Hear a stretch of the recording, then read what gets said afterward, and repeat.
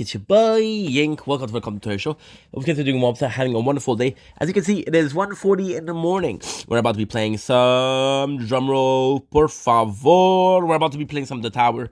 I am super, and when I say super, I do mean super excited for today because right now we not only do we have the space to play as much as we need to play, but this is technically speaking every single thing that I had to do today on the phone, every single game that I had to play, every single update that I upload that I have to. Oh fuck! I forgot to upload. We don't have a lot of upload to upload, so it's not bad. Now, before we even continue, Invader the Crown is gonna show you guys what's up. Now, the cool thing here with the 6 is it's guaranteed. It was guaranteed this morning that we didn't have more than 6. So this is what's going on. Oh my god! What the fuck? What in the fuck, guys? Holy shit. Oh, there's no way. There's no way. There is no way. There is no way. Some people contributed 2D points today. We're at 500. Now, the coolest thing about this, and this is not my plan, with J-Rake actually did a, whatchamacallit? Okay, J-Rake actually, Monk.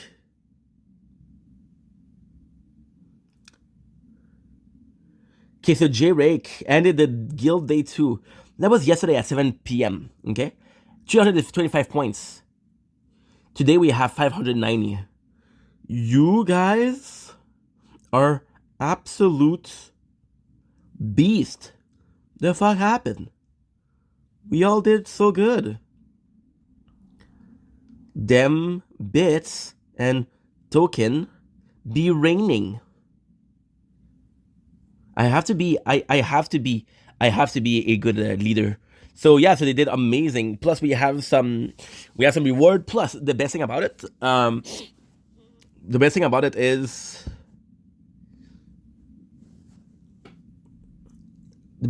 is all three playthrough will have the same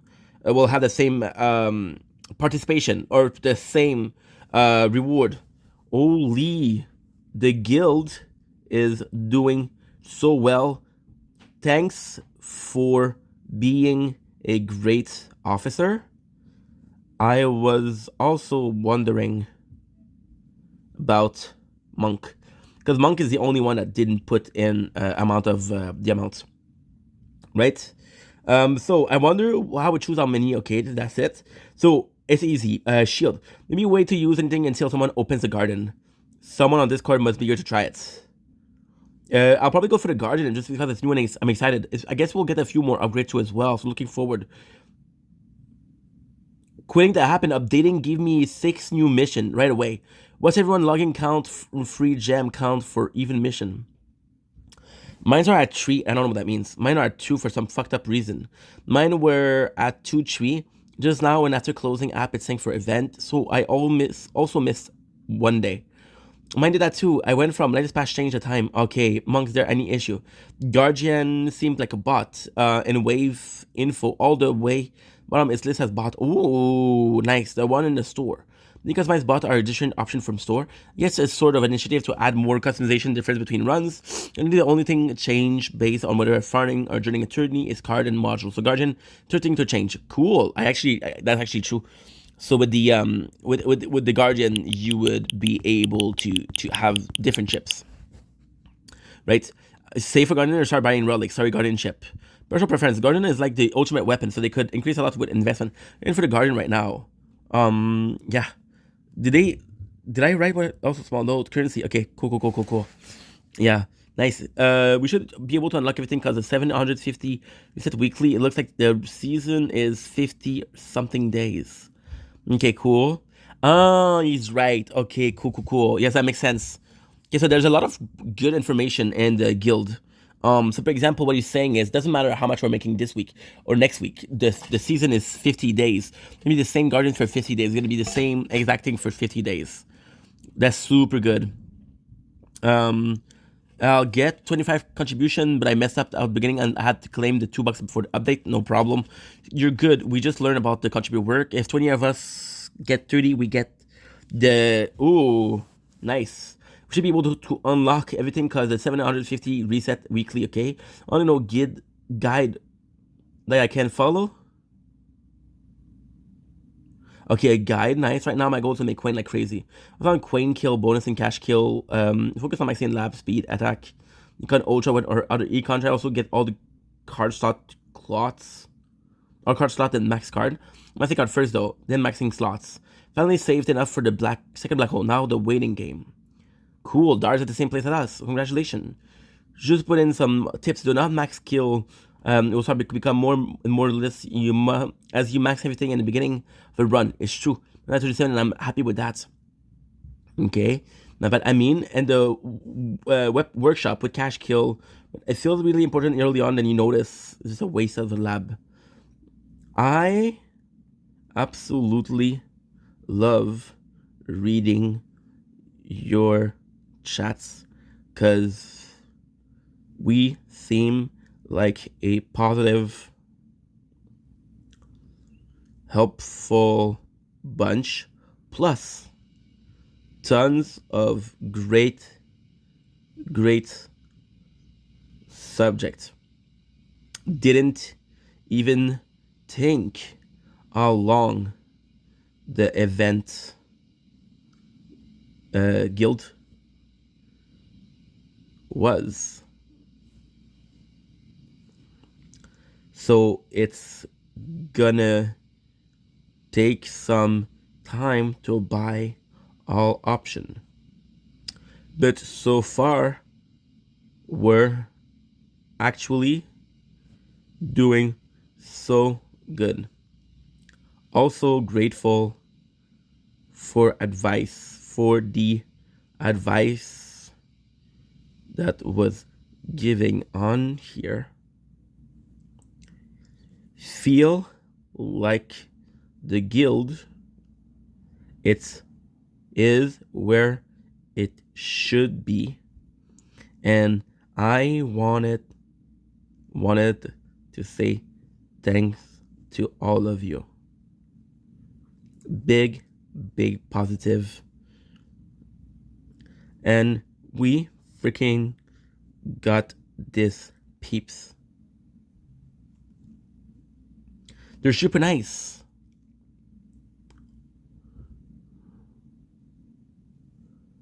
What are some of y'all fave UW?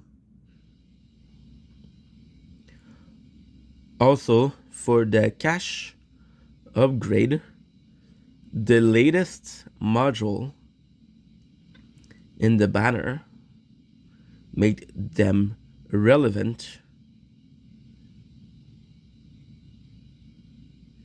because there's no max to the increase potential, I guess. Good. Okay, so now we're good. Now we're doing super good. We're doing excellent. Like, honestly, guys, like if you look at the guild, holy shit, members, we're at still at 30, 590. Seldafar, Aeroclix Man. Some of these guys are phenomenal. Like, as a leader, I should be on top, but I'm not even on top. However, we're gonna get 6 mission. So, very soon. Like, for example, this. Okay. For example, with this, we're gonna be having not 6, but 8 mission, which is actually unbelievable. Actually unbelievable, because the 8th mission is what?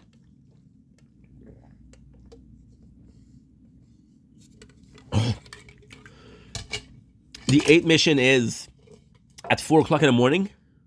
It's 152. It's 152.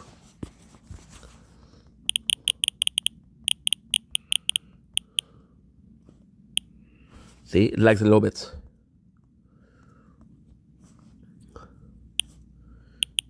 Already here, already with the shield, we got it. All I need to do is 2 mission Then at 4 o'clock, I'm gonna do 2 more mission, and then I'm gonna be good until tomorrow, 4 o'clock in the morning, which is fantastic. I hope people understand that I'm doing my best. But fuck. I honestly, I didn't even think about me being some sort of, how can I say that? Almost some sort of left behind. Um, in a sense of I didn't partake as much as I wanted to. I thought I was gonna be one of the first. Like the tree plates are gonna be one of the first. I'm not even well. That's not true. I'm kind of. I don't know. We'll see. Plea claims. And the best thing about it is some people left. Some people did leave, right? But that's fine. You know why? Because the group is gonna stay together. I would prefer. I would really really hope for, um, people that stay for a longer time, because people that's, and again, I'm not trying to be an asshole here. Please understand that. But people that stand together in the same guild for the amount of time, they're not going to change their habits. They possibly will play less of the game, but they're not really going to change their habits. So you can kind of tell, who's going to participate and who isn't going to participate. So the change one skin, I'm at 2, which is good. All I have to do before I go sleep is make sure that we don't have quests. Tomorrow we also have to do a tournament. Like right here is done already. As for the content, what I need to do today, I need to do a video. I need to do a video. I also need to do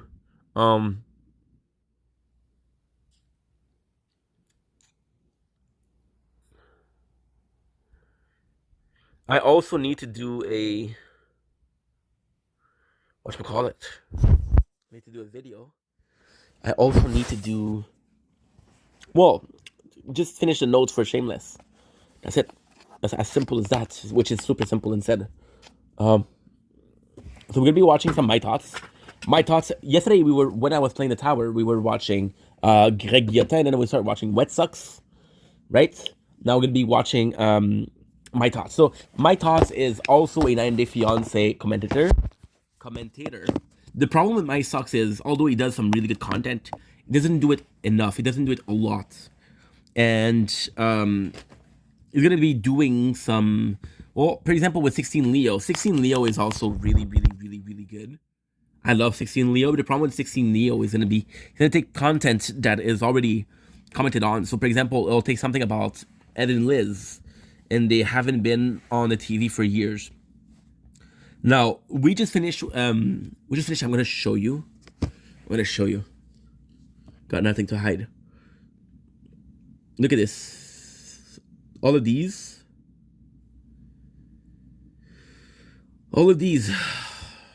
Today. All of this today. I know, kind of crazy, huh?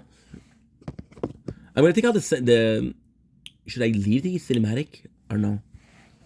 I actually do like it, because the problem that we have is most of our my shield is now imprinted with the tower. Oh yes, I forgot. 24 million coins, which is stupid. 15 gem. 40 token and 50 bits is amazing.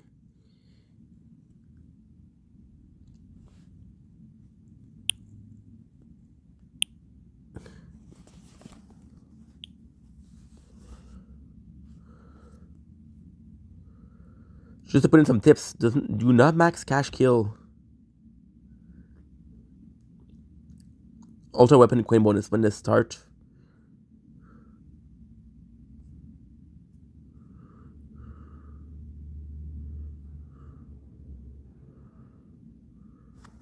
Personal reference. Swordmaster, like if everyone contribute 25 minimum, we'll make 750. Nice.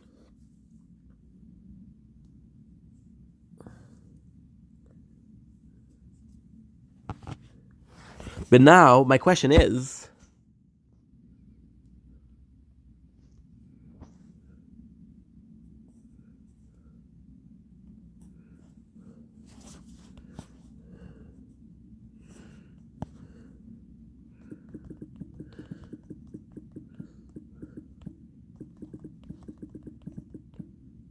Is there a second line? Or it's the whole 50 something day? I didn't think about that. Because now, what's gonna happen is, we're gonna be finishing in soon. Real soon. So when we do finish it, what's gonna happen? The 700, we're gonna be having the max or no? 40. Now the thing I wanna buy,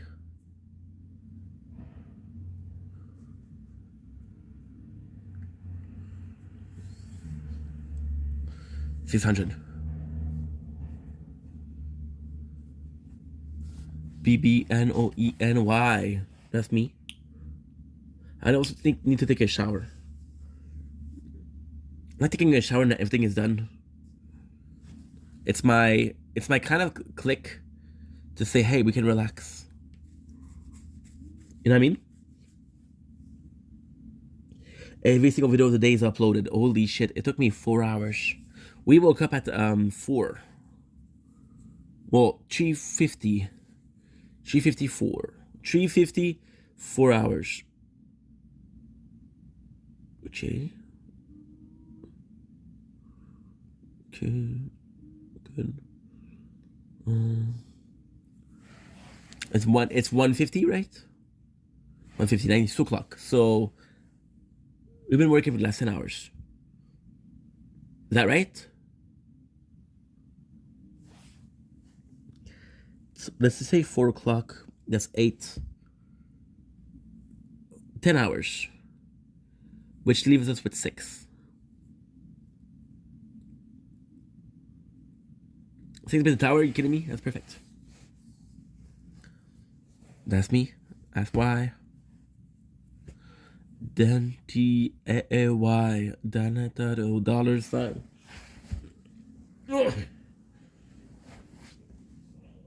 Also, we're still gonna be eating some pistachio, but oops.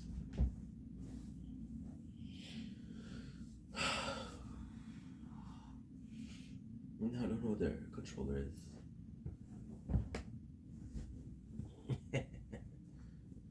What am I saying? I know exactly where it is.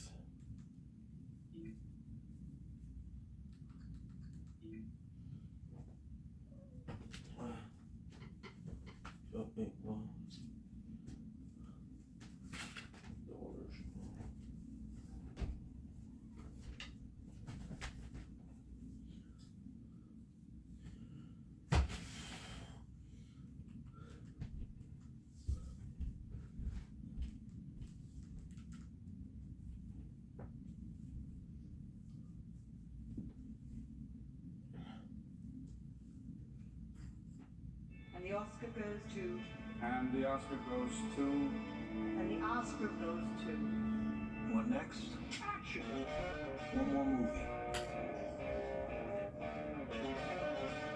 It's a stirring. And action!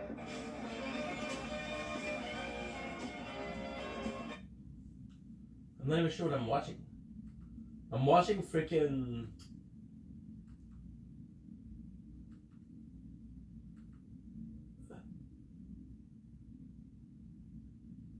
Bon les amis, ça y est, c'est les 2 rôles. Is it here?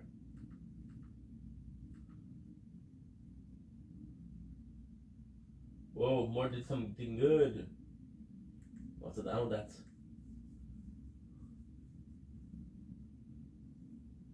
Shockingly.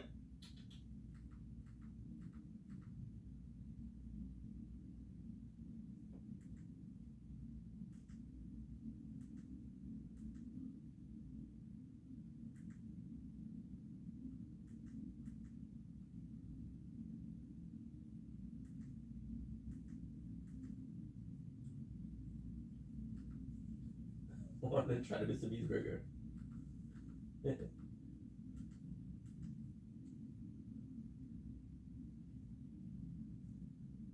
At one point in time, pressure was one.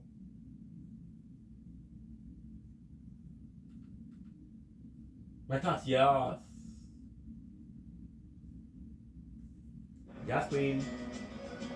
Nous savons que vous aimez l'idée de vous asseoir dans un café parisien. d'explorer la magnifique ville de Rome. I wanted to come in here calm and cool and collected. And that's what we're trying to do. So let's just take a moment. I did learn a lot of breathing exercises since I've been here. So I've had therapy in the past, so I know exactly what to do. Let's just take a minute.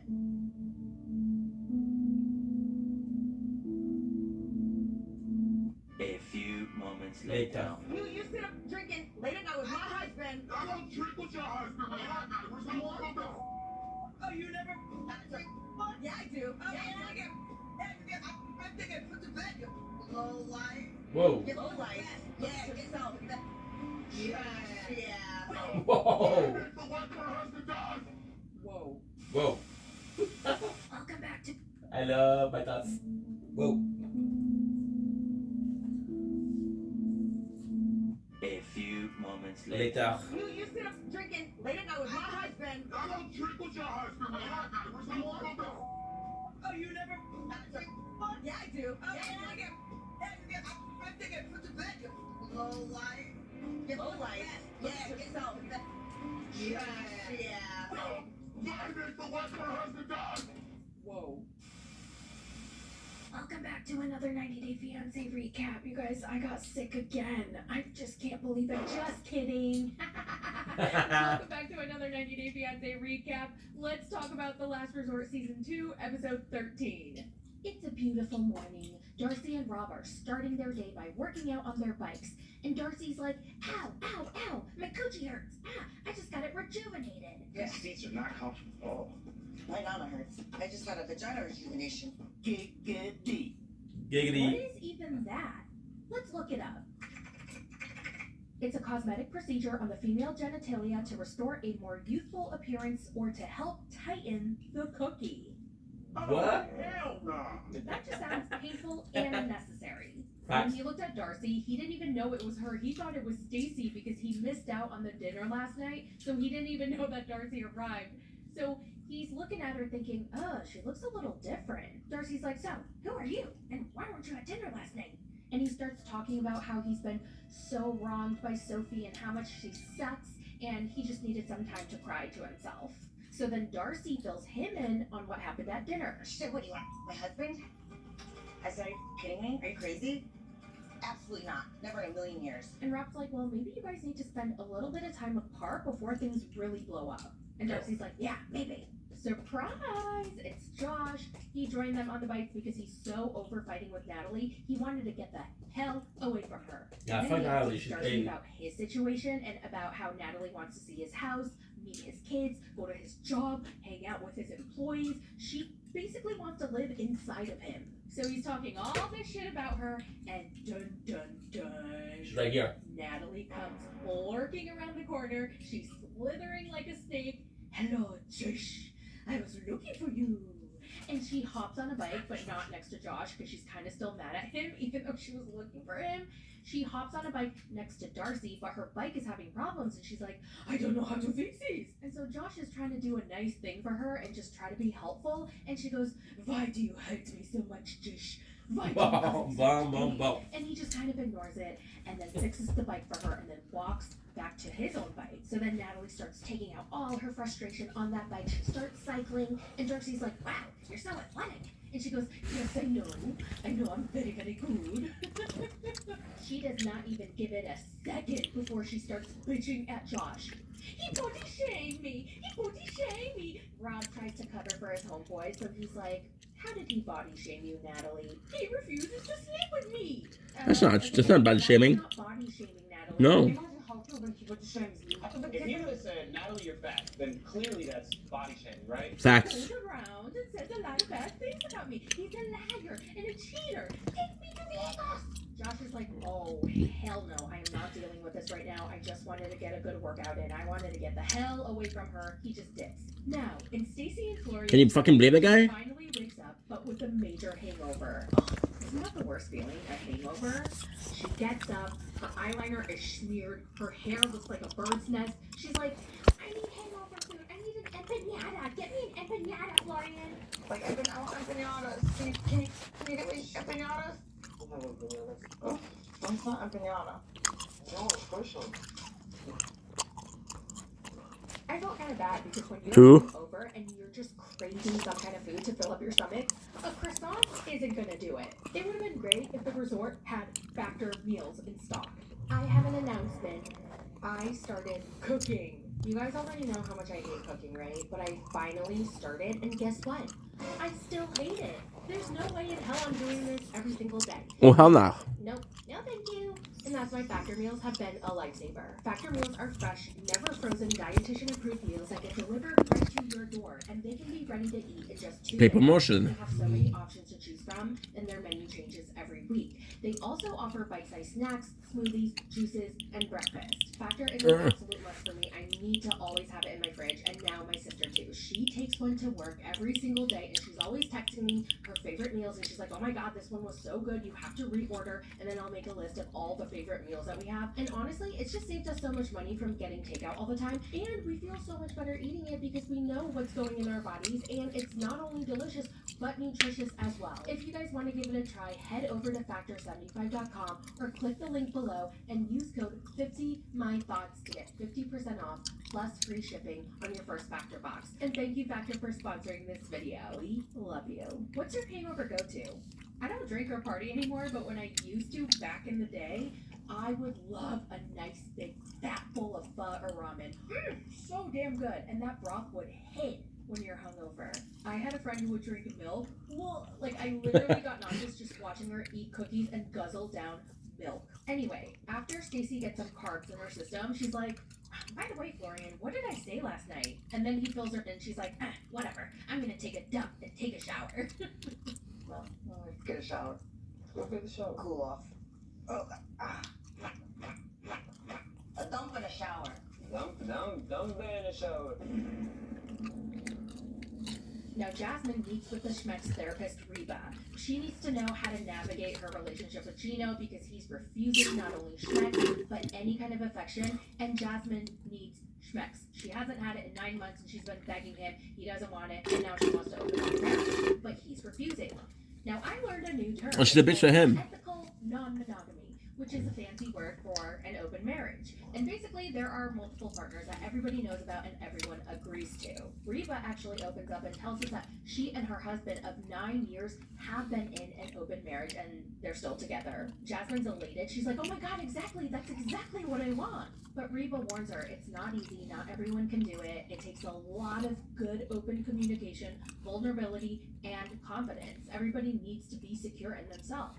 It's not all like sunshine and rainbows. It takes a lot of conversations, really good conflict resolution skills, a lot of self-awareness, and a lot of confidence, and a lot of connection for something like this to happen. It's good begin with me. That's not gonna work. That is definitely not gonna work. Jasmine is delusional if she thinks it's gonna work. Now it's time for Brandon and Julia's therapy sesh. Julia wants help in regards to her relationship with her mother-in-law, Brandon's twin flame, Mama Brandon. Julia feels like Mama Brandon is always competing with Julia for Brandon's attention, and Brandon's like, no, I think you're overreacting. But I feel like it's true. Because Mama Brandon... Let's see if they answered. Like that kind of boy, Mom. If you know, you know. No, If you're a I've mom- always told you that. In the front of your mom? What?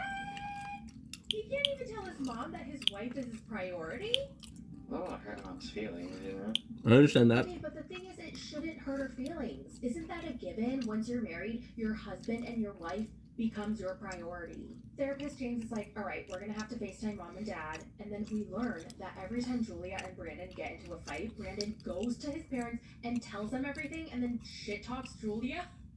And then the parents always take his side. They never go to Julia to comfort her. They never ask her for her side. So they're just sticking with Brandon. And Julia tells the parents this, and they're like, well, we try.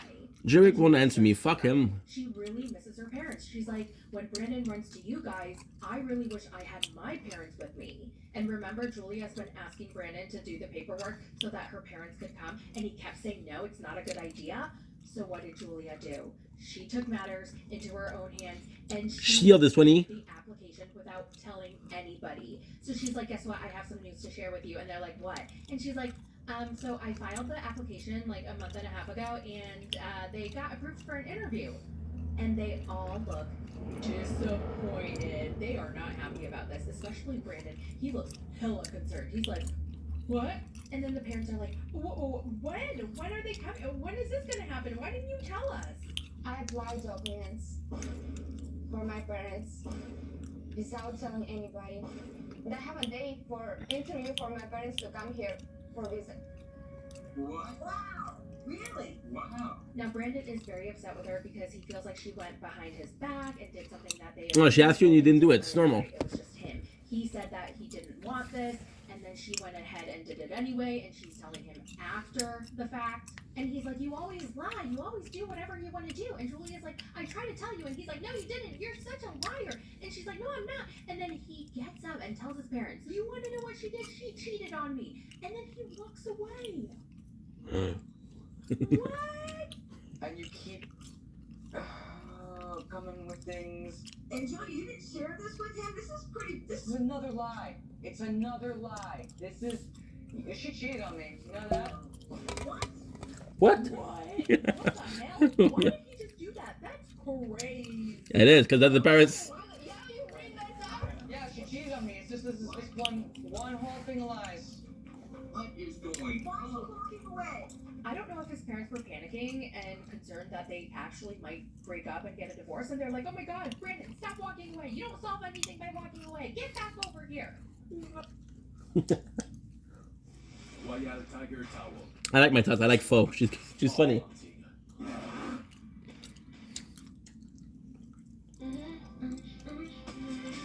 This winter, let's warm up outside at Montréal-en-Lumière.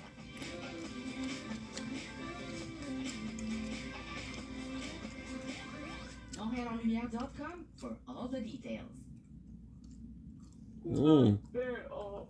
I don't want to do this anymore. I'm tired of it. And they're like, Julia, you cannot lie to Brandon. You can't hide things from our son.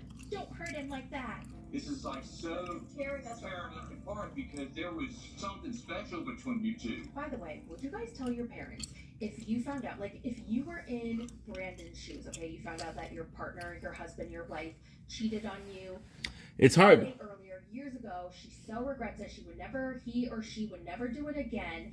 And you're dedicated on making your marriage work and you forgive this person and you want to move on. Would you tell your parents that your partner cheated? I wouldn't.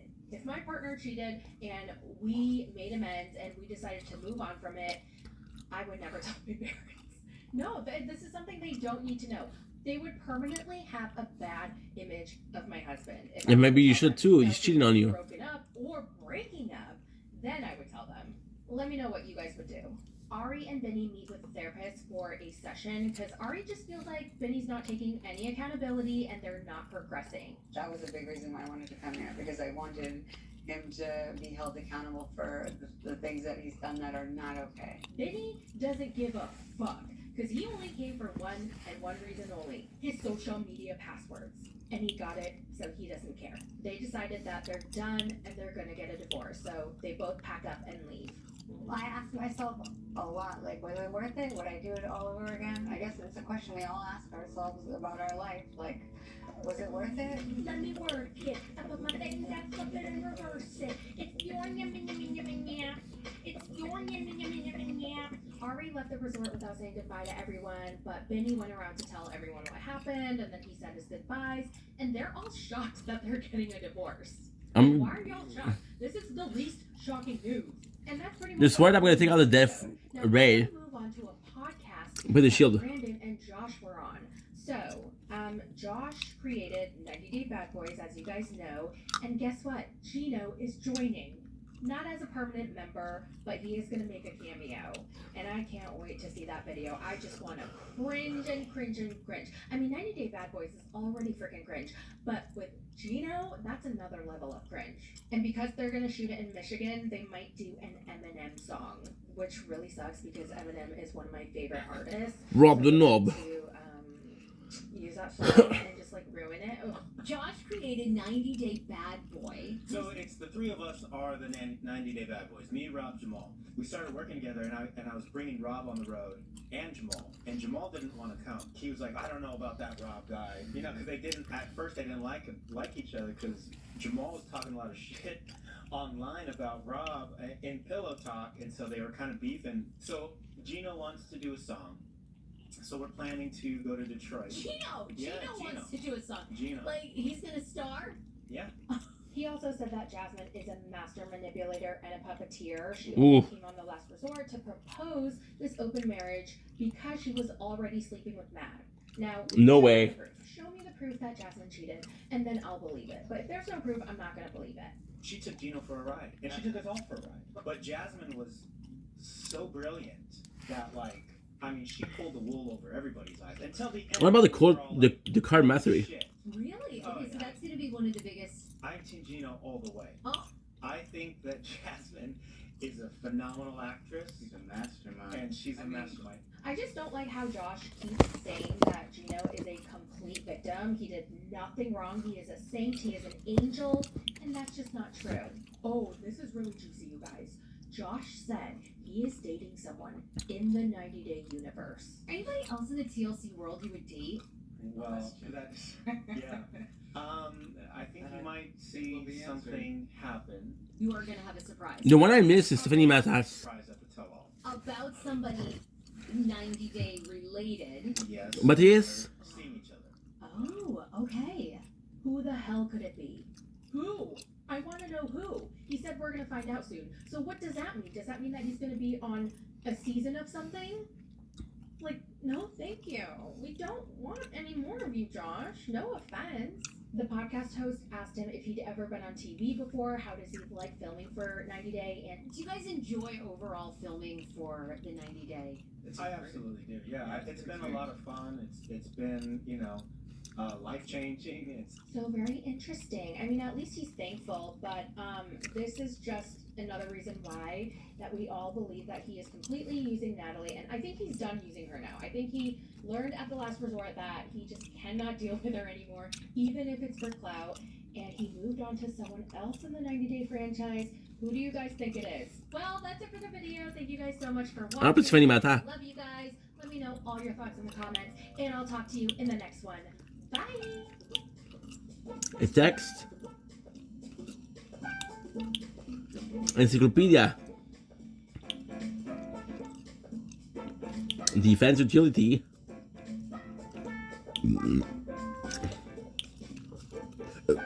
My apologies.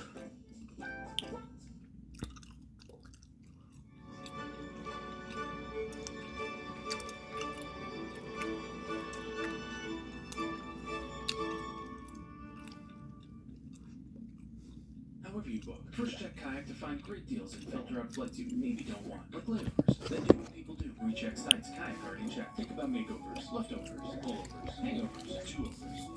Oh yeah, layovers. Back to Kayak for a great deal on your flight.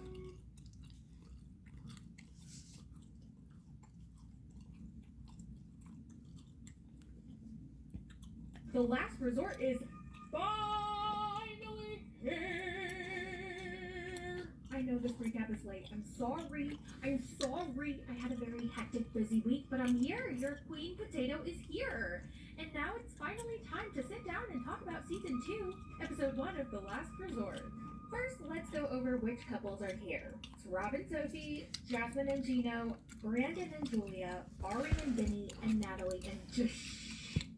And here are my initial thoughts of all the couples. So Rob and Sophie and Jasmine and Gino, I mean, we all know they are train wrecks. However, we just saw them on the last season of Happily Ever After. Why do we need to see them already? Again, give us some time to miss you. But here we are. They have to come back, and I'm pretty sure it's because by now they're already divorced or separated, and they were on the brink, and this was literally their last resort. It was their very last chance to try to see if things would work before splitting up. Well, Now, who else is there? There's nobody there I anymore. haven't kept up with them. I haven't been following them on social, so I don't really know what they've been up to. However, I just kind of assumed that everything was fine. Things were okay. Very boring. Why are they here? But after hearing about what their marital issues are, I'm interested. Now, Brandon and Julie are faced with a very common problem that a lot of couples are having these days. It's the issue on kids. Brandon wants to have kids. Julia, not so much anymore. We'll see if we have a mission. Because it's a very issue. I'm so interested in seeing how that plays out. Now, Ari and Benny, whoa. Who knew that they would be the dumpster fire? It might be even worse than Jasmine and Gino. Worse than Sophie and Rob. I don't know. 52 days on the clock. We'll find out. Natalie and Josh, I mean, why are they here? Like, literally, why are they here? They could not have been first choice. I feel like they're replacing 50, so what is it? 7, 7, 7, 6, 42, 7, 6, 7, 7, 7, 49. Our relationship is from the sport where we like have two roads. One road is like move our relationship forward, and another road is like to end it. Okay, the episode begins, and the very first thing I noticed is the budget increase. First of all, everybody looks fabulous in their interview scenes, you know, the ITM, the confessionals, whatever you want to call it, because usually on the 90-day shows, they don't look that great. Their makeup, their hair, the angle, the color grading, like they don't look the best. The lighting sucks. It's either really harsh or uneven. But in this show, they look fabulous. Fabulous. The lighting is amazing, incredible. Their makeup, Crown. their hair, the angles, everything is giving. Ooh, it is giving. 85. Also the same. See that they're still going with the White Lotus theme, the like that weird music uneasiness. The very first to arrive at the resort are Gino and Jasmine. They check into the hotel. They learn that breakfast is not free, so they have to pay for it. And I'm like, are you kidding? TLC is not paying for their meals? Please tell me this is a joke. Please tell me that is not true, because that would be insane. It would be insane. I think that was just for the bit. I refuse to believe that they have to pay for breakfast. Next couple to arrive are Natalie and Josh. They arrive separately, of course, because they're not together. And I cannot believe that she and Josh have been on and off for 3 years. That is way too long to be effing around. Once they see each other face to face, they're very friendly. So apparently this is going to be their last chance at seeing if Josh is ready to commit or not. We all know that's a bullshit storyline. We all know he's not. Okay, he never was. And with Natalie, I can't tell. Sometimes I really do feel like she does have the biggest crush on him, and she really does like him. And she really would, in her Delulu head, want to get married to him and have a kid and yada, yada, yada. But Josh is, he's just doing it for the paycheck. He's just doing it to be on TV. We have a really good physical relationship. That's never been our problem. In his interview, he talks about his son's accident. Right after they finished filming their last season, his son lost his leg and his son's friend passed away. And that is absolutely tragic. I remember hearing about this on the news, and yeah, very sad.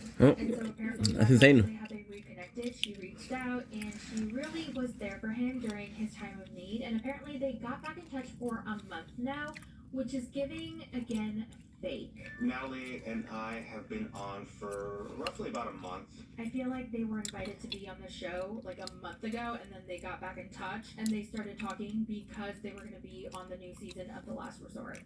That's what I'm thinking. Are you first time guest of the resort? Black Hole is appearing a lot often. Not a big problem. The cooldown is pretty good. By myself. Anyway, what is your name? My name's Sam. We should get in contact. Okay. In case he wants to visit again, by himself. The next couple, my absolute favorite of all the couples on this stupid retreat, Stacy and Florian. They're Why? my Brittany and Justin. They're my Angelina and Brad. They walk in looking super stylish. I love Stacy's look, head to toe. I love her bedazzled boots. Love, love, love. I would never wear them, but I just love it on her. And Florian, he has some nice, bright new teeth. We learned that recently Stacy got super sick, and she had a kidney issue, you guys. Shit. She almost lost her kidney, and while she was sick, Florian was not home much. He was going out more, spending less time at home. Like, what the fork? That's awful. Get a What the fork? Stacy. Get a divorce. He's already checked out. He doesn't even want to be there. Like, you can just tell. I've never been so sick in my life. I really thought I'd have my husband by my side while I was sick and recovering, but it was like it was going out more and more, being more secretive. And we've been growing further apart ever since. He wasn't even there for her when she Again? was sick. Okay, and we all know by now, okay, I told you guys in one of my last videos, statistics say that men leave their wives or their girlfriends or their partners when they get sick or when they have cancer or terminal illness. That's not true. Blah, blah, blah. I know that I cannot live the rest of my life, especially in my older years, to a man that's not gonna be there for me. Next couple to arrive are Sophie and Rob, and they're by the pool. He's playing ass bongos on Sophie, and like he was rubbing her butt non-stop, and I'm just like, do we have to see this for 12 minutes? Why do we have to see Rob rubbing her ass for this long? Butter. We're only like 7 minutes in, and every single couple so far that we've met are already bickering and fighting. Love that. Next are Brandon and Julia. Haven't seen them in so long. Didn't really think that we'd ever see them again, but not complaining. Things have been rough lately. A lot of disagreements on big topics, and I'm hoping we can find some settlements. Jasmine and Gino haven't slept in the same bed in 8 months, and that also means that they haven't had schmecks in 8 months. And they've been married for 12 months. It's not like they've been married for 20 years and they haven't had schmecks in the last 8 months. They've been married for 12 months and they haven't had schmecks in 8 months. Ari and Vinny have been married for 2 years, and it honestly, I was kind of shocked that it was only 2 years. I feel Eat like they've chicken. been married forever. Apparently things have been so bad that they've been separated and they haven't spoken in 4 months. I mean, I want to believe that they're still hot for Brittany and I, but it's things Oh, are shit. so bad right now. Josh and Natalie are looking cozy. I think Natalie just naturally gets into girlfriend mode when she sees him, because she's never gotten over him. I feel like he's the one guy that she can't get and that she can't get over until she's But the other guy was nice too. so she has been under him. But you guys know what I mean, right? And I can't tell if Josh is attractive or not, because sometimes I find him like attractive and I'm like, ooh, he's cute. But then at other times I'm like objectively looking and I'm like, Fuck boy. not so much. Brandon and Julia are in the bathtub. They're mocking Jasmine and Gino about the toe sucking. He massages her feet, and I don't know what happened to her feet because they looked kind of dirty.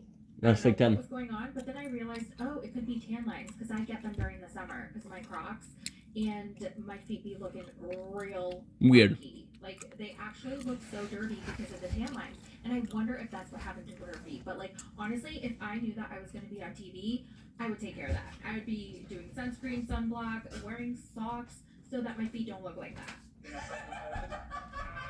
I'll bite him. Don't tempt me.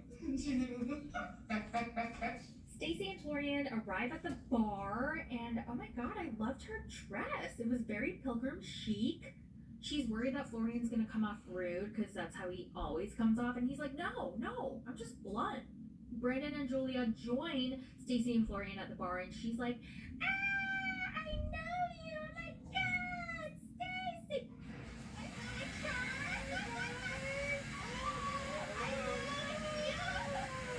I wonder if she thought that was Darcy, because like honestly, with all the plastic surgeries that Stacy and Darcy have had, it's hard to tell who's who, only because they've changed so much from their original faces. It's like every new season they had a different face. But like a lot of people, if they haven't watched Darcy and Stacy, they don't really know who Stacy is. They only know Darcy. So anyway, Julie was like screaming, and Florian is immediately annoyed. He's like, oh my god, she has such a dirty, annoying voice. Her voice is like, you want somebody to talk somebody annoying. Fuck it. Ari arrives at the bar alone. Still not there. Darcy knew that they were going through trouble. I'm gonna clean up a little bit. Media because with another girl. Kissing another girl, and I had no idea. When I saw those pictures, I was like, wait, he posted pictures like that? See the shield, the wall is doing so good. Happened to see them, or were they already like separated? I need to know more details. I need specificity. Whoa. Then Natalie and Josh arrive at the bar. Julia and Natalie have beef because they got into it at a private tell-all. If it looks like you have two face. Florian tries to start some shit by telling Natalie that Julia missed her so much. Julia pulls Natalie aside to hash things out, and as soon as they sit down, Natalie asks Julia if she's pregnant because she got bigger. What? What? What? First of all, no. Girl. Nope. The way I would. The thing is, y'all know I'm a big potato, right? I'm a chunky monkey. I'm like a big, fluffy potato. And like, that's a fact. So like, you can call me big because I am a big potato. I don't care. But if you use it in a way to bash me, that's when I'm gonna get mad. Okay? So that was really bitchy of Natalie to do that. But Julia keeps it cool. She keeps it calm. She doesn't retaliate. She actually ends up apologizing for lashing out at her at the tell-all, and she extended an olive branch, and they hug it out. A+ for Julia, F for Natalie. I don't believe Natalie. Julia loves Jasmine. She's like, oh my god, she looks like a porn star, but in a good way, like the good kind. What? I don't think we should say all porn stars, they're a bad porn star. Like, what? No, I don't like that. But I did love how Julia looked at Brandon. She was like, what do you think? And he goes, she looks expensive. And what do you think of Jasmine's body? Expensive. I absolutely loved how Jasmine described Brandon and Julia. She was like, oh my god, Julia is like sunshine. She's bright and energetic. And Brandon is like a fart. Nobody wants to be around a fart. You know what my favorite part is? When all these different cast members from different seasons get together. I love watching them interact. I love watching them mingle. I want to know who likes who. I want to know how they act around them and who's talked before, who's hung out, who's friends with who. Like, I just love watching that. Did you guys catch how Natalie told Jasmine that she loved her ass and asked her if they were done by operation or if they were done by working out? And Jasmine was like, yeah. And Natalie was like, oh, you worked out? And she was, yeah. Natalie goes, oh, you have to teach me, Jasmine. You should really be Yeah, I didn't like it. I didn't like the ball. Yeah. Give me some support. Yeah, of course. Then Rob and Sophie joined, and Natalie described Sophie as trying so hard to be sexy. I found that very interesting. Natalie is a mean girl. She's like, I don't think Sophie is that sexy, but she tries to be sexy. Right, Josh? Do you think she's sexy? You think Sophie's sexy? And Josh is like, I'm not answering. This is a trap. No comment. I think Sophie wants to be sexy and she likes to draw attention. But is she sexy? I think you know better. Is she sexy? No. That sounds like a trap. I don't think I've ever seen Natalie this way. Maybe it's because we haven't seen Natalie around other women, but I'm getting super judgy, mean girl vibes from Natalie. I've never seen this side of her. Finally, Benny joins, and we learn that he lives in Las Vegas. He works as an MMA fighter and a stunt performer. I totally forgot that he was training to be an MMA fighter in his last season. He goes around and greets everybody with a warm hug until he gets to Ari, and it's so awkward. He's like, and then he puts out his hand and wants to give her a handshake. And oh my god, it was so awkward. She's like, oh, so you're just gonna give me a handshake, the mother of your child? Ooh. Oh god. What the I'm your wife. I'm not your buddy. Ari is super hurt that he greeted every single other person with a hug except for her. Sophie shares that Josh slid into her DMs right after she married him. And then he invited her out to Vegas. He said that he would fly her out and then he'd respond to her stories with like fire and heart eye emojis. And Rob knows all this, so he thinks Josh is a very shady player. He was like, you're inviting me to like Vegas. I think Josh is a player who's just playing the field. He's playing with fire.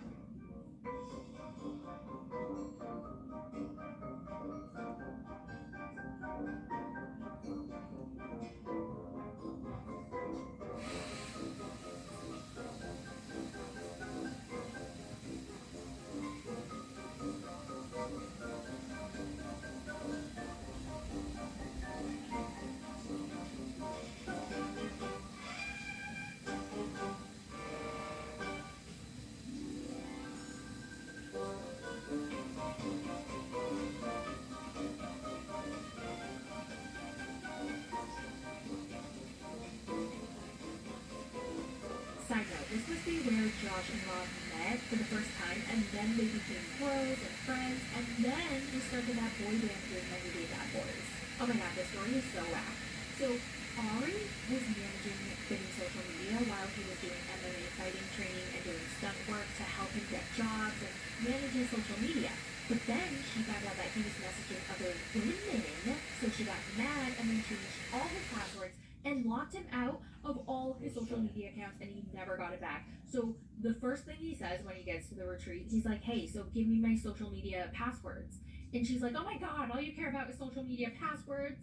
Just give it to my social media, and then to someone else. Like, it's my Instagram, give me my email password, just TikTok, everything that you want to do. About your social media. I know. I think it's very messed up that she's holding his social media passwords. Like, I get that she's angry. I absolutely do believe that he cheated, but I do think that she needs to give all his passwords back to him and just end things. Wipe the slate clean. Move on, girlfriend. When she was in the bed eating her lunch or salad or whatever, and she had like all that food over her mouth, it drove me crazy. Like, I wanted to take a napkin and just wipe her mouth. It drove me crazy. As soon as he asked her for his passwords, she walked away crying. She's like, he's trying to make me look like the bad person. He's trying to make me look crazy. Girl, give him his passwords. It's therapy time! Finally! I can't wait to find out what everyone's problems are. One of the therapists is the same as last season, but the other two are new. But what's really funny is that the blonde lady I felt looked just like the blonde lady from last season who looked like Jenny. Did anyone else think so, or am I just blind? Everyone talks about why they're in therapy. So Brandon and Julia talk about how Brandon wants kids, and Julia initially wanted kids, but she doesn't want them anymore. And because of that, they fight a lot and don't have schmucks. Jasmine and Gino have been growing apart ever since they got married. And it's so crazy how that can happen. I mean, they were waiting and waiting just to get married so that they can spend the rest of their lives together. But once they got married, everything went to shit. Like, they fight every single day, every single minute of every single day. They haven't been intimate in 8 months. And I want to say even more than that, because before they got married, they were having intimacy issues, like, for a while. So, damn. Recently, when they got into a fight, she left the house and spent the night, or actually 3 nights in a row somewhere else, and she hasn't told him where she went. That's messed up. Rob and Sophie, they've been fighting before they got married, when they got married, and then after they got married, and they're still fighting. They have trust issues, they have communication issues, they have all kinds of issues. They have issues with everything pretty much, and this is their very last try to see if they can make it work, which we already know it ain't gonna work. Sophie doesn't know this yet, but Rob already decided that he's gonna move back to LA, so by the end of the retreat, she's either gonna have to go with him or stay back in Texas. He doesn't care, he's gonna go.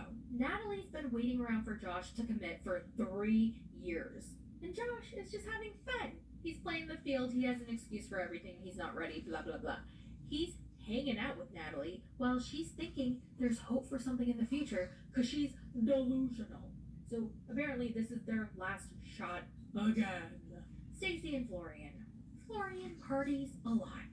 He'll also flirt with other women in front of her. One day, when he went out, he came home and he had makeup on his shirt. Now, the makeup seemed very, very, very faint. Also, it could have been from like an innocent hug, but I totally forgot Florian cheated before. It was one of the first seasons of Darcy and Stacy where she saw the pictures. He was in bed with another woman and she was in lingerie. So yeah, given his history, I can absolutely understand why Stacy is paranoid. Ari and Benny.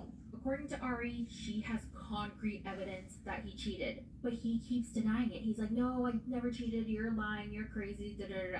According to Benny, she keeps him in a very tight cage and tries to control him, and she's only here on the show to drag his name through the mud, and that she's a liar. After everyone shares their problems with the group, Rob and Sophie realize that their marriage doesn't seem so bad after all, especially after everybody aired out their dirty laundry. They're like, oh my god, we thought we were bad? We have it pretty good. I'm feeling honestly a bit more hopeful because our problems aren't as bad as everyone else's. Gino and Jasmine get into a fight in their hotel room because he asked her where she was when she left the house for 3 nights, and Jasmine said, don't ask me questions you don't want the answers to. What is that supposed to mean? I mean, that can only mean one thing. And he's like, did you cheat on me, Jasmine? Oh my god, I forgot to do my Gino voice this whole time. Ah! And he's like, Jasmine, did you cheat on me, Jasmine? Because if you did, then we don't need to be here. We don't need to be here at all. We just need to be done. And she says, you're gonna find out, don't worry. Benny and Ari go back and forth about him wanting his social media passwords and Ari wanting him to admit that he cheated. They go back and forth, back and forth. She's mad that all he cares about is his social media, so she kicks him out of the bedroom. I came here If for you're not willing to address the fact that you've been cheating, then you need to get your own room. She controlled everything, my email, my social media. That is for me like disrespect and then over controlling. That's not fair. I love Benny. I don't know why. If anyone needs love, he's a person who needs love. That was a great first episode. I know the first half was kind of slow in the sense that they were catching everyone up about the relationship history, and some people need it because they haven't watched some of these couple seasons. Like, I know Boba Belly, she has no idea who Brandon and Julie are. She has no idea who Ari and Benny are. She doesn't know Stacy and and Georgie, not Georgie, Stacy and Florian. So she had a lot of catching up to do. Well, not really catching up because it's not like she watched prior seasons just for this show, but she had to like absorb a lot of information. So yeah, the first episode was like catch up heavy, TLDR heavy, but going forward it should be problem after problem after drama after drama, and I am here for it. I'm so excited.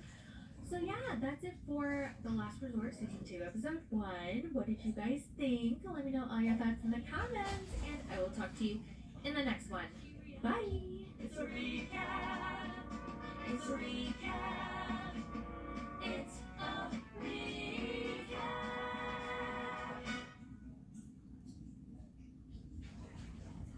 Ooh, Jolly Rancher gummies?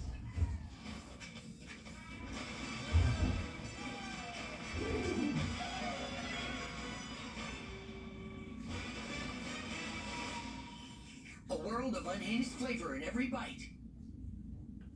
Photo Hebdo, c'est le site à voir avant d'acheter un véhicule. Croyez-moi, c'est la meilleure place. Shit, we died. I'm sorry, guys. Hey guys, welcome to the recap of The Tell-All Part 2. Now, if you're wondering where you can watch The Tell-All, you're not the only one. For some reason, HBO Max and Discovery Plus are not going to be posting any of The Tell-All episodes until all 5 parts have been aired on TLC. What? I don't know who decided that. I don't know why they decided that.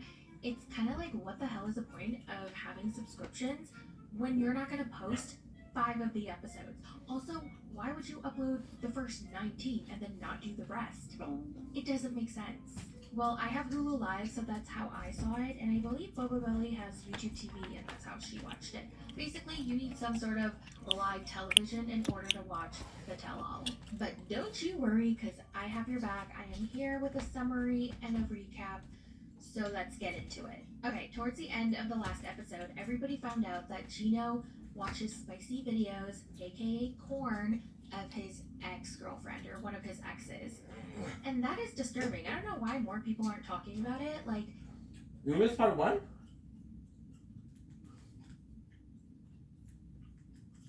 Not for a while.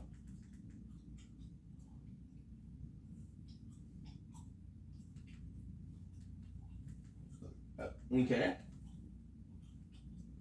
you watching videos of your ex and you won't even bang me? Like, hello? Also, I totally forgot that his cousin is sitting right across from him. Like, how embarrassing. Why would you looking at her? Yeah. Oh my god. And Angela, oh my god, she's so vile.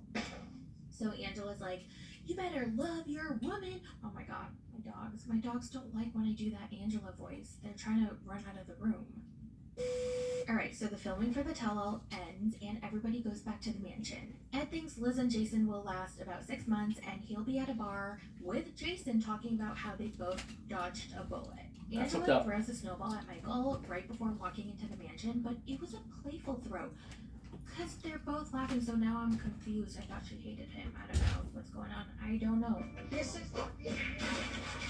Jasmine and Gino decide they're gonna rekindle the flames of their relationship. They want to start dating again. And Gino's so happy with his conclusion that he goes to Robert and Patrick and he tells them the good news. He's like, So Jasmine and I decided that we're gonna try harder in our marriage and we're gonna go on dates.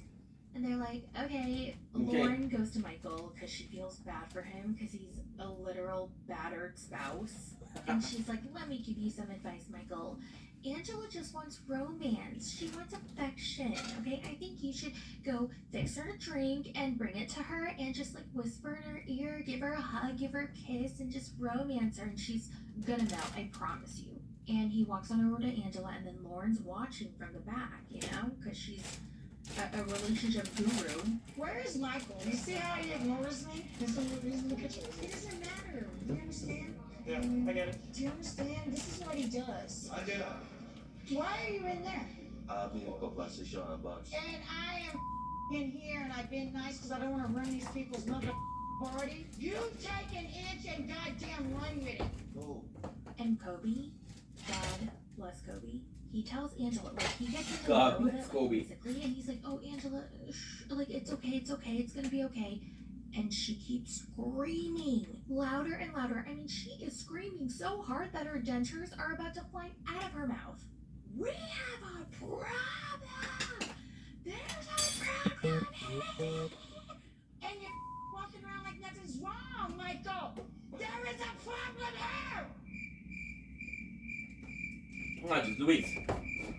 So anyway, she is screaming, going psycho, and everyone realizes that they're just not going to get in the middle of this. They don't want to get beat up by Angela. It's just so disgusting how she treats him, and she's worried about him making himself to be the nice guy. Are you kidding? Well, maybe it's because he is the nice guy, you psycho ass bitch. And when people try to kind of like help Michael out and try to calm her down, she screams at everybody to butt out. She's like, this is my relationship. This is my husband. I brought him in. None of y'all brought him. None of you knew it. It doesn't matter. Y'all think I'm this badass is crazy. Lauren goes up to her and cries. She feels guilty. Shut her up with some bare tranquilizer. So she walks over to Angela. What's going on? Angela, this is all my fault. Like, I was talking to Michael. That's why he wasn't around. That's why you couldn't find him, because I was talking to him. She was like, no, it's not your fault, Lauren. Woo, baby. Then she goes around, walking around to everybody, complaining about Michael, what a bad person he is, what a bad husband he is, how he's been emotionally and romantically, physically, everything, neglecting her, and how he could be scamming. Now on the other side, Whoa. a bunch of people are at the dinner table, and Liz is trying to explain how I completely forgot the enhance. Lauren, Michael, and Angela just now. I completely forgot the enhance. Holy shit. And says, I just want to let everybody know that I had an eyewitness from the night of taco pasta. so he calls his sister. Taco and puts pasta. on speakerphone, and he's like, Like, can you tell her? Can you tell everybody what happened? Like, tell them the truth, because Liz won't tell the truth. Like, tell everybody what happened. and so basically the sister says, oh, Liz is acting just like how she's acting right now. And Liz is like, yeah, exactly. I'm not yelling. I'm not screaming. I'm not going insane like he said I was.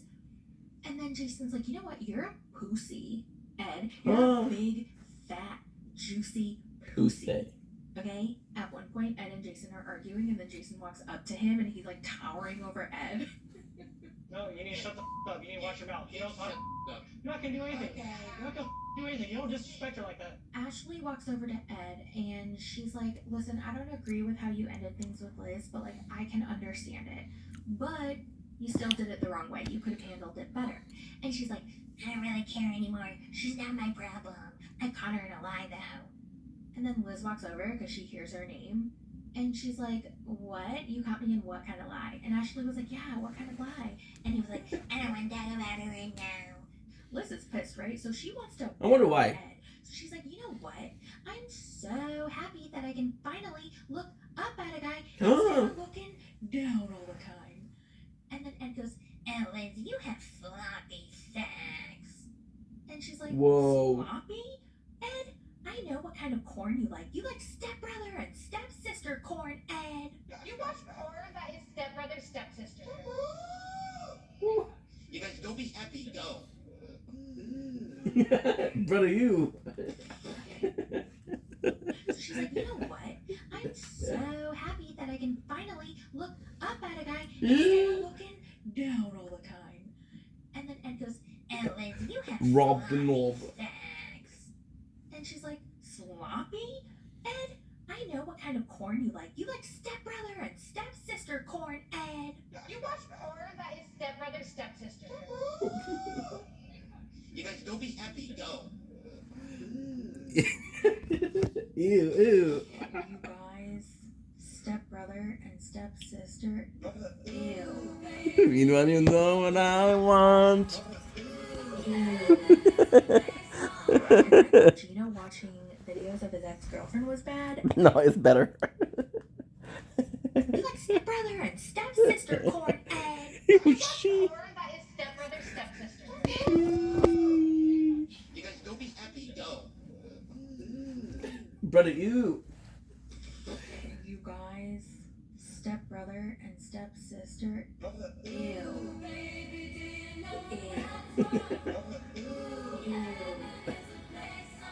And I thought Gino watching videos of his ex-girlfriend was bad. This is worse. And then Ashley was like, okay, don't shame anyone's kink. Sorry, but I am gonna shame. Okay, I am gonna kink shame. What are you gonna do about it, Ashley? So then Jason and Liz walk away again. Ashley's super sweet, Angela though. sits down with her BFF Ed, and they talk Angelina. about how they both deserve so much better. Yeah, the only thing they deserve is garbage. Angela looks over at Michael. Garbage. So Actually, I Jason love and Liz both. walk away again, and then Angela sits down with her BFF Ed, and they talk about how they both deserve so much better. Yeah, the only thing they deserve is garbage. Angela looks over at Michael, and he's with the guys. I think it was Miguel and Patrick or something. 2 guys. And Michael's smiling. He's having a good time. Either. And she's like, look at him smiling like that. And she's... Oh my god, my contact just like did something. She hates that Michael's smiling and having a good time. She can't stand him. And she's like, look at him trying to be the good guy again. Honestly, you guys, Angela is losing her shit because everybody's getting to know Michael. They're seeing him face to face. They're seeing his positive energy and how nice he is and nice. how gentle he is. And everybody's going to see Angela for the monster that she is. And this is really driving her crazy. So what does she do? She goes to Michael and starts screaming at him again at the top of her lungs, just screaming. Her veins are about to pop out, her dentures are about to fly out. Like I can just feel her spit. Ugh, her cigarette breath. I can just smell it, feel it. It's gross. And she chases him down, and he goes up the stairs, and she's screaming at him. She's like, oh, I can't do the accent because my dog is. Hold on, let me just check where she is. Je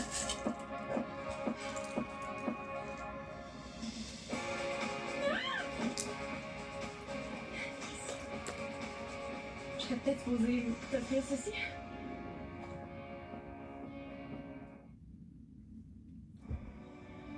And they live sweetly ever after. Des premières rencontres aux premières fièvres, soyez prêts pour vos premières expériences comme parents. Cet hiver, on se réchauffe dehors à Montréal en lumière.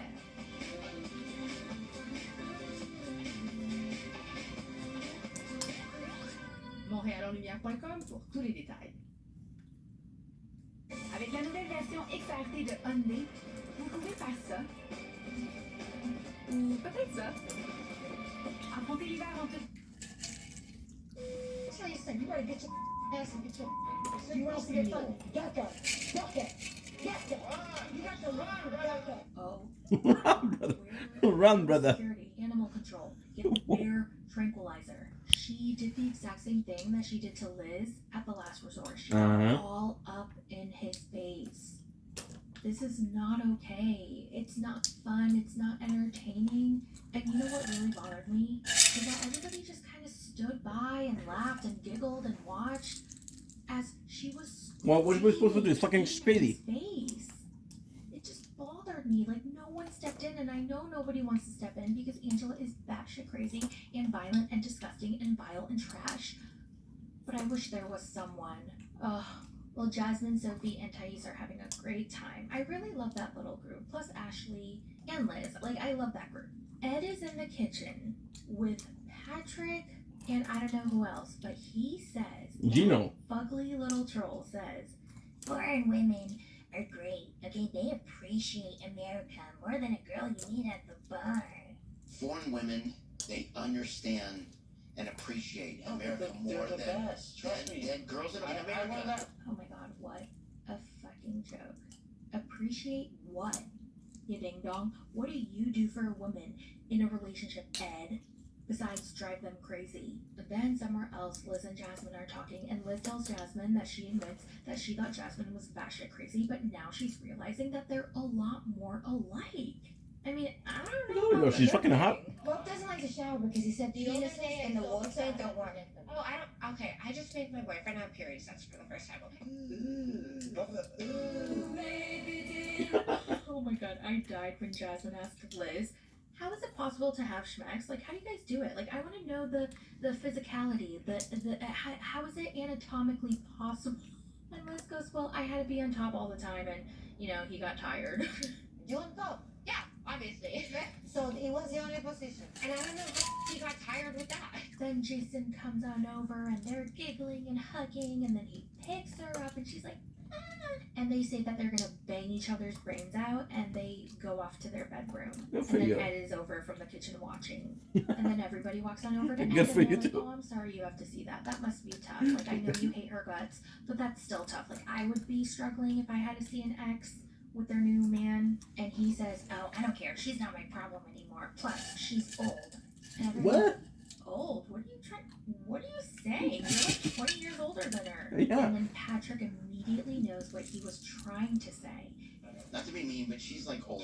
You said she's old? She's old too. So, how would I say this? She's. Oh, I know what you're trying You to know say. what I'm talking about, but I didn't want to say Yeah. Jay's getting Ed's sloppy seconds. Yeah. Yeah. That is so Fucked up. disgusting. Absolutely disgusting. I just want to know who is going to date him next. Probably no one. Probably no one. He's probably going to pay some girls to hang out with him again.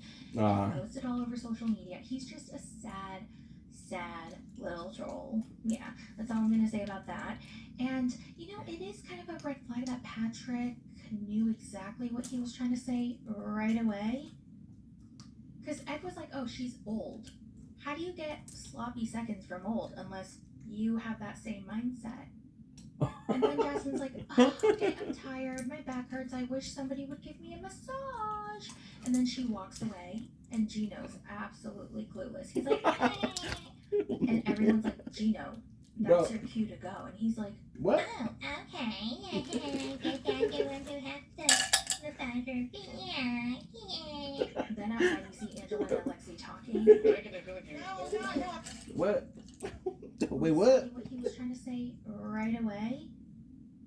Because Ed was like, oh, she's old. How do you get sloppy seconds from old unless you have that same mindset? And then Jasmine's like, oh, okay, I'm tired. My back hurts. I wish somebody would give me a massage. And then she walks away, and Gino's absolutely clueless. He's like, hey. And everyone's like, Gino, that's your cue to go. And he's like, oh. Oh, okay. Guess I'm going to have to massage her feet. Yeah. Then outside we see Angela and Alexi talking. Jacket, I feel like you're No, cold. I do this. No, I'm not cold. My nipples You're ain't cold. sticking out. I'm not You're cold. cold now. Then inside, Rob is checking up on Michael. He tells him, bro, it's not worth it. Like, some things just aren't worth it, dude. Are you okay? Like, I can never deal with that. You should stand up for yourself. And then the Loch Ness Monster, she comes into the room and tells Rob to get the fork out. And Rob is scared and he runs out like a little bitch. Oh, And shit. then she kicks Michael out. I'm so sick of Angela getting away with all this. I don't understand why nobody steps in. Like, even production, hello. Cameraman, hello. Security guard, hello. My boy on the couch. Now it's day My two boy of on the summer. couch. Everybody- I can never deal with that. You should stand up for yourself. And then the Loch Ness Monster, she comes into the room and tells Rob to You can tell who she likes and who she doesn't like. And Rob is scared and he runs out like a little bitch. And then she kicks Michael out.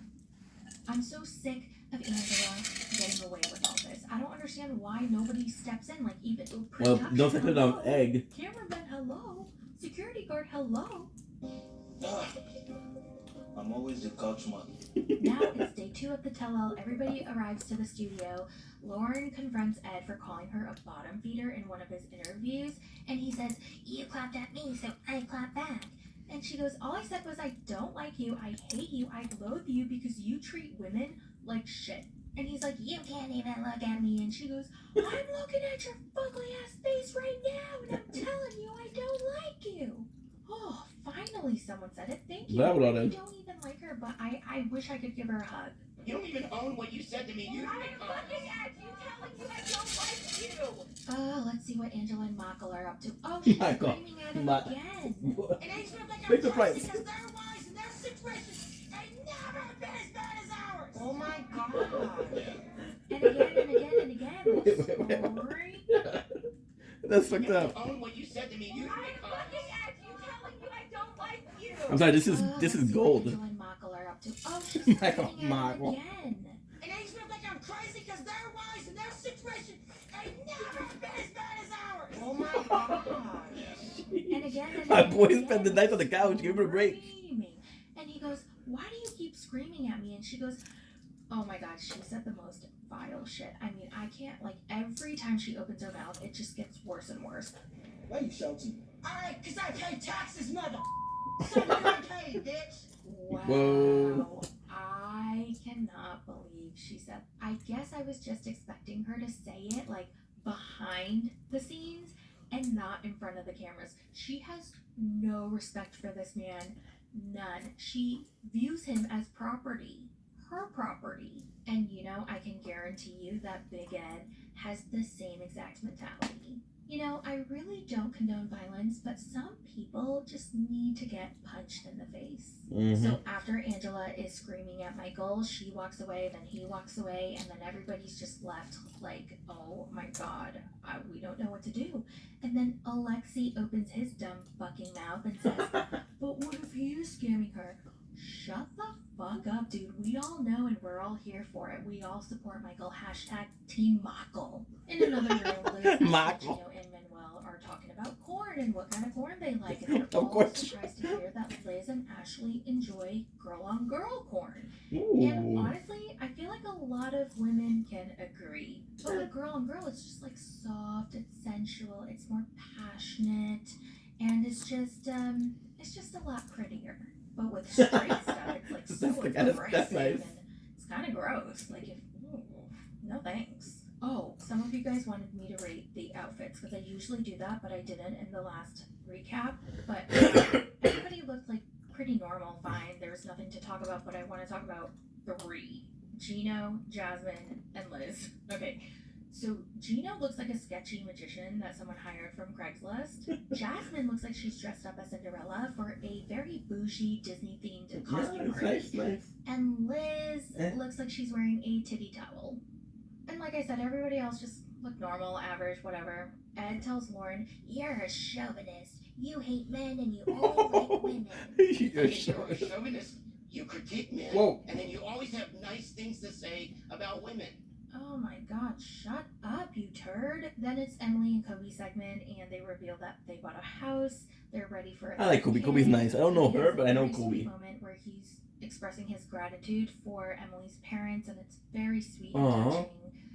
He gets very emotional, and then they bring Valerie out. Remember Kobe's friend? I don't know who that And is. I don't know why they keep bringing him out, and I don't know why Valerie keeps like not accepting Kobe's marriage. Like they're married and they have a third kid. They're so happy. Like, shut Nah, up. three Why kids are you is here? And then Valerie says, "I it's a still have sassy my match. reservations because you know he's married to a white woman." And Uh, then Angela pulls the reverse racism card, and she's like, "Oh my god, did you say white woman?" What would be difference if you married a black woman? Is it an American woman? I mean, honestly, I don't like her. That's insulting to me.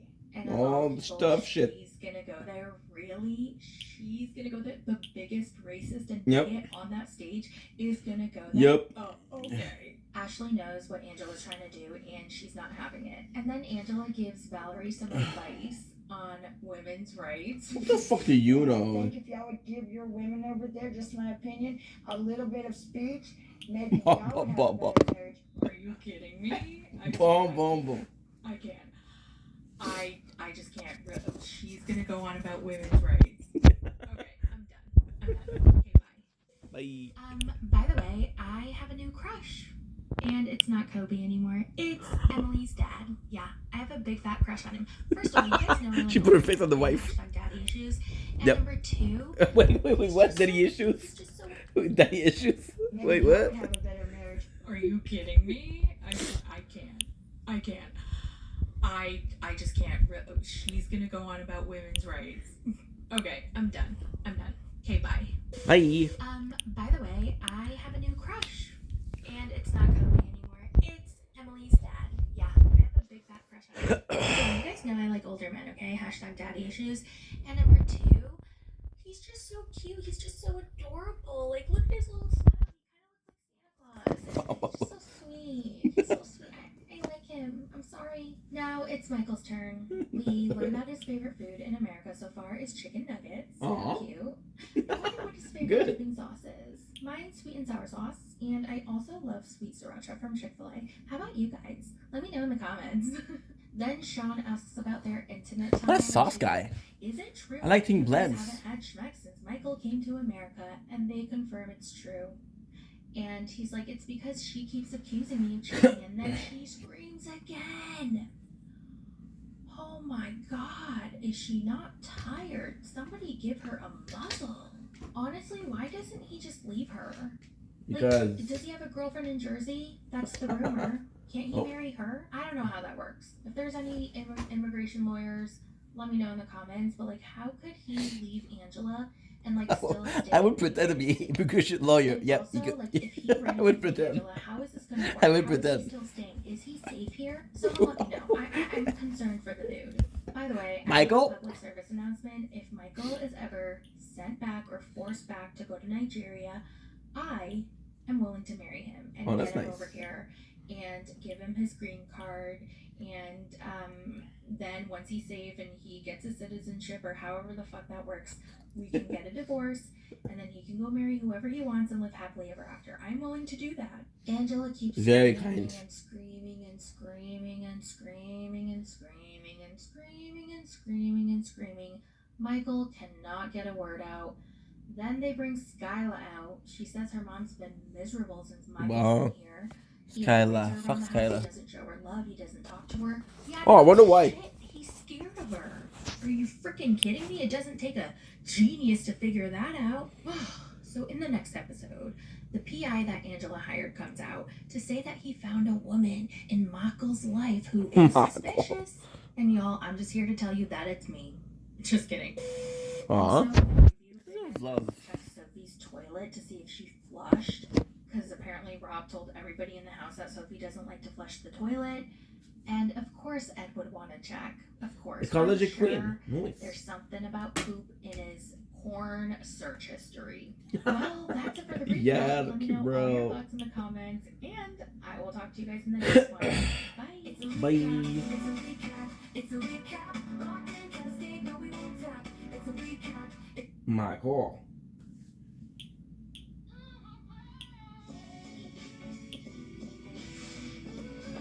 I don't know, Michael was like that.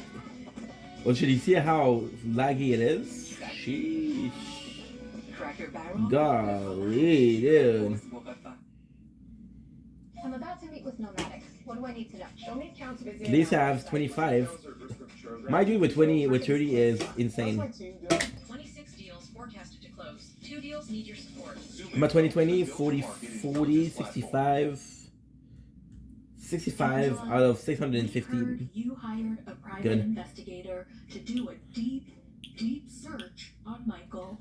Yes, I did, Sean. I hired a private investigator, the best one in town, and yes, I did. I did it because this is America, the land of the free. Okay, let's bring him out. Todd? I have 189 pages of information we dug up on Michael.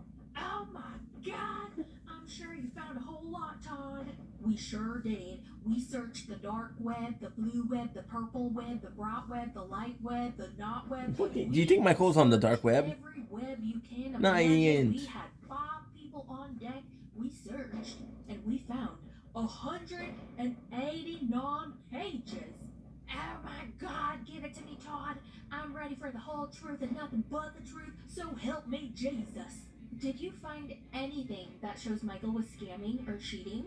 Y'all, like I said, I have 189 pages. Look at this stack. She thick.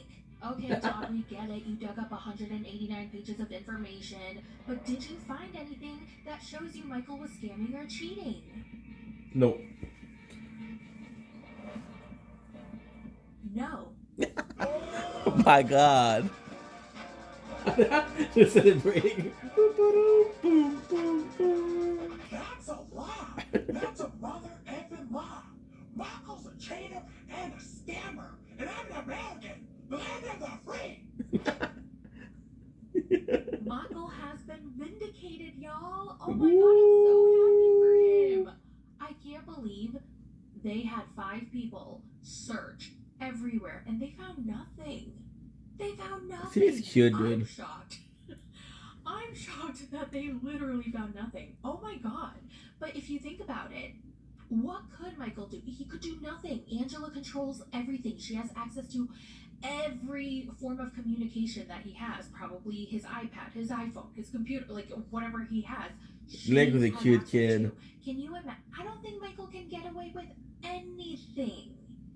So yeah, it does make sense that they didn't find anything because he was probably scared for his life. Can you imagine? Oh, that's crazy. Ludwig, what you do, And bro? talk about it from the beginning. So Angela continues screaming, whining, bitching, and moaning, complaining, doing everything, screaming. She gets mad at the gaslighter, and she starts screaming again, crying about Good for how you, hard she Crowbar worked Zero. to make money so that she could go visit him so many times. And do you know what else she did? She got Botox. She got Mort. boobs done. She got weight loss surgery for him. It was all for him.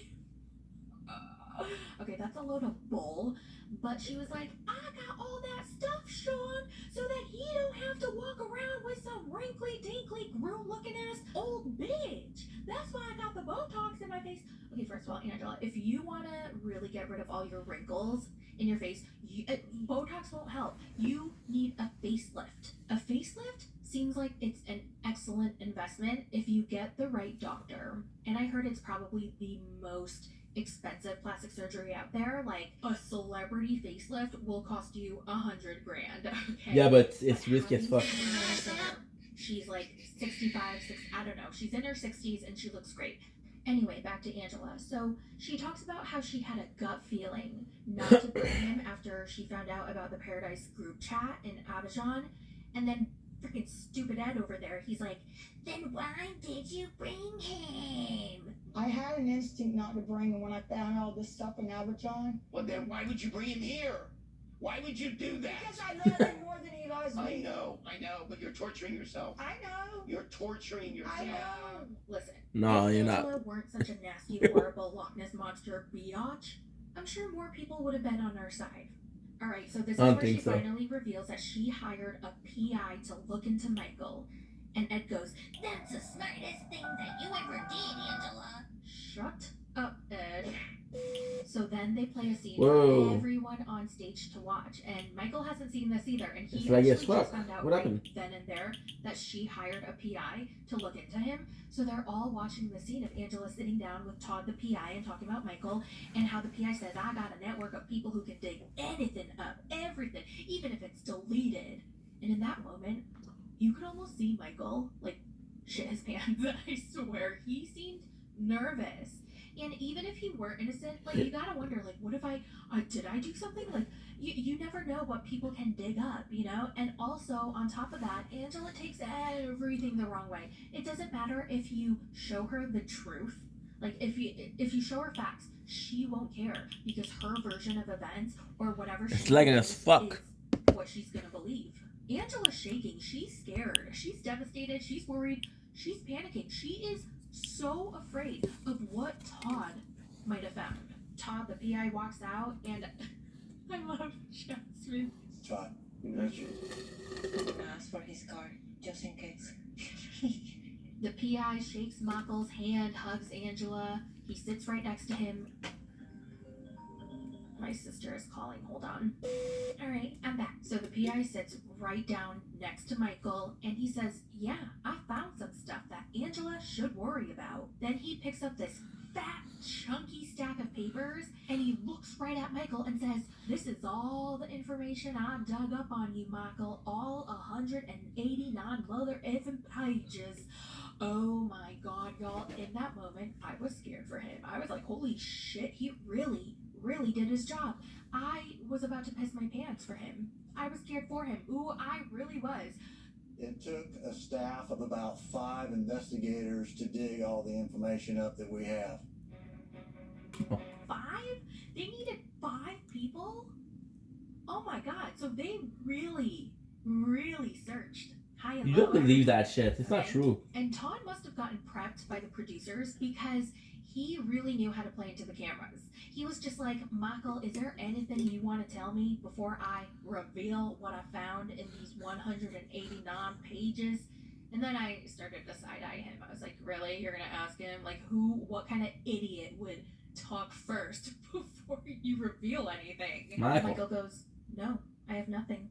So very first question Todd asks, how many Facebooks do you have, Michael?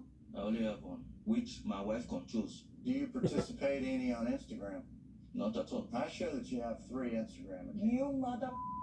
I have no... You're not familiar with those? I'm not familiar with it. People imitate me. The only social media I have is the Facebook, and it's on a phone. But I have another question. Who's Cheetah? And then he goes, she's a girl I'm helping, and I'm also helping her mom. And Angela goes, I didn't know about no mom. You never told me about her mother, you liar. And then he's like, that's because you don't let me speak, you fucking witch. I wish he would talk to her like that. But he didn't. He was just like, you never let me speak. I only helped her. That is it. He's supposed to be talking to Cheetah or fucking Tarzan. What? What? This winter, let's warm up outside at What? And I like that you blocked Angela's voice. Good for you, Fo. Doing the world a favor. When I tried to explain to my wife, she never gave me a chance to finish talking. Then finally, Sean wakes up from her nap and she goes, well, did you find anything that proves Michael has been unfaithful? And Todd again with his theatrics. Well, like I said, Sean, I have 189 pages and we did. We found one woman, but we couldn't figure out what their relationship was. So what's the point? Todd, what did you find then? No. What did you and your 5 men and women find? Your investigation team. What did y'all find in those 189 pages? Oh my God, there goes my dog again. So he tells Michael the name of the woman and he goes, oh, that's my family friend. And Angela goes, no, it isn't, you liar. You liar, we know you lie. You've been cheating. Oh my God. Then Rob and Jasmine try to calm her down and say, listen, if Michael were cheating, the PI would have found something. Look at the 189 pages they have. Like, they would have found something. And Angela doesn't like this answer. She's like, he only had 2 weeks to dig stuff up. That wasn't enough time. You don't know Michael. He's sneaky. He's real good at this. Shut the freak up. And when Jasmine tries to defend Michael, Angela gets up and walks towards her, and Jasmine's like, oh hell no, get away from me, you witch. Wait, how about she was trying to get a hold of Gino? I didn't want to say that. She was trying to get you. I got facts of it. He didn't answer her. And then Gino's like, Why are you dragging me into this? I've only been with Jasmine. I have no idea what they're talking about, Angela. She was after this one, and Michael, and listen, Jazz, Michael fell for it. Gino didn't. Okay, Sean wakes up from another nap and she goes, did you find anything that proves to you that Michael cheated? And the PI grabs this stack of papers. You see here, I got 189 pages, or I have 160 pages I have left. This is all about Michael. All about Michael and everything we found. This 160 page, oh my God, I swear to God, I was about to punch the TV if Todd, the PI, didn't get to the point. Like, we get it. You dug up 160 pages, 189 pages, whatever the fuck. Just say yes or no. Does anything tell you that Michael is cheating on Angela in any way? I've got 160 pages of reports. To answer your question... See, Kobe's worried about his boy. There's not. Mike, drop. This is so... Fucking love Kobe. Kobe's a nice guy. Okay, I can't believe this took 30 minutes of our screen time. All he had to do was walk out, show him the stack of papers, and tell Angela to her face, my team and I dug up everything we could on Michael, and we found nothing. Nothing. Absolutely nothing. There's no proof of him cheating. There's no proof of him scamming. Nothing. Michael is vindicated. Oh my God. Congratulations. Out of all that paperwork that you brought here with you today, did you find anything at all to make you suspect that Michael is scamming Angela? Side note, I don't know what Sean is doing there. She literally can go and Ashley can replace her. Then the PI, oh my God, he says a whole ass monologue again. And he looks at Skyla, he grabs his stack of papers again, and he goes, Skyla, you know me. We've met, we've talked. I have a lot of info on Michael. Basically, his whole life in these stack of papers, right? And she goes, right. And he goes, I got nothing. I'm shook. I'm literally shook. Wow. So that's enough. Like, congratulations, Michael. You have been 100% vindicated. Who cares what crazy Angela thinks because she believes her own thing anyway. I don't have anything. Man. Hey. I don't care. It doesn't matter what the facts are, okay? She's just in her own little world. Who cares? Michael then says this has taken a huge mental toll on him. Because all he does is get screamed at over and over again. She does not let him speak, and he's become, like, mute. He just lost his voice. He can't talk. He's become a shell of himself. And I felt so bad for him. I mean, Angie has done so much for me. I love her, but she doesn't give me a chance to talk. You all can see this. Anytime I talk, she yell at me. That's why I always keep quiet. And it's really affecting me mentally because I don't talk. Now Angela's pissed. Now everybody on stage knows that Michael was telling the truth. And he's literally, genuinely, sincerely a nice guy. And Angela is crazy. She's an abuser. She is a monster. And she doesn't like that. So she storms off and tells everybody that Michael's a liar. He's scamming. He's tricked all of you guys. And again, Rob is like, the PI looked at everything. He handled himself so well. Because, first of all, can you imagine? Because Michael didn't know that he was gonna be like dug up on. So can you imagine on national television in person, you finally get to America, you go through 7 years of abuse and hell and humiliation from your wife, and you find out that your wife has hired a private investigator and is about to expose your entire life on national TV in front of all the cameras for the whole entire world, the cast, everyone to see. That is crazy. I would be mortified because anyone would. That's like, it feels like a huge violation of privacy. And then to do it so publicly, oh my God, he really handled himself well. Like, I feel like when he looked like he was about to shit his pants or he was super nervous or scared, I would have been the same way. Are you kidding? I would have been like, what is he gonna say? What did he find? Like, who knows? You know what else pissed me off? They took a break for lunch, and everybody gets up from their seats to go backstage and eat, and stupid Ed, he walks up to Michael, and he goes, get that man. Ooh, Fuck you, God, Ed. if I were Michael, ooh, because we all saw Ed going in on Michael, telling him to go back to his country. I would have pushed Ed so that he would just roll off that stage. After Angela stormed off, the PI goes to find her, and he goes, listen, I don't think you have to be afraid of him cheating. There's nothing we found that says that. And she still doesn't believe him. She doesn't care about the truth. And even the PI tells cameras, I'm a little concerned that I am telling this woman to her face that she does not have to worry. And she's still convinced of her own narrative. Like, that's scary. So now everyone agrees that the way Angela has treated Michael is absolutely disgusting and unforgivable. And you guys want to know what she's doing right now? Because I scroll on TikTok and I always freaking find her. She just happens to pop up on my For You page. She's on live all the time with some random people that are her fans or her friends, and they're all shit talking about Michael and what a scammer he is. Oh my god, my phone's ringing again. Okay, hold on. Well, that concludes my recap of Angela and Michael for part 3 of the tell-all. And I'll be back with the rest of the recap. And I'll be back probably tomorrow for the rest of the recap. Bye. And then Angela's like, oh my god, I knew it. I knew he has power. I just hit my arm on my chair, you guys.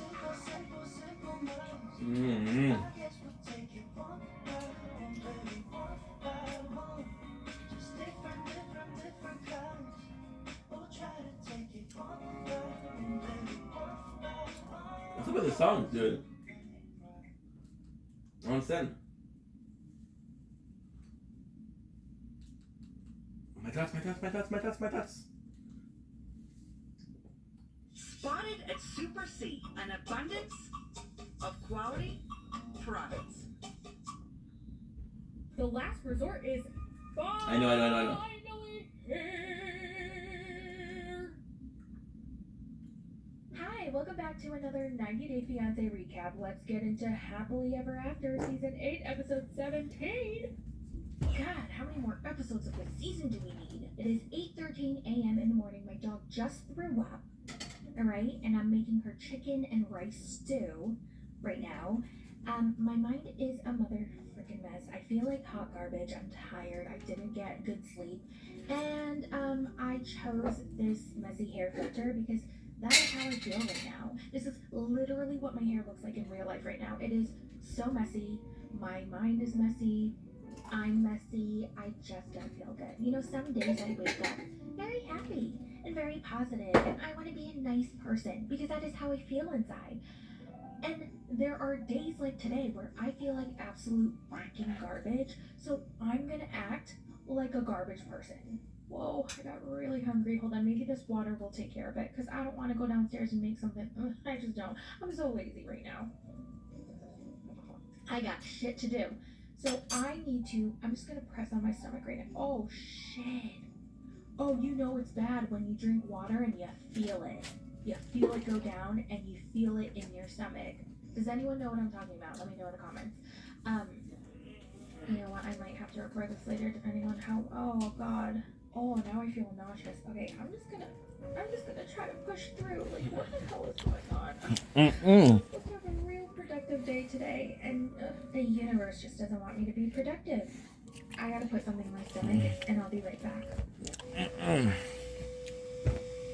Alright, you guys, I'm back. There was literally nothing that I could just grab and eat, so I heated up a Factor meal. Thank God for them. Okay, so let's get into HEA, episode 17.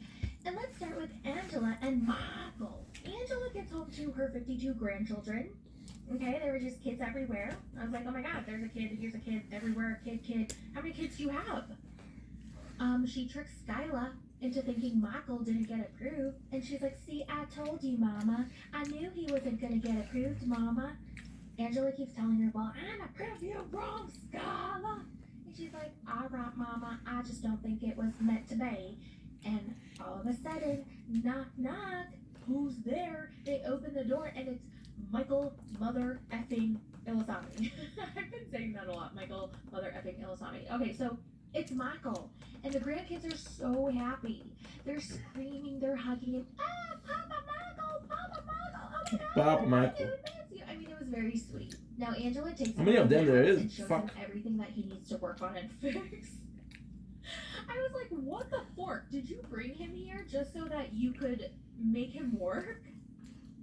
Yep. She's like, you need to fix this fridge is broken, this cabinet is broken. What is she doing? Why is she putting Michael to do all the housework? I'm so confused. She literally told him, like, you have to make money, you have to do the laundry, you have to cook and clean, do the dishes, and take care of the grandkids.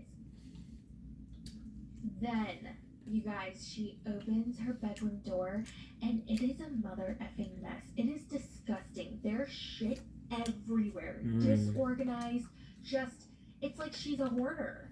And she just threw shit everywhere. You can't even see the floor. You can't see anything. And she basically implies that he needs to clean it up. Did she bring him to America so he could be her servant? Like, what the fork is going on? I was like, bro, you have money. You make so much money. Hire a cleaner. She looks at him and she's like, I need your help, Michael, but not tonight. Not tonight, because this grandma needs someday. Ew. Y'all, I can totally understand why Michael ran away. I don't even think he might have not been scamming. After all, he was scared. He ran away from her abuse in more ways than one. Abuse. Last night I was scrolling on Instagram and then I found her post with, first of all, Fuck like up with 51 the- filters on top of each other. And she's like, it's not fair. It's not right that Michael, the scamming Nigerian, is celebrating July 4th, our Independence Day, when he's from Nigeria. My apologies. Hi, Queens and Kings. I just want to ask a question. How can a Nigerian What? have a bunch of them celebrate my country's July 4th on my visa? Bitch, shut the fork up. Uh-huh. Shut the fork up. Tell her, He's tell her. celebrating his independence from you. And he deserves it. He deserves to celebrate all the fuck he wants for getting away from you, you monster. Let's move on to Tell her up. Rob and Sophie. For So Sophie ooh, nice. They go to the club because they don't want Sophie to sit at home and just mope around wondering what Rob is doing on his birthday. She deserves to have some fun, so they're dancing it up at the club, sipping on some martinis, and she's like, I hope he still stays faithful. Y'all haven't lived together in about 6 months. You guys are barely together. Are you guys even together? I'm so confused. I still don't necessarily regret moving out, but at the same time, what if this distance makes things worse between us? Girl, it's been getting worse between you two. Kay finally confirmed that she's in love with Sophie. She wants Sophie all to herself. And so she's desperately, secretly praying and hoping that she will break up with him. Honestly, I'm like every night praying to the Lord that they break up. If I could have the perfect world, it'd be me and Sophie forever. I'd marry her. I'd do whatever I need. Like, that's my bitch. Now, Rob 10 plus? and his friends 10K plus? finally leave the club, and the bottle service girl, Julia, oh my god, she walks out drunkety drunk. She's holding on to him. Wave She's at me. hugging him, asking him for his number. Now, I know the producers could have egged her on or paid her or prompted her Facts. to do this, but I don't know. It seemed a little too genuine for me. I mean, she was giving him the eyes, like the bedroom eyes. Like, are you sure? Or maybe it was just the drunken eyes. Are you sure you don't want to go back with me? Like, have your number. Have your number. I was like, girl, you are so going to watch this back and be embarrassed. I feel bad for her. Still not trying to. Hola. Can I have your number? Yeah, ELS, I don't know what ELS is. I'm gonna walk back in there. I'm gonna come say hello. For real? Absolutely. For sure. Don't doubt me now. You don't start off about doubting me, you feel me? Don't start off about doubting me. Alright? I feel so bad for her. This is exactly why I don't drink anymore, because I have been in those. I just become a thirsty, cringy asshole when I'm drunkety drunk. Okay, I'm not even gonna lie. I'm not gonna deny it. I become cringy and thirsty and desperate and like I literally I want to die. Even though Julia begged and begged, Rob declined. And he told her that he was going to come back. Now, mind you, his friends were totally pushing him, like, into her vagina. They wanted him to go. They were like, go. And he was like, no. The cameras are right in front of me. I don't want this on record. Okay? Now, had there not been cameras, would he have gone? Absolutely, in my opinion. What was I going to say? Oh, speaking of Rob, there's a cringy-ass video of him, Josh, and Jamal. I saw it on all of their Instagrams.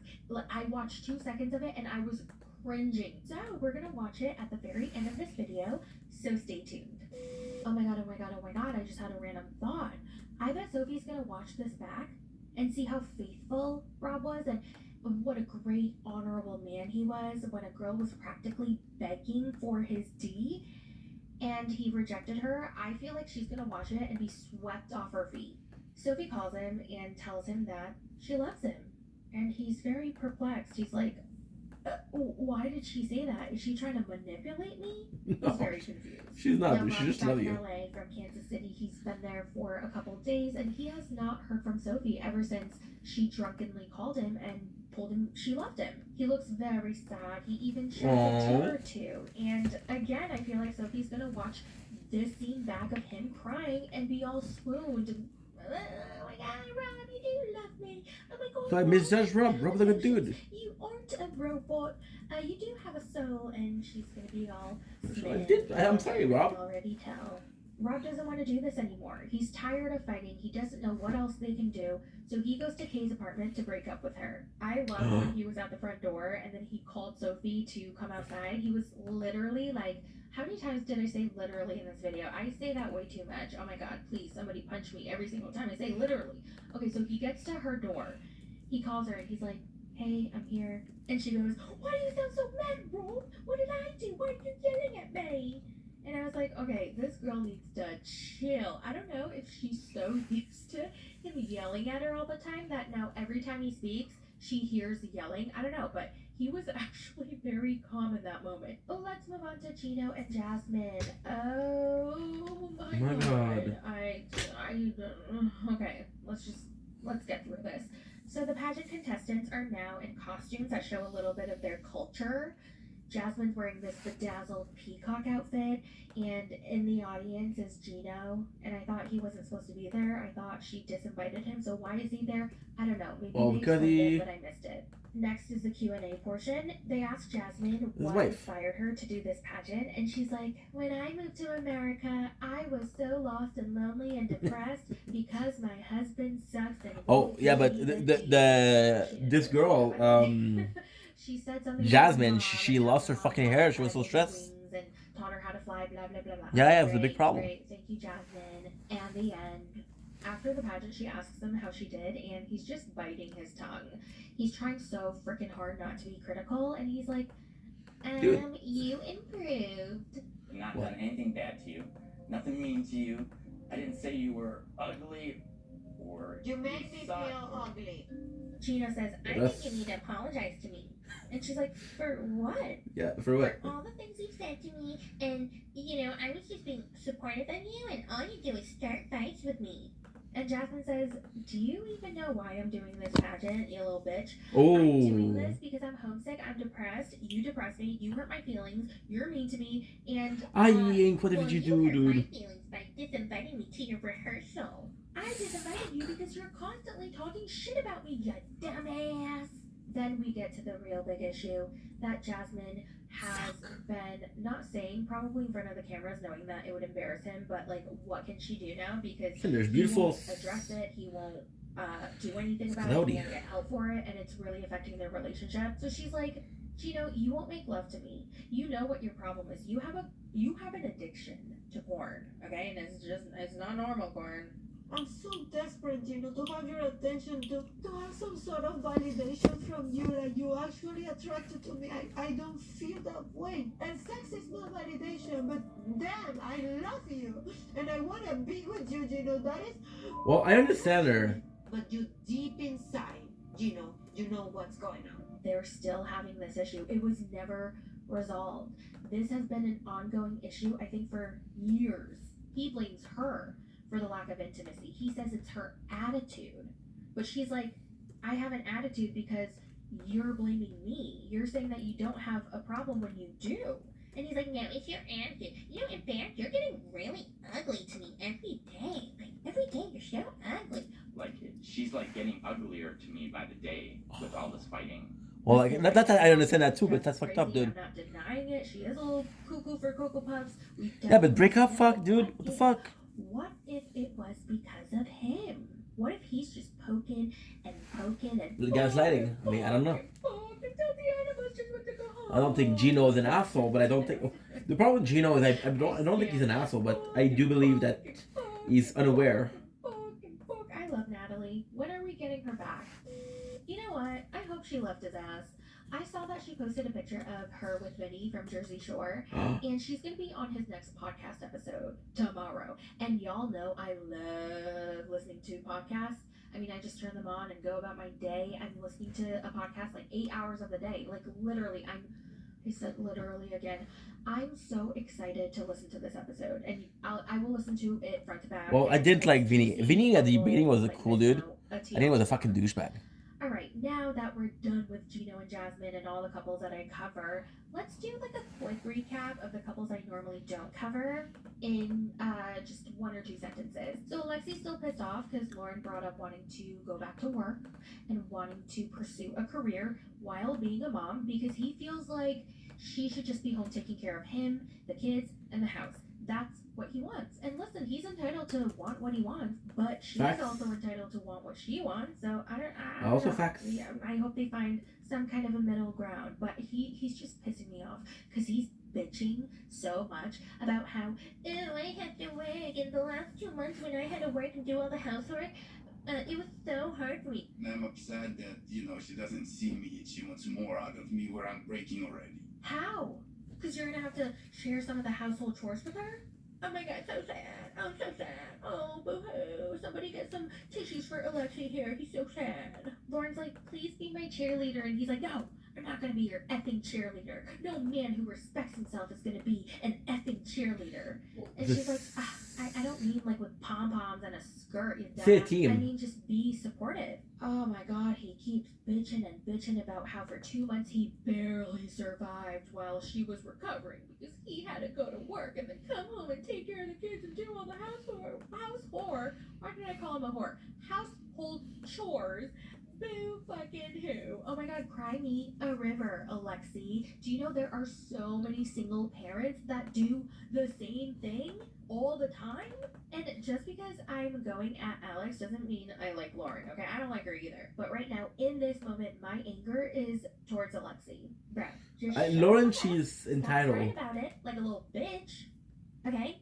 I know people aren't going to be happy with my rant. Oh my god, blah, blah, blah.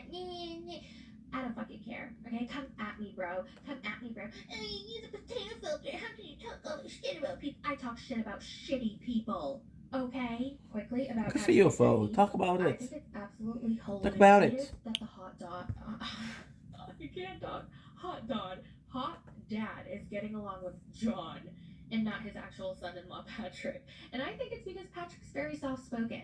Maybe Carlos can't hear him. Because Patrick's like, Carlos, do you want to go fishing?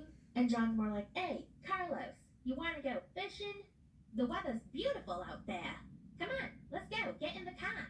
I don't know, maybe Patrick should just be a little bit more confident and a little bit more loud and proud like his brother. Manuel and Ashley finally make up because he finally admitted to her why he was being a shady booty hole. And the truth was, his mother is having some health issues, I think. He feels depressed, he feels useless, and he feels really bad that he can't contribute and he has to rely fully on Ashley, and he's embarrassed. That's why he's been shaking everything off and not really being transparent because he cannot express his emotions. Now, it was It's normal, it's a dude. really nice to see him break down and be vulnerable and just be honest. And now Ashley knows what's going on and she feels good about it. She wants to be there for him and support him. And I'm back to loving them again. I love them, okay? I wish them well. I wish them the very best. Who else? Oh, Emily and Kobe. Kobe's my fave, I bro. love them as a couple. I love their family. I love their kids.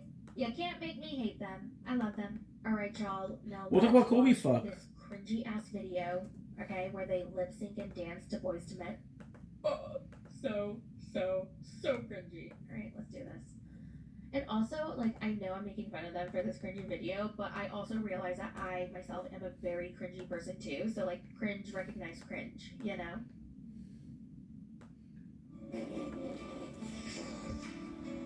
Don't put the song. Why are they so serious? Don't put the song. They got copyrighted. Come on, my thoughts. What you doing?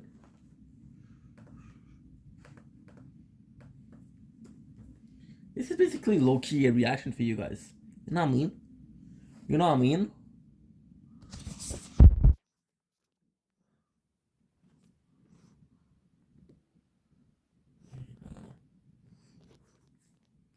You gotta be.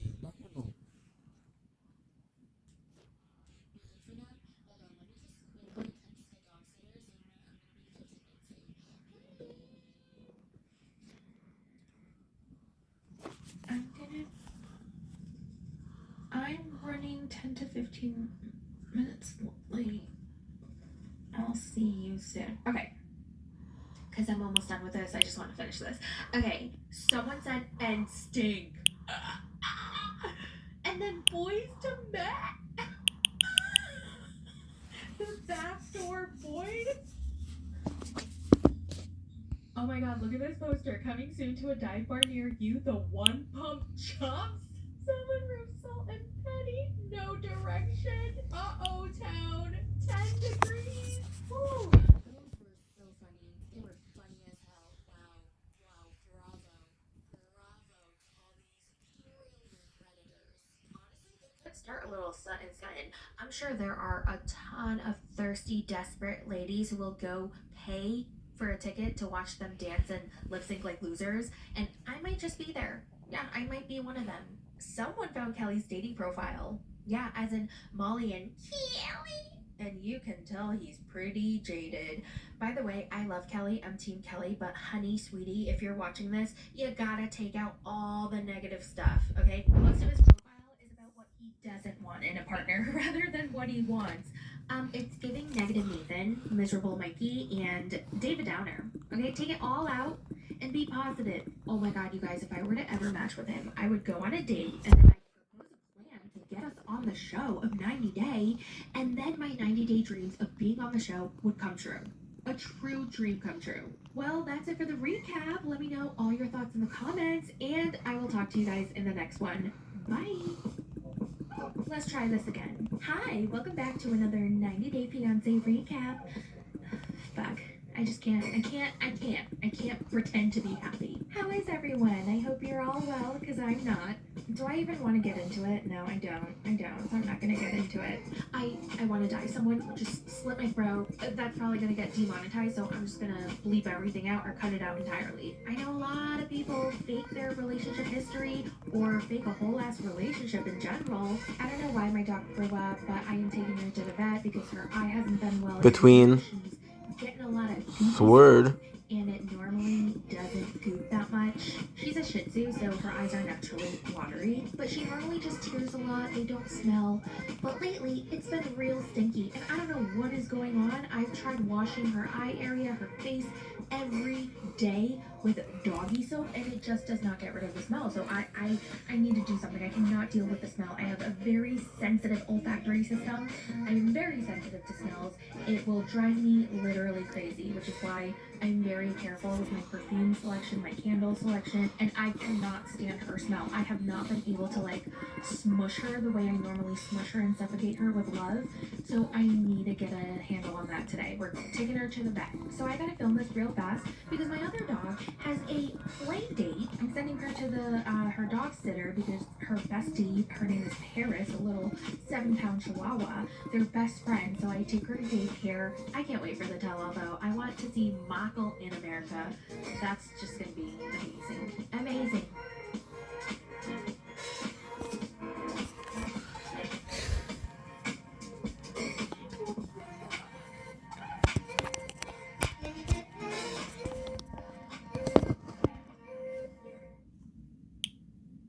It's a long story, dude, but Do you think dissolving the filler with high days brings the lips back to their natural state? That's not quite. Let me explain you why is it like a myth. So high days is an enzyme that we're using that to break down July, you spit at night. Oh. Talk to me. Welcome back to another 90 Day Fiancé recap. Let's talk happily ever after, season 8, episode 18. It's reality. It's reality. It's a recap. It's a recap. It's a recap. Angela takes Michael for a ride in her sexy sports car. Look how happy they look. So cute. She makes a stop at the gas station, and she teaches him how to put in gas. She buys her favorite fried chicken from the gas station, and it's just so nice to see how happy Michael is now that You he's deserve in that the shit. land of the mother effing free. He looks like a kid in a candy store. I mean, look at him. He's just like, so nice. Oh, wow.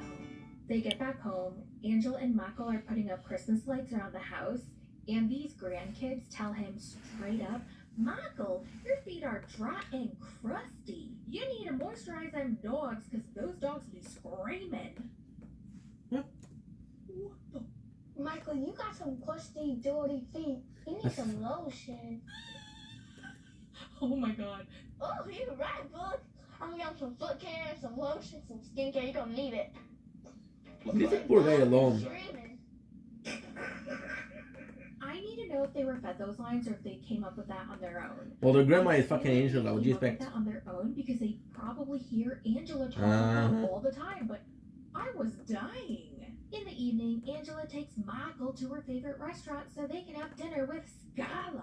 Oh my god, when Angela told Skyla to say hi to her stepdaddy and then she gives him a hug and then she goes, now back off of my man. Hey, daughter. Say hello to your stepdaddy. Hey, Michael. Back off, Skylar. I don't want your man, I Mother. can tell. What kind of sick humor is this? Michael looks at the menu and he doesn't know what to order. Angela says, American food is real food. What the fuck?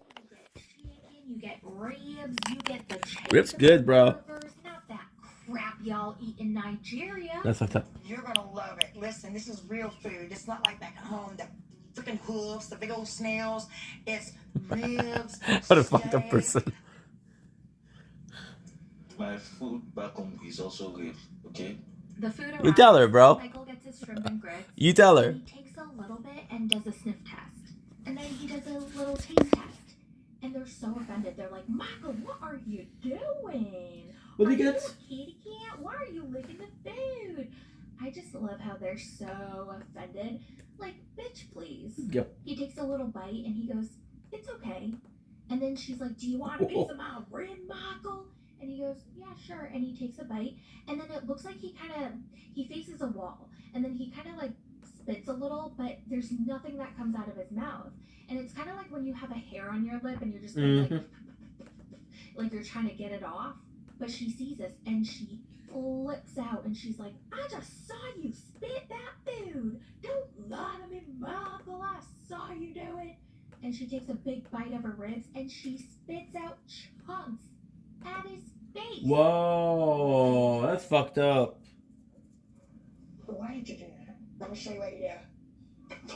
That's what you No, That's what you just did. You was wrong. How is she gonna literally spit out chunks of meat at his face? Her She's husband. hollering and she walks away saying it was so disrespectful of Michael to do that at his friend's restaurant. Oh, but you spit on him. That's not respectful. She goes out for a smoke and she's so pissed off. She walks back in. Michael immediately apologizes. And then to my surprise, she was like, I'm alright. Okay, then why'd you even make such a big fuss about it when he didn't really even do anything? Be nice. No, say it, folks. Say it. Be nice, be nice, be nice. Okay. I made a commitment to God for better or worse, and if I leave, it's gonna be because I tried my best to keep my word to Him. Bullshit. So, Angela's supposed to be a godly woman? In what fucking world?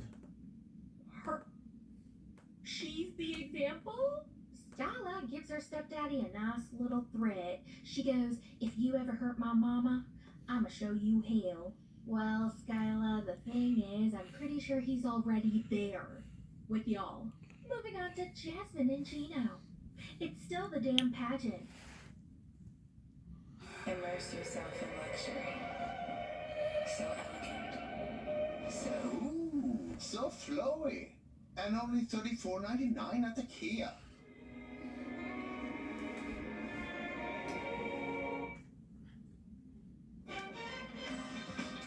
I'm Joey Dardano. I'm offering my services as a professional performance coach to the poor, untalented, and desperate people of Los Angeles so that I can pay off some debts I'm a little too scared to elaborate on. This is The Method with Joey Dardano. So you think you're gonna write the next great American movie? You're late. There was absolutely no parking. Yeah, the fuck am I watching? I'm so over this pageant. Why do we need 5 episodes of this damn pageant? At least we know it's the final portion of it. The evening gown portion. They all walk down the 5-foot runway. They announce a bunch of winners that nobody paid attention to. But apparently there was a winner for Miss Panama, and since she was the only one from Panama, she won by default. So Yep. she got her crown. Good for her. The pageant is finally over. Thank God. Gina's very shocked and very disappointed to see Jasmine giving me the cold shoulder. I mean, after all I did for her, like bringing her to this country and paying the fee of $1,000 to do the pageant and coming here to Miami with her, like, how dare she do this to me? Ding! Guess what time it is? It's time for another argument. Jasmine goes, Gino, how dare you act like the supportive, happy husband only after I get my crown? And Gino goes, how about the times I supported you in Panama? How about getting you to this country? How about me marrying you, bringing you to Michigan? How about me working on your visa? Okay, Gino, then answer this question. Have you submitted my paperwork? You're not listening to me, Jasmine. Answer You haven't. Gino. Yes or no. Did you submit my paperwork or not? What do you guys think? Nope. Do you think he did it? I'm gonna guess no. No, he didn't. Because he's still testing her. Next is Robin Sophie. So she finally Sophie's got hot, to dude. meet the husband she married but hasn't lived with for the last 6 months. And he starts reading this romantic poem that he wrote. Roses are red, violets are blue. I want a divorce. I hope you do too. She's like, what the roll? Why are you doing this?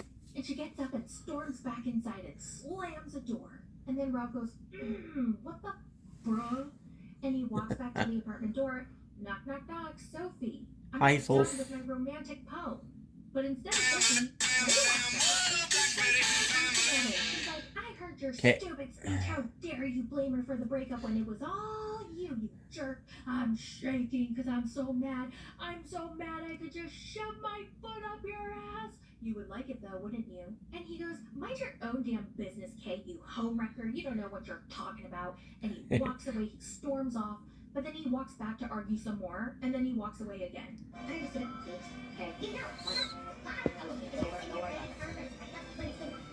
Whoa. Who the fuck is this girl? Who the fuck Like is it she? though, wouldn't you? And he goes, mind your own damn business, Kate, you homewrecker. You don't know what you're talking about. Oh, And he Kate. walks away, he storms off. But then he walks back to argue some more, and then he walks away again.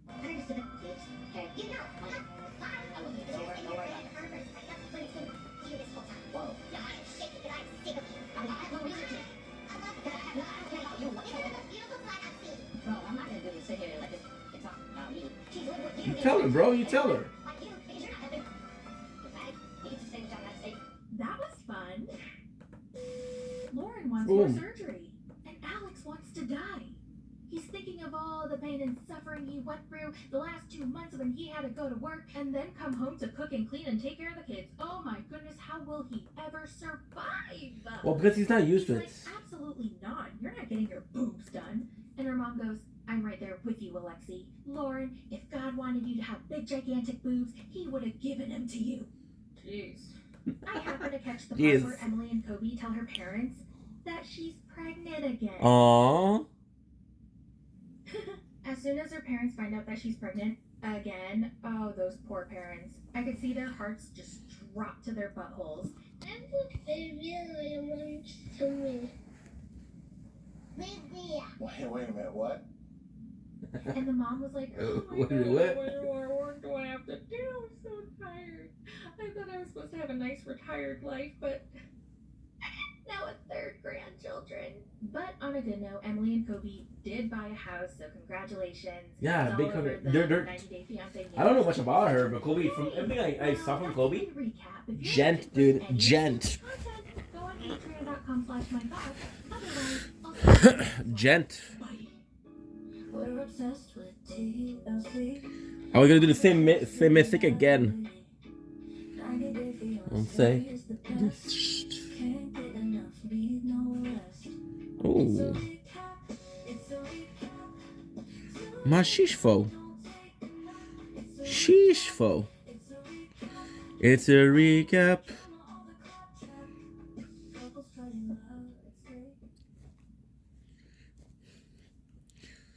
That was beautiful. That was a beautiful song. Welcome back to another 90 Day Fiancé. So the tree out, 0 o'clock. Episode 92. It's 2. I have to be kind of quiet because y'all probably know why by now. I don't want my parents to hear me, so what the hell is going on with this hair? Okay, so let's get into it. 2. And I know some of you guys are Tree. so sick of me having to censor and filter and be careful of what I'm saying in my recaps because of my living situation right now. But do not worry, okay? In about a month, it's gonna be balls to the walls. All right, I'm gonna feel like I can really say anything. Until then, I'm gonna be my nice, quiet little self. All right, so let's start with Angela. That sucks, dude. Angela is putting Michael straight to work. And I honestly do think it's only fair that they share the household chores, but I just hope she's not gonna relay all the household chores to Michael, you know? She teaches him how to do the laundry and how to use the washing machine and the dryer, and there are clothes everywhere. Like everywhere. And why is it everywhere? Okay, 4, Dirty clothes be in the 8, hanger or the laundry 12, basket? Like, 8. why is it all over the damn room? Like up against the The wall, 4 is on done. the shelves, on the floor, like everywhere. It is chaos. Ah. It's Christmas Eve and all of her 72 grandkids are in their Christmas sweaters. So 3 at 12. They have 5 dinner at together. 5. Just did not look very appetizing. And then one of the kids asks, "So Michael, what's your favorite part of the United States of America?" And he goes, "Oh, you know, now that I have my family with you guys, and I'm just very happy to have found my new family." See, these guys are fucking. My new family, and I'm with my wife. We are living together as one family. And then Skyla asks him, "Michael, take some pictures. If I were in Nigeria, I would be taking pictures everywhere, but I don't see you taking no pictures of America. Why not?" And he goes, "Oh, the truth is, your mom broke my phone before we got here." Oh. Oh. So when Angela and Skyla have a minute together, Skyla asks her, "Oh, why did you break Michael's phone?" And she tells her all about Paradise Man. And I just laughed. I said, "You know what? I said, now, Paradise Savage." Oh my god. My God. That's insane. Facts. She's an insane, abusive, crazy. Skyla tells her, "Ma, you obviously don't trust him. You should hire a private investigator and have him looked at." Angela says for the next few months, she just wants to not think about that. She spent the last 7 years worrying, being paranoid, yelling, fighting. For the next couple weeks, she just wants to live in La La Land. She doesn't care if she's being delusional. She just wants to be happy after all this work of getting him here. And then she'll worry about hiring a PI. So I guess a week went by, and she's ready to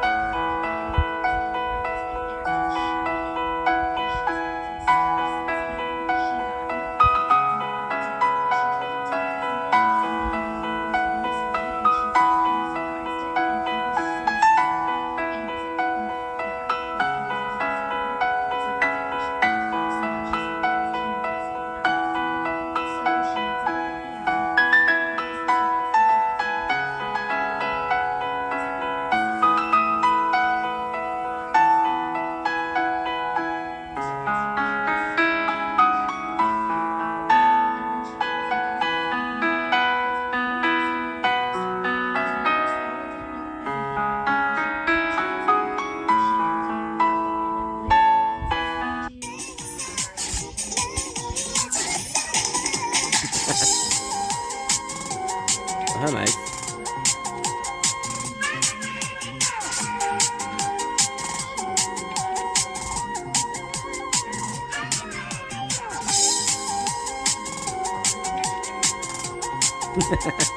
Oh.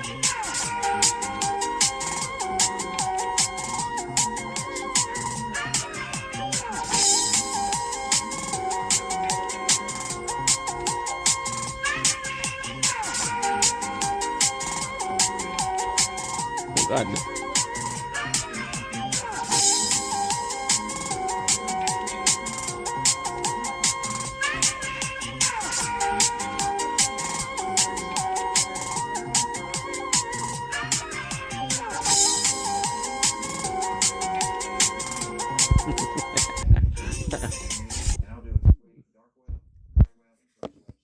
I've got people over in Nigeria that can Wow.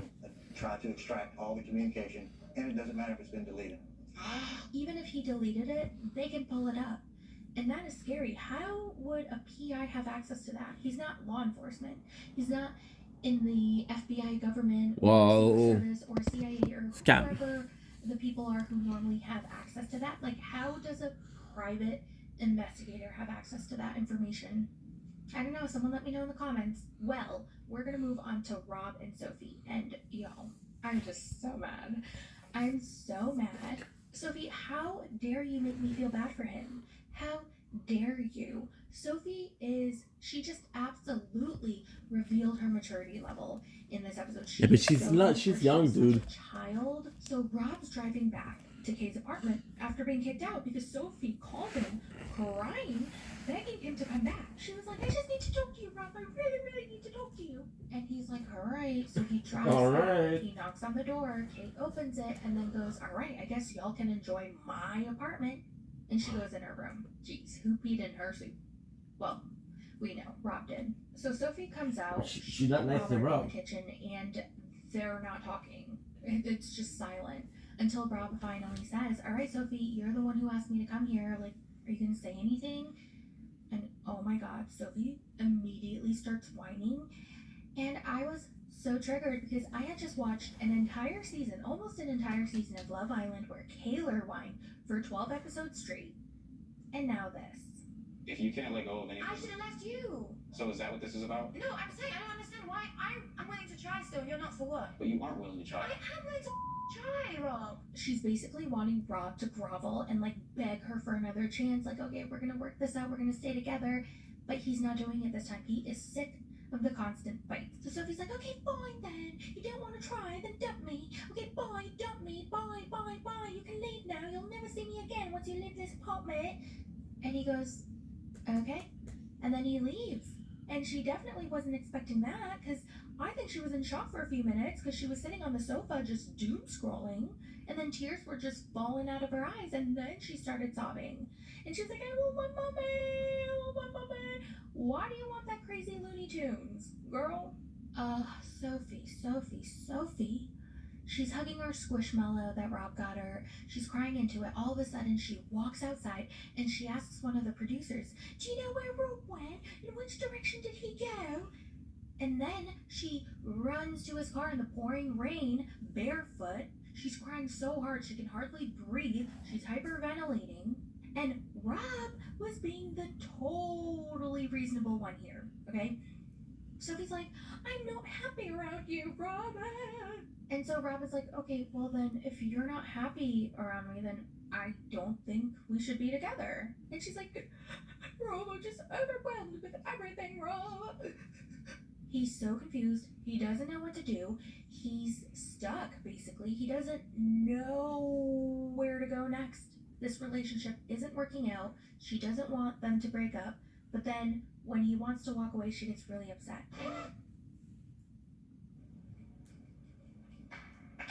They would add.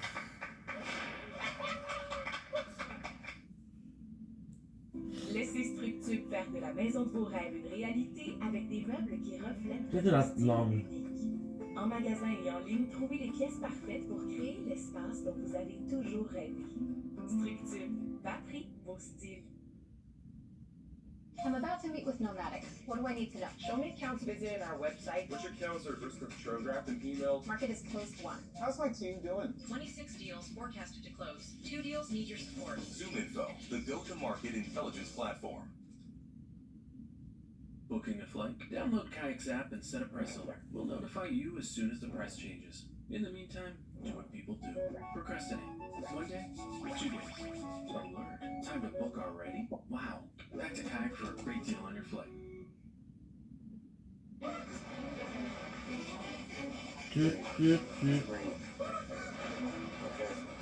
You realize Give me a second, I need water. I need water. I also have a throat infection from stress, by the way. They go inside and they argue again. Sophie flips out again. She wants him to leave again. She starts crying again. Rob is speechless again. So they're It's supposed to in say silence again. Like, he's shocked. He's speechless. He doesn't know what's going on. And she's like, Rob, say something. I have really bad anxiety. Why are you not saying anything? Don't be so quiet. I have really bad anxiety. He looks so confused. She's like, all right then, you leave. You're gonna regret this, okay? Once you leave out that door, you're never gonna see me again. I just feel like we're at a stalemate. Okay, let's leave. Let's leave. Go. I'm not. Bye. I just gave you a chance. You I was upset either want me to leave? and you still think I want to leave me over what? I don't understand why you're giving up on me when I should be giving up on you. Oh my. She wants to break up, but he broke up already. Leave. Alright, you want me to leave? Take the squishmallow. She throws her squishmallow at him. And then he leaves, and then she's like, you know what, never mind, I want my squishmallow. She opens the door, sees the squishmallow on the floor, grabs it, picks it up, and goes back into the apartment. She hyperventilates on the patio. Kay's trying to calm her down, and she's like, he's such a loser, he's such an asshole, he's Satan's butthole, you don't need him, I'll take care of you, Sophie, like I have been this whole time. I want this to be done for real. She's endured so much over the past however long they've dated, and he wants to cry because she doesn't want to move back home. Who would want to move with him? I take care of Sophie now. She don't need him. Oh my god, listen, if Sophie gets back with Rob after all of this, Kay is gonna be so hurt. She's gonna be so angry that she will probably not be friends with Sophie anymore. We'll see what happens. I gave him so many chances and he left me anyway. I feel stupid. Stupid.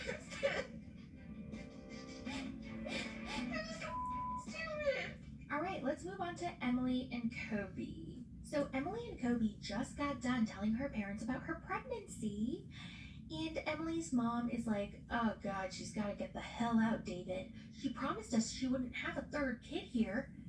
And Dave's like, yeah, well, maybe they're just gonna stay until they find a house. That's why they're telling us this.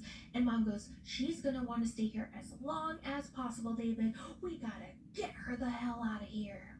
So Emily and Kobe come back to the parents after they put their kids to sleep. And the dad proposes that they find a starter home. It doesn't have to be their forever home because it's gonna be impossible to find your forever home as your first home. And she's like, yes, Dad, I know it's not gonna be our forever home. And he's like, yeah, just get a house that'll provide for you and your 3 kids right now.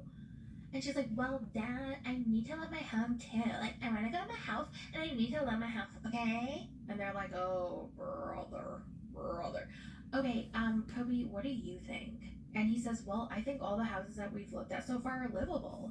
And Dad goes, exactly. See, Emily, you're never going to find a perfect house right now, okay? It's just important to find a house and go, okay? For your own good, for your own family, for your own future, okay? This is going to be good for you. And Kobe tells her dad, listen, sir, I promised you that we wouldn't have a third kid here, so I'm going to keep that promise. Even if it means renting, we will get out of here. And Emily goes, no, we're not, Kobe. We're not renting, because the whole point of staying with my parents is so that we save money, okay? And her mom goes, Emily, you've been here for 5 years, okay? I think that's enough time for you to have saved enough money. Well, I definitely wasn't expecting this kind of reaction from you guys, duh. Kobe sides with Emily's parents, smart, but he also does it in a way that is not disrespectful to Emily. Honestly, I am always impressed by Kobe. I'm a Kobe stan for Yeah, he's a fucking man. But Emily's not happy with this. Princess Emily is not happy with this because remember, she is the princess and everybody must be on her side. So she was like, okay, even though my parents aren't on my side, I thought my husband would be on my side. Why? What? He can't be on your side.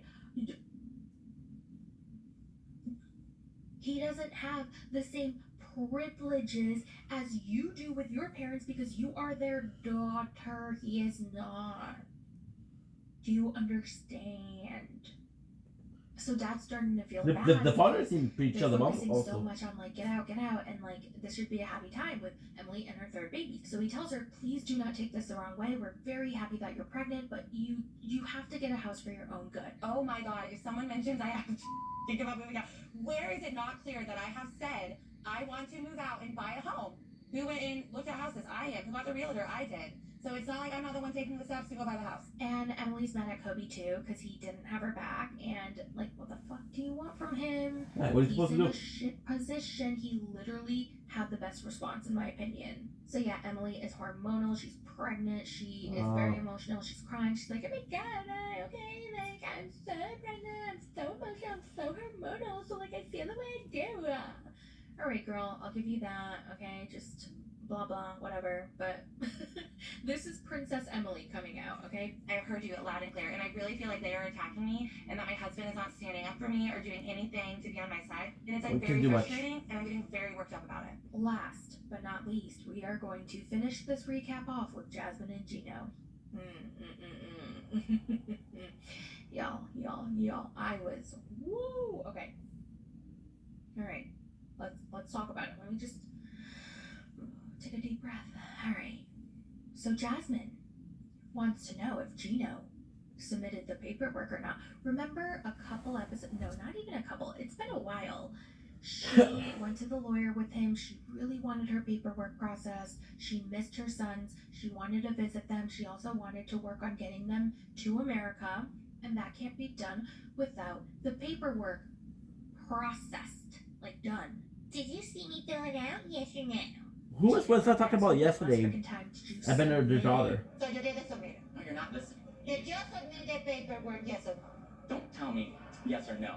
You were there when I was filling it out. Do you remember that? Yes or no? Did you submit? Do you remember that? Did you submit the paperwork? Yes or no? 3 out of 4 documents done, and I still haven't do the other part. I haven't got to the other part yet. So you What haven't. don't you understand about that? So you haven't.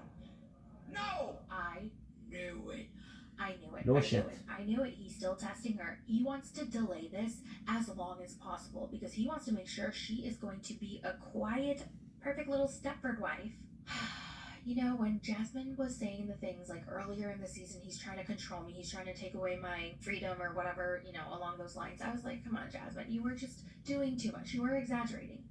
But no, it's true. It's absolutely true. It's just easy for everyone to hate Jasmine because Jasmine was crazy from the front. She showed her crazy, all right?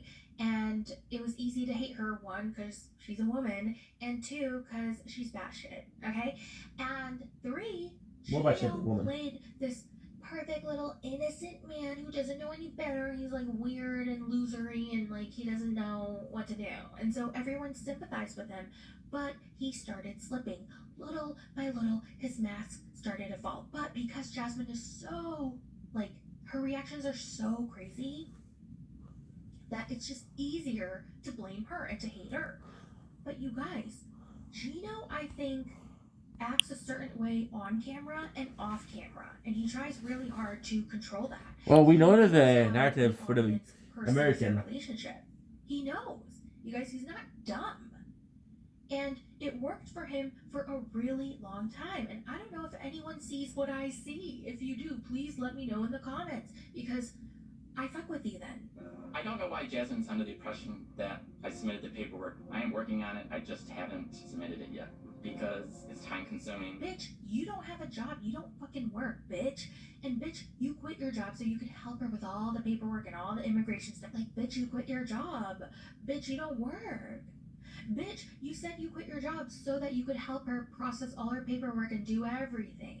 So, bitch, what are you doing? Oh, never mind. He watches porn and plays fantasy football all day. Listen, I don't even want to hear, oh, she has $10,000 worth of butt implants. Oh my god, she left her kids in the first place. I don't fucking care, okay? I don't care. I don't care. Let's talk about this episode, okay? What we're seeing in this episode and the last episode. Let's just focus, all right? There's no reason that he shouldn't have finished the paperwork a long time ago and already have submitted it. Okay, that's ridiculous. There is a reason why he does not want to do it. He knows that she has been waiting and waiting and waiting and waiting for this paperwork to be done. She has talked about how depressed she was, how much she misses her kids, how much she wants her kids. Oh my god, you guys, I don't want to see in the comments. But she's in the beauty pageant and not talking about her kids. I guess she forgot about her kids. Can you not do 2 things at once? Like, can 2 things not be true at once? Can multiple things not be true at once? Hello? Anyway, she's having all these realizations. Okay, it's hitting her. She's not even freaking out, you guys. That's how serious this is. She's not screaming, shouting. She is just so shocked. And she knows. She knows. She knows why he's not doing this, okay? So they walk away from each other. She walks back into the hotel room where Gino is, and she asks him, why did you even bring me here if you're not going to let me be a permanent resident and, like, have my kids back and, like, support me? And he goes back to the, I already did the 80% of the paperwork, Jasmine. I only have 20% left. And why are you denying me from one of my basic rights? Why do you have it? What are you talking about? I'm the one that's been working on all this. I still have 20% That's the left. exact reason why you What haven't don't you applied understand about for that?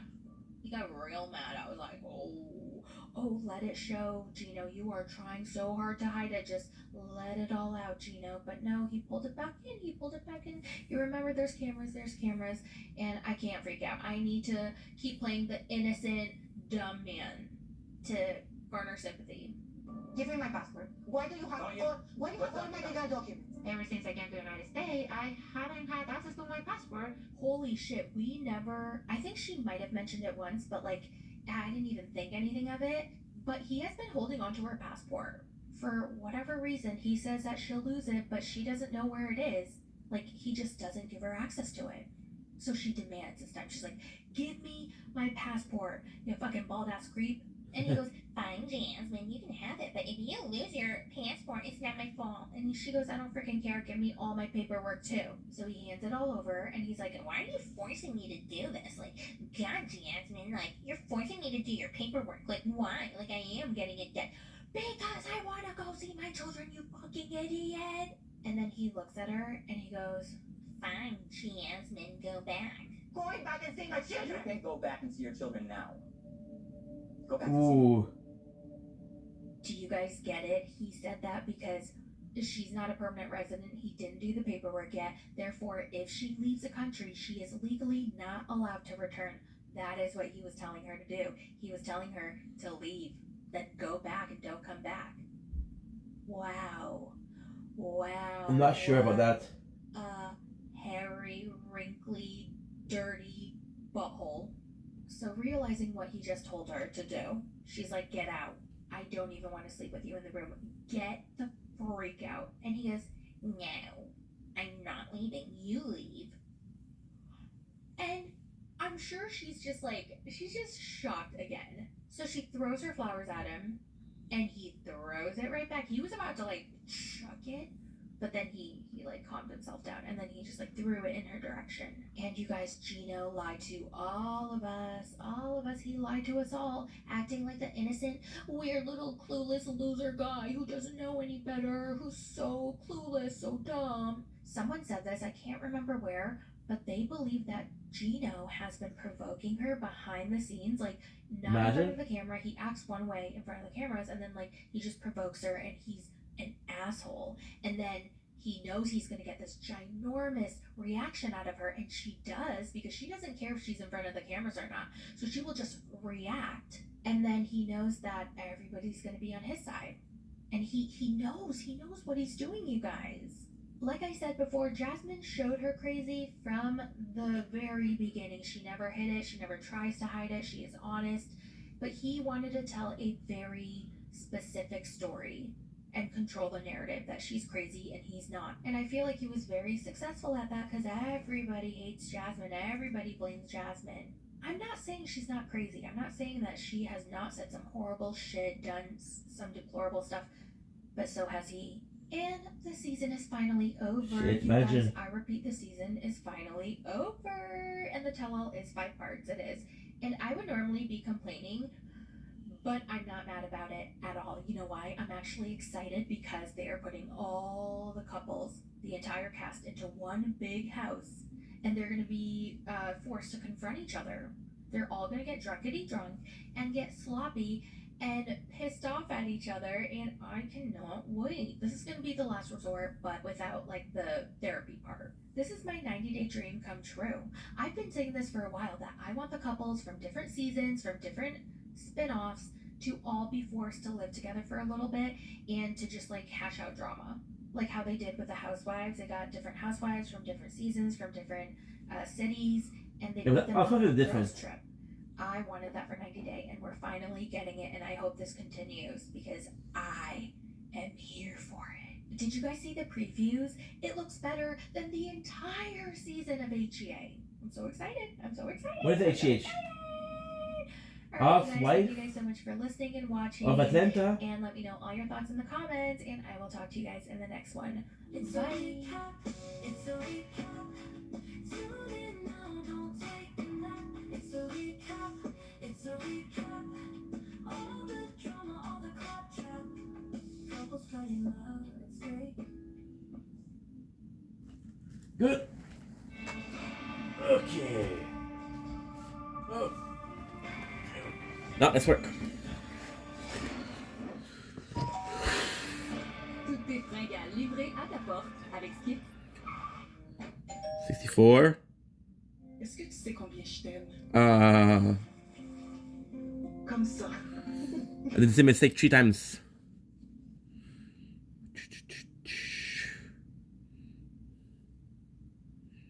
And here's your host for the tell-all recap. Ladies and gentlemen, welcome home. The tell-all is I can't believe I was finally excited to watch an episode of HGH for the first time in, I don't know, 3 months. I was excited. So HGH? What the fuck is HGH? Right into the tell-all, part 1. So they have everybody arrive at the mansion the day before shooting begins. So the first couple to arrive are Patrick and Chad. And they're so cute together. They look happy. They're super excited. I'm a little nervous for the tell-all just because, you know, we're going to have all this time at the studio and then we're going to go back here and, like, it could be a good thing. We get to know each other, but also be a bad thing. It could be a lot of fights. They're in awe of how beautiful and big the mansion is. They give themselves a tour and they pick out the biggest and the bestest room of the entire house. The next couple is Gino and Jasmine, and they look absolutely miserable. I don't feel comfortable about living in the same house with Big Ed, to be honest. Wow. I don't like him. Like, generally don't like him. So they arrive at the mansion, they say hi to Patrick and Thais, and then she finds out that Patrick and Thais already chose their room. And she was like, oh my god, did you pick the biggest room? And they were like, yeah. And she was like, oh, I'm so jealous. She feels like she deserves the best and the biggest room because Why? her marriage is the worst.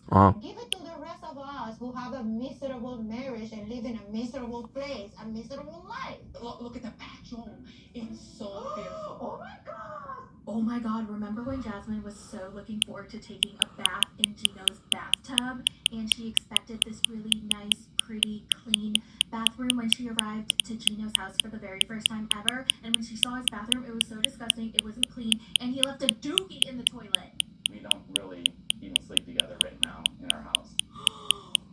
What? She basically tells him, if you're not going to bang me, then we can't sleep in the same bed together. You're either going to sleep on the floor or find a different room. Ooh. Emily and Kobe and Ashley and Miguel arrive at the very same time, so they say hi to each other, and I just thought they would make a really cute friend group. How are you? I know. Mucho grande. Yo también, baby. Yeah, this. Hey, baby, again. Oh my god, I swear to god, Miguel is so funny sometimes. Manuel and I are in a good place right now. Ashley forgot to blend her blush. Oh my. I love the color on her though, but she just needs to blend a little bit more. The mansion is super nice. I'm actually shocked that Chelsea spent this much money to get a place this nice. Like, they cared enough to get a mansion this nice and this big. I thought they were super cheap and they were gonna cheap out and stick them all in a motel, but they spent the money and I feel like the cast deserves it. God. Oh my god. I know. Look at my veins.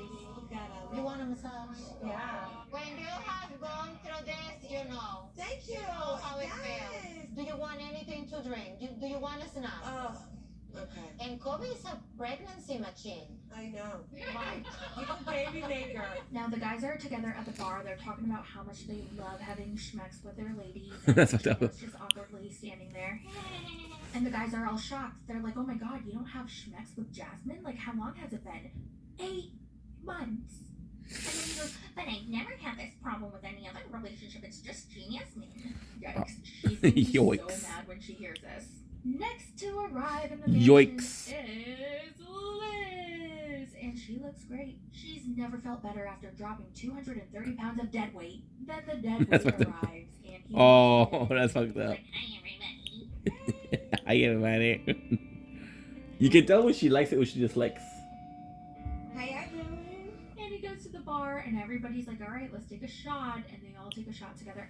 What I'm noticing is the drinks are flowing, honey. I think the producers filled the mansion up with alcohol. Well, no shit. They want them drunk. As much as they want. And get everybody loosey-loosey for the drama. No shit. You okay? You okay? Liz and Ed finally talk, and it's so awkward. The very first thing Ed says is, Liz, well, I did miss you. And she tears up. Oh God, this must be so freaking awkward for her. You can tell she's kind of hurt, and she's trying to be like casual, but then she can't. I don't know. She starts tearing up, and then freaking Ed starts crying. Like, why the hell are you crying? And he's like, I'm sorry, I don't mean to cry, Liz. and Liz is like, bitch, don't you dare cry. Ed's reaction, he crying. Is it crocodile vengeance? What's crocodile tears? How does Patrick not know what crocodile tears are? Also, I don't know who said this. I don't know if it was Patrick or somebody else, but someone definitely clocked Ed and said that he might be crying to gain sympathy so that he can get laid. And I can totally see him doing that because I'm pretty sure he's done that before. Lauren and Alexi enter the house and Liz warns Ed because, you know, they have beef. And oh my God, they are drunkity drunk because Liz accidentally calls Ed baby.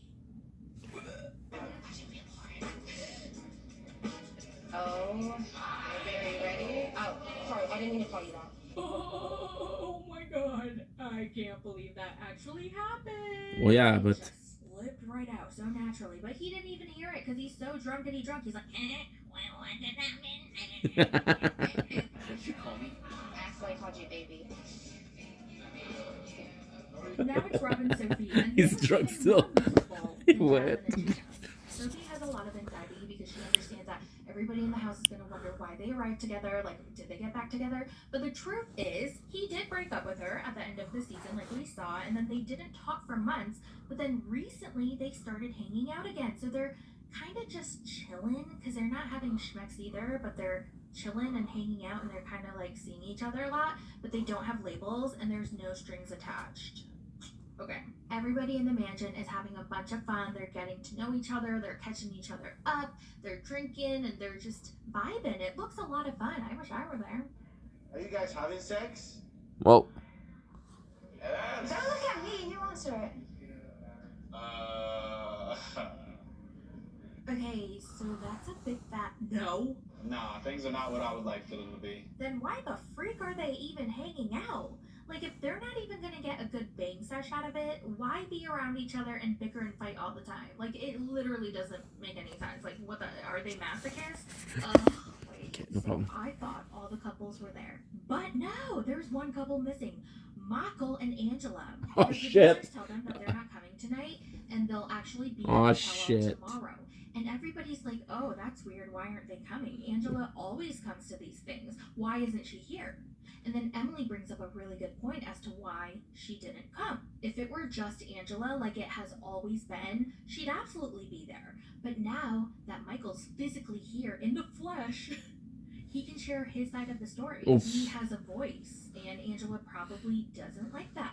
I thought that was an excellent point. So the next morning, everybody arrives at the studio. Apparently, Gino and Jasmine had a huge blowout fight. No problem. No shit. You're always finding these two. Okay, then I'm gonna put the garbage out and I'm gonna be cleaning the house. Montréal en lumière.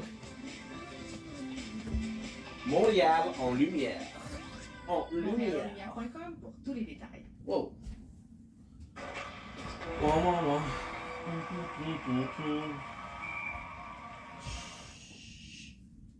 He was super rude to me, yelling at me. He didn't even help me with the bags or anything. Super rude. Bon. You know what? I'm not even surprised anymore. He probably called her a bitch a lot. Everyone's telling me, oh, Gino, be intimate with Jasmine. Why aren't you sleeping with Jasmine? This is why. This is exactly why. There's her attitude and how she treats me like dirt. Yeah, but what did you do to make her yell and be in a bad mood and be a bitch to you? Guess who enters the studio? Michael, mother effing Elizami. Woo! Welcome to America, Michael. Welcome, welcome, welcome, welcome. Oh my god, seeing him physically at the tell-all is kind of incredible. Angela's getting her makeup done. Ed goes in to see his bestie to catch up, and she tells him about how she and Michael have been fighting so much. Yeah. And I'm sick of it, man. I just wish I never brought him here. And Ed says, send him home. Don't wait, Angela. Don't wait. Send him home now. Do it now. Honestly, I feel like Ed only talked to her because he's scared of her and he doesn't want her to chew him out later. He needs allies. Nobody likes him. Oh my god, then he turns right around and says, well, I gotta hear Michael sign up the story. Like, dude, Angela's gonna see this clip and cuss you out. Everyone is so welcoming to Michael, except for Angela. They're like, oh my god, Michael, welcome to America, congratulations. They're all happy for him. So he sits on the couch with the rest of the cast members behind the stage, and as soon as she sees him, she yells at him again and tells him to get out of her effing face. Why don't you tell him why I'm upset? Yeah, Why don't you let you talk? I told them. You told them what? Yeah. How you sleep in the living room? How you have your wife in 2 months? Let's talk about it. You goddamn bitch is somewhere in New Jersey. Is that why you're sleeping in a different room? Honestly, they need security on standby to protect Michael, because Angela will slap a hoe. Michael cheating on me online. Then I got a voice note.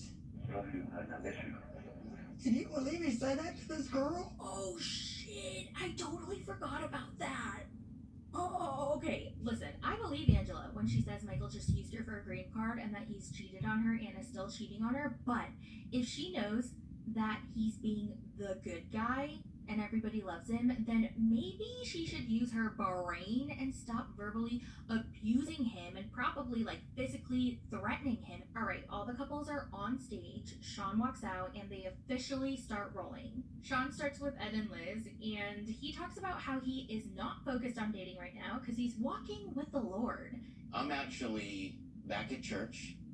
You were on a dating app within 1 month of me leaving. Oh. Then they talk about the actual breakup, and Ed says Liz isn't telling the truth about the taco story with Riley and how the taco was too spicy. He tries to tell his version of the story, and nobody believes him. Like, literally no one believes him. And then Ashley rates him, and oh my god, that was so satisfying. I am so glad Ashley is back.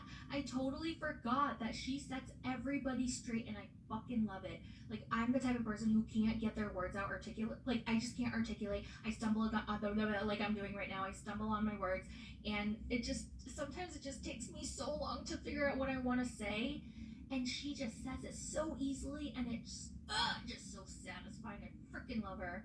All right, so Ed and Liz are fighting in their confessional. Just go back to your trashy friends in San Diego and be a bartender for the rest of your life.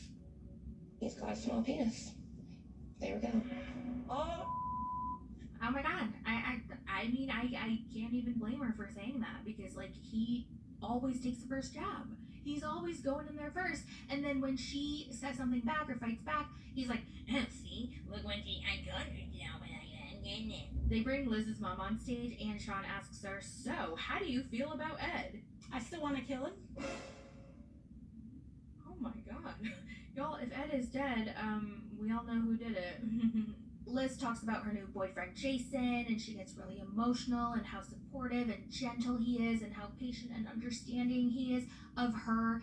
And she was like, oh my god, Jason says, like, I can do whatever I want to get closure with Ed. Like, I deserve that. What kind of guy does that? Like, he's so good to me. So nice.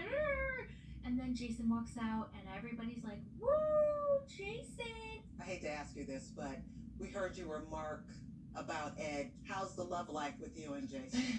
Does Jason have a bigger penis? Tell us, girl. I've never faked it once. Okay, yeah. I don't know. I just thought it was weird with Ed right there, and like they're constantly talking about how short he is and how little he is, and then his wee size. Like, come on, do it behind his back. Don't do it in front of him and on camera for everybody to watch. Next is Gino and Jasmine. Jasmine talks about how she had to rely on Gino to get anywhere, to go anywhere, to do anything because she couldn't drive.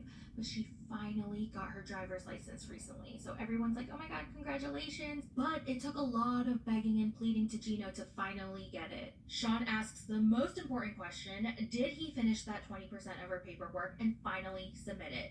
And yes, he did. Surprisingly, he did. Finally, it only took 8 months. So that's huge. I mean, that's something we. Yeah, it's huge. I mean, after. But I don't get any credit for all this work I've done for the K1. I'm not going to continue the green card process if our relationship is falling apart rapidly. Then you shouldn't have brought her over here. He actually admitted to waiting it out because they were fighting a lot, so he was just like waiting to see what happened. And then Lauren and Ashley point out that he brought her here, he made the commitment, he made the decision, he freaking married her. Like, he got married to her. And now he's gonna wait it out to see if she behaves, to see if she deserves the citizenship before. Like, that's gross. That's why it took him so long to process the paperwork, because that's pretty much the last thing he has left that he can hold over her head to control her. Then his cousin Dana and his wife Michelle join the stage, and they side with Jasmine because they have brains. Okay, then we find out they haven't had Schmex for 8 months, and then everybody's like, come on, do it, Gino. Gino, why aren't you banging your wife? Come on, what's wrong with you? Bang your wife, bang your wife. Which I gotta admit, I hate Gino, but it made me feel uncomfortable. I don't think people should pressure someone to have Schmex with their wife or husband or anybody for that matter if they don't want to. But the problem is his wife is telling him, actually she's begging him for some attention and love. She is telling him she doesn't feel desired, doesn't feel loved by him, and he's not doing anything about it when she is so negatively affected by this. He doesn't want to do anything. He just tells her it's her fault, it's her attitude problem. So then she apologizes and tries to change her ways, but then he still doesn't want to address it because he needs more time, and then they fight again, and then it's an issue all over again, and again, and again, and again. He talks about how much I have hurt him with words, and I have apologized so many times to Gino. Hug me, kiss me, not even sex. That's what I said. He said, like, stop forcing me. He actually cared for his wife, and his wife is begging him for some love and attention. Then he needs to address it. Go to marriage counseling. Go to a sex therapist. Do something to show her that you're trying. That you're not trying at all. All you do is deflect and blame her, and that's it. Like, this situation is so bad.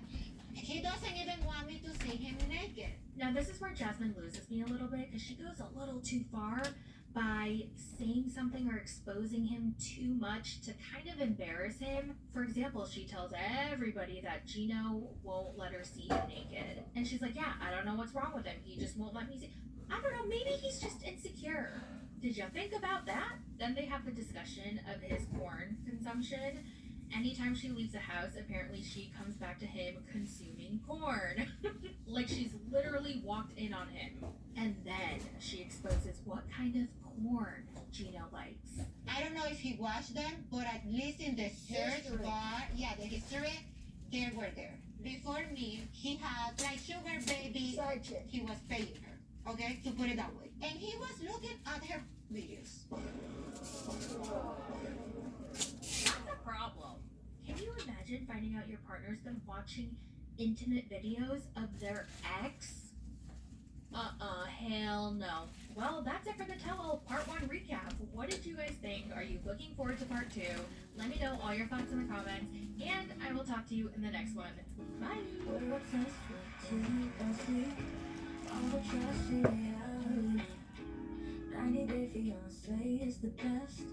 Can't get enough, need no rest.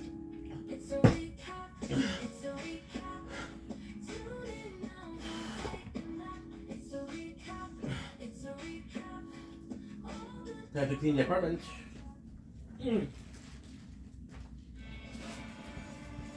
Tous tes fringales livrés à ta porte avec Kit.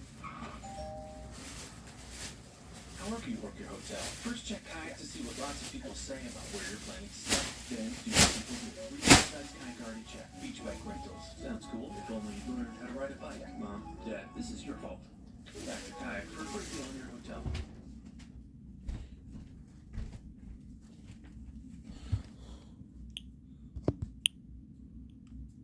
Hey guys, welcome to the recap of the Tell-All Part 2. Now, if you're wondering where you can watch the Tell-All, you're not the only one. Never, I already saw it. HBO Max and Discovery Plus are not going to be posting any of the Tell-All episodes until all... Okay, let's go. Welcome back to another 90 Day Fiancé recap. Let's talk before the 90 Season 7 Episode 6, starting with Tiger Lily and Adnan. It's the day after their huge wedding celebration, and I just have one question. How does she even keep her eyes open with those What kind of soup do you cook? What kind of food do you eat? Whoa. We don't really cook.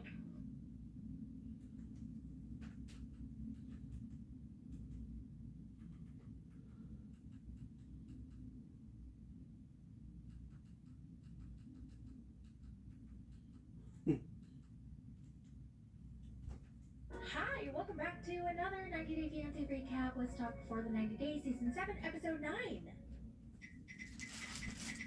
So remember in the last episode, Vanya could not get a hold of Bojo? Well, she finally does.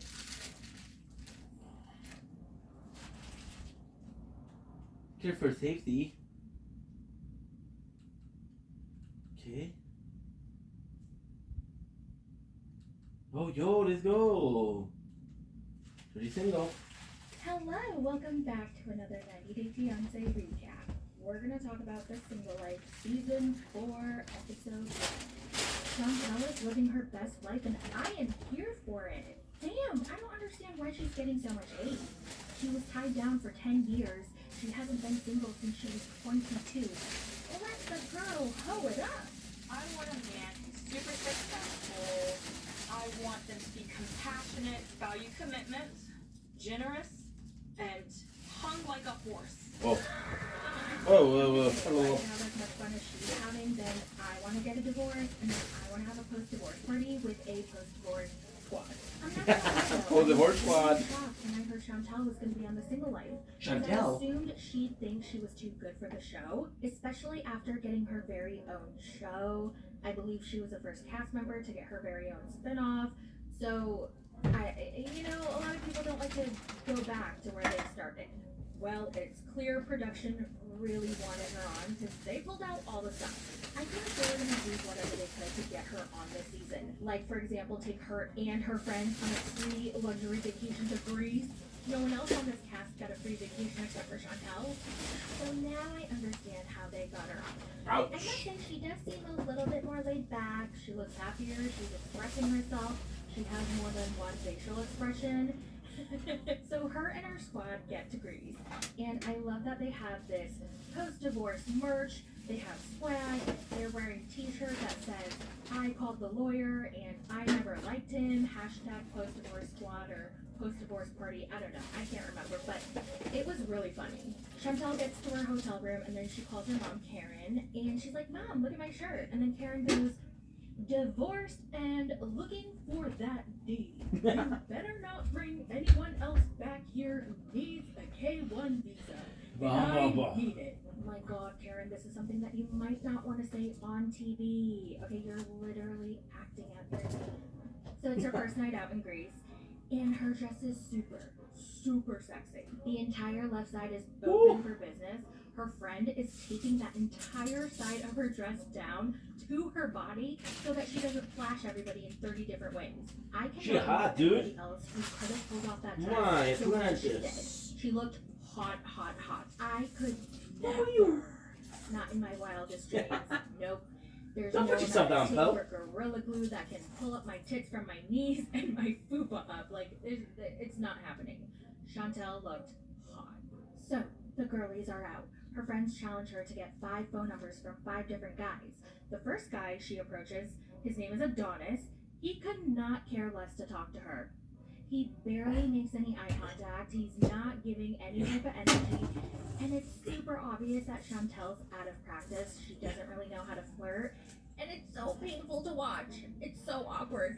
I don't know who was more awkward, Chantel or Tyree. I don't know. But she pulled through and she got his number and moved on to the next guy. Chantel. Adonis. Hi. I'm from Georgia, the United States. Yeah, it's far away. Anyhow, so yeah, me and my friends were just here on a vacation, little girls trip.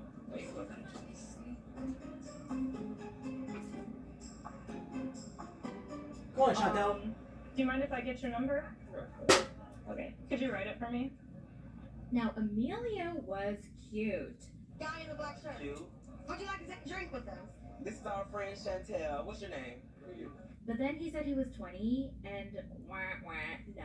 How old are you? 20? 20? No. That's a no from me. Not like it matters what I think, but no. 20 means 19 plus a few months. No. 20 means I graduated from high school 2 years ago. So? It's not for me. And even Chantel was like, oh, that's really, really young. She was super hesitant. But then she was like, oh, why the hell not? When in Greece, am I right? And she was down for the ride, quite literally. He took her on the ride. Don't do it. You crazy? This is the one for you. This is the one for you. You're crazy. Okay, fine. Her friends are the best hype people ever. Yes. But I do think it made Emilio a little nervous, like maybe a little uncomfortable, because they were a lot. When she came back from the bike ride, they were squealing, and all of them were like, do you like her? Are you going to ask her out again? Would you take her for another ride? I also heard from someone that when a guy wants to approach a girl at a bar or wherever they are out in public, if the girl is with like a group of 2 or more girls, it's very intimidating, and the guy doesn't want to do it. Whereas if she were with, well, obviously, no one else, you know, if she were alone, or with just one other girl, he's way more likely to approach her. Yep. So maybe that's what happened here, because he did look a little overwhelmed and a little uncomfortable at times with that divorce squad.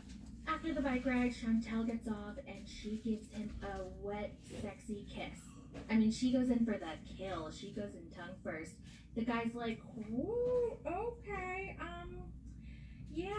I'm gonna wait for your call. And she goes, yeah, you will.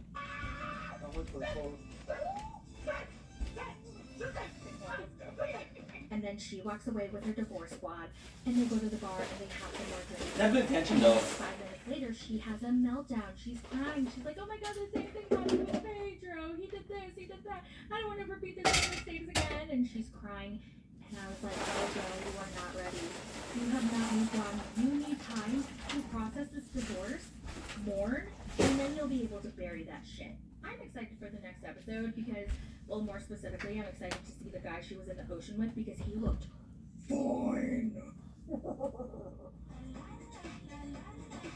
Natalie's back, our single life princess. This is her 4th season.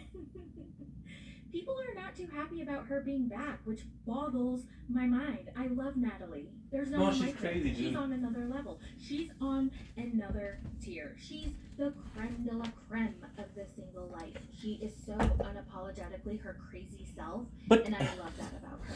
At least she's not like Angela or Ed, you know? Yeah, crazy, but... Literally her energy the whole time. She's like... And I was thinking, oh god, I hope it's not some rando she met on Hinge. But no, it's her mom. Yeah, her mom made it to America. I was Where did she meet the mom, huh? On Hinge? We all know how much Natalie loves her mom and how Babushka. close they are. And we find out that Natalie is taking her mom Babushka. and moving to Los Yanushka. Angeles. Дедушка Мороз.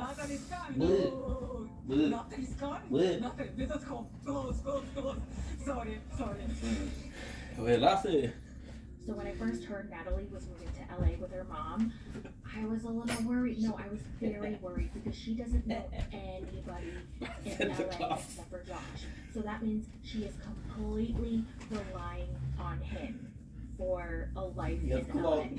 According to her, Josh promised her that he would spend a week with her to help her find an apartment, to help her settle in, and to hook her up with a job. She is completely trusting Josh to help her settle in. So as soon as Natalie and her mom land in LAX, she gets a text from Josh saying, oops, sorry, can't pick you up. Rob the knob. Straight one. That's pretty shitty. I felt super bad for Natalie because her mom was with her, and now they don't have a ride from the airport to the hotel they're going at. Also, Natalie's mom was not impressed because Michael would never. He would have been there early with flowers for each person. Now, since Natalie doesn't have a place yet, because remember Josh is supposed to help her find an apartment that week, she books a few nights at like a small Motel 6 looking place. Her mom's like, ooh, do we have to stay here? And she's like, yeah, this is all I can afford. And she's like, you're paying for this, or is Josh paying for this? And Natalie goes, I'm paying for this. And now she really misses Michael even more now, because Michael would take care of everything. Michael would have found a nicer hotel and would have taken care of the bill. So whoever this Josh is sucks. I meant in Lou. That night, Natalie and Josh have a date. He's gonna pick her up. Tonight, Josh finally come into our hotel to pick me up for our first LA date. So she's super excited. She's doing her hair, she's doing her makeup. Ooh. And then he finally comes to pick her up. Sans flowers, by the way. And she's so freaking happy. This girl, I mean, I have never seen this girl look at Michael the way she looks at Josh. She is completely digmatized. He takes her roller skating, and oh my god, I never heard a bitch scream so much trying to roller skate. Girl, you have 4 freaking wheels on each foot. You're gonna be fine. She said that ice skating is better for her. How? Okay, with ice skating, you have one thin blade on each shoe, and then you're on ice on top of that. Roller skating seems 9. much easier to me, so I don't know what the hell she's talking about. Regarding Josh, I don't know what his intentions are. Well, actually, no, I feel like I know his intentions. I feel like he's just writing this out. He's having fun. He's gonna do whatever's convenient for him. I definitely don't think he cares that much about Natalie. Like, he only cares as long as it's convenient to him. And I just feel like she's been so clear as to what she wants from him, and that's not what he wants. After they skate, they sit down, and then she pulls out her day planner to make sure Josh spends enough time with her. Because remember, he promised her a week. So she's like, all right, Josh, let's plan. And he says, okay, tomorrow we're going to look at apartments, and then maybe some sexy time. Wink, wink. And she goes, oh, okay, maybe. Like, she's so excited. Girl, calm down. Sexy time. What? What? Discuss with it. I love it. And then she goes, what about the day after? And he goes, oh, well, I gotta go to Ohio for 2 weeks. And she's like, what, motherfucker? And then I go to Columbus, Ohio. What?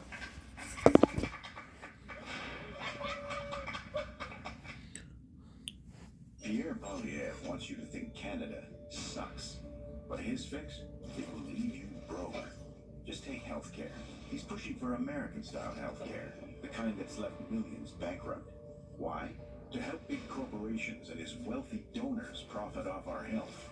You'll pay more out of pocket, and prescriptions like insulin and contraception will skyrocket. And if you get sick, good luck. Making you broke. That's Polyev. But it's just not Canada.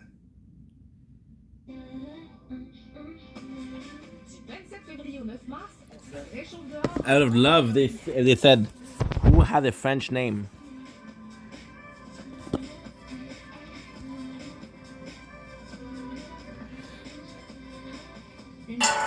Never knew you had such a hobby. It's nothing. Why do you ask?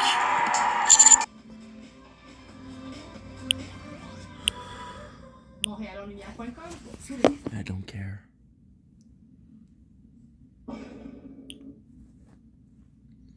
So am I gonna be 1 week with me? I just got here, and you promised to spend a week with me to help me get a job and an apartment.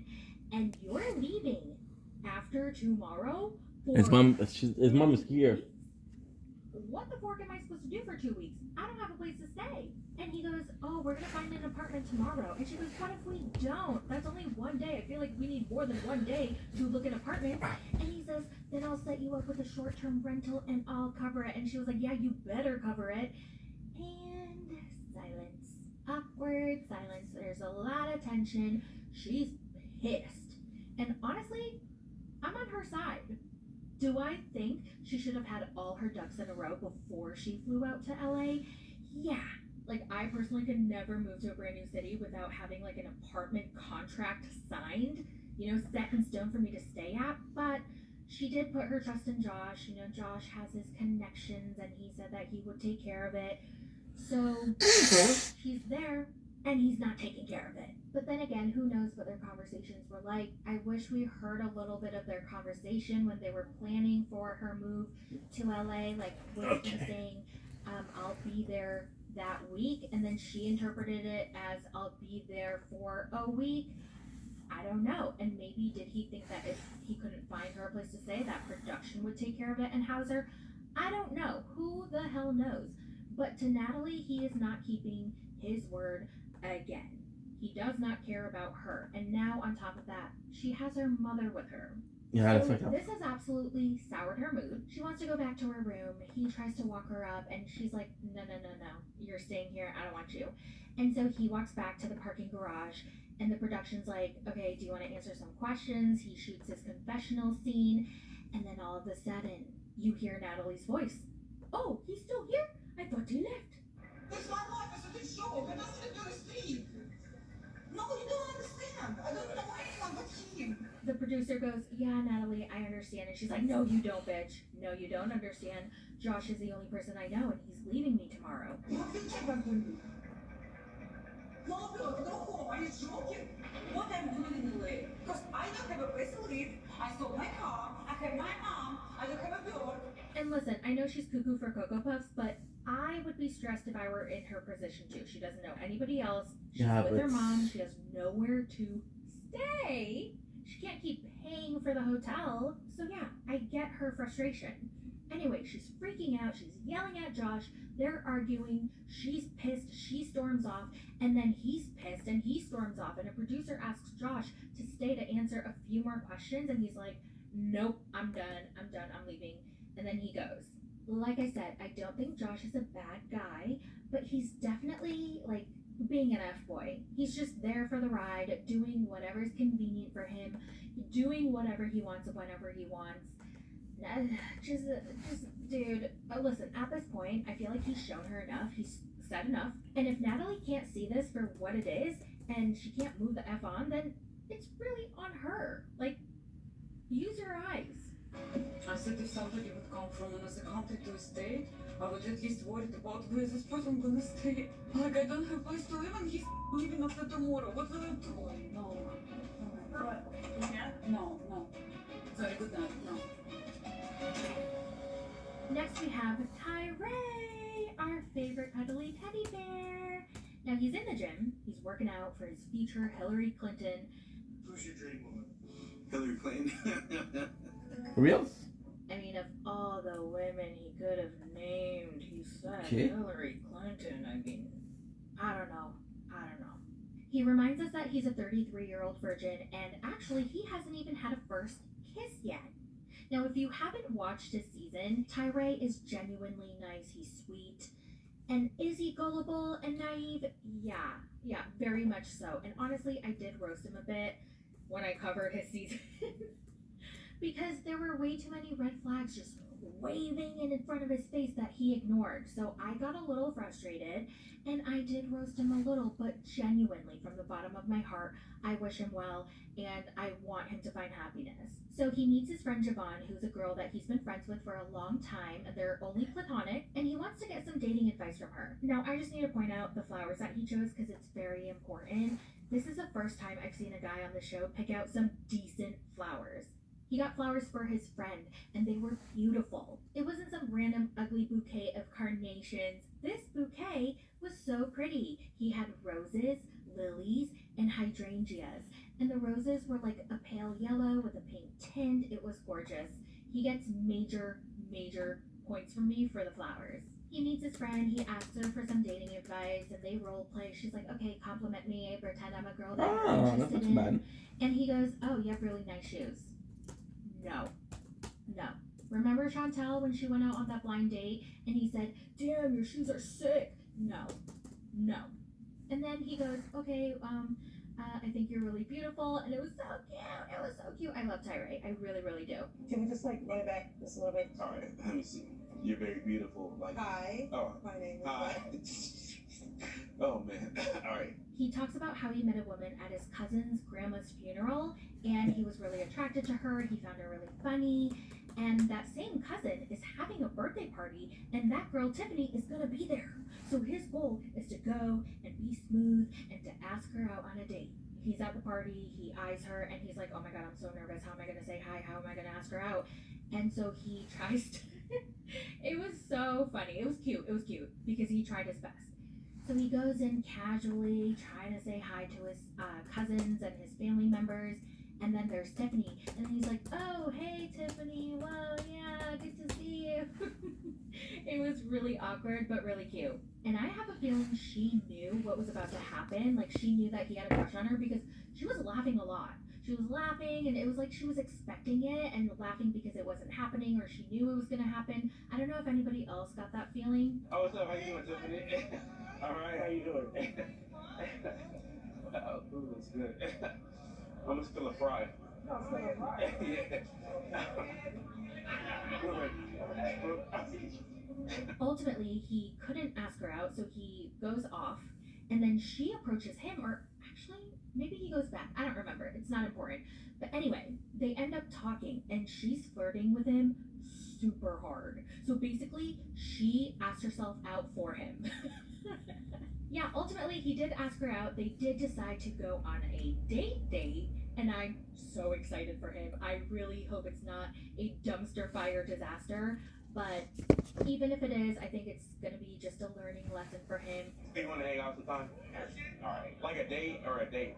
A date. Or just like a hangout? A date. All right. I absolutely loved how in her confessional she was talking about how she loves big guys because they're so cuddly, they're so nice to hug, and they love to eat. Because girl, I feel the same way. I cannot be with a guy who's a picky eater, who can't eat, who eats a little bit. Like, I need a guy who can feast. I'm thinking because she knows he's been single, he hasn't had a real girlfriend or a relationship, that she's going to be super patient with him and just kind of teach him a thing or two.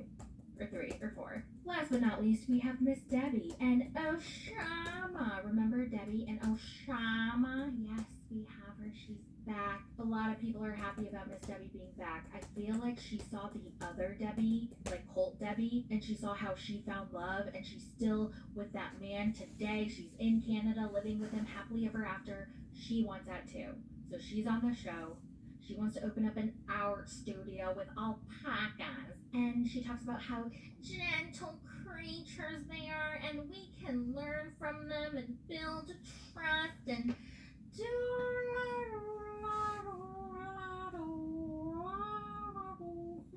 Oh, Shama missed out big time. Look at me with my alpacas and my art. We see her painting that we saw in and she changed it up a little. She made Osama dead. She made him into a skeleton, and I gotta say, they are both talented. Even though Shama, his art style is very dark. I like both of them as artists, I will say. She's been back in Georgia for about 6 months since she broke up with Oshama in Morocco, and she's ready to find love again. Now, Oshama is blowing up her phone, like real bad. She shows the call logs, and he's been calling her non-stop. He's blowing up my phone since I left Morocco. Then he keeps telling me to answer your phone and come on. And it's like, look at all the missed calls, everything, because I wouldn't answer the phone. Call after call after call after call, texting her, pick up the phone, Gibby, you're acting like an immature child, pick up the phone, we need to talk. And oh my god, it's like non-stop, it was scary. Like, I think he's trying to suck me back in, and I just don't know why. Like, what is he doing calling her? So one night, she goes out to a dance club with her friends, and she finds a dance partner named Gabriel, but he's not really paying attention to her. And right after the dance ends, his eyes start to wander, and she doesn't want another wandering eye, if you know what I mean. He's not really paying attention to her, he doesn't try to get to know her, he immediately goes to another woman, so that's a no.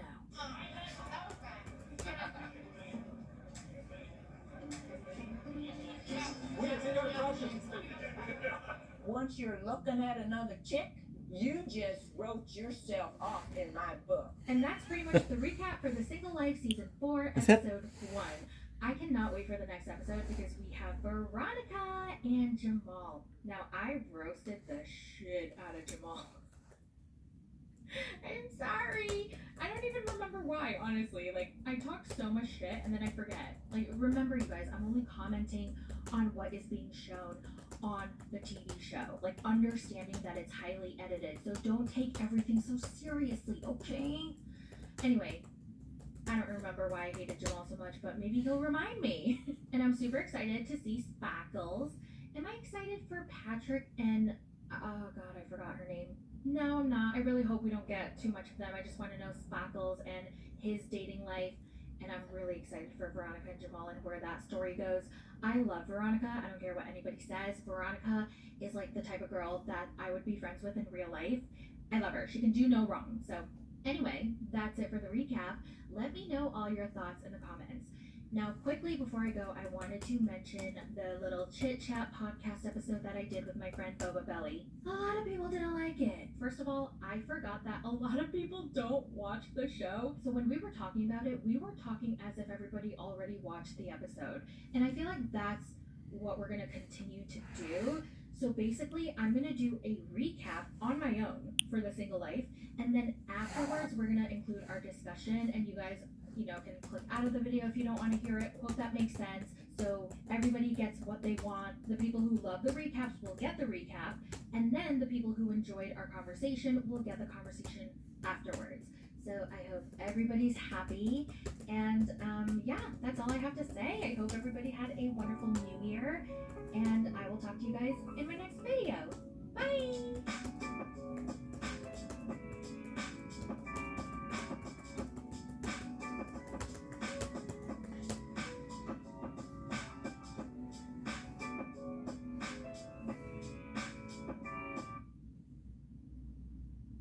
In Siggy's yogurt, every simple ingredient has a purpose. It's made with 3 times more milk, with 3 times more protein than the vegan yogurt. Made with real fruit. Because at Siggy's, simple is better.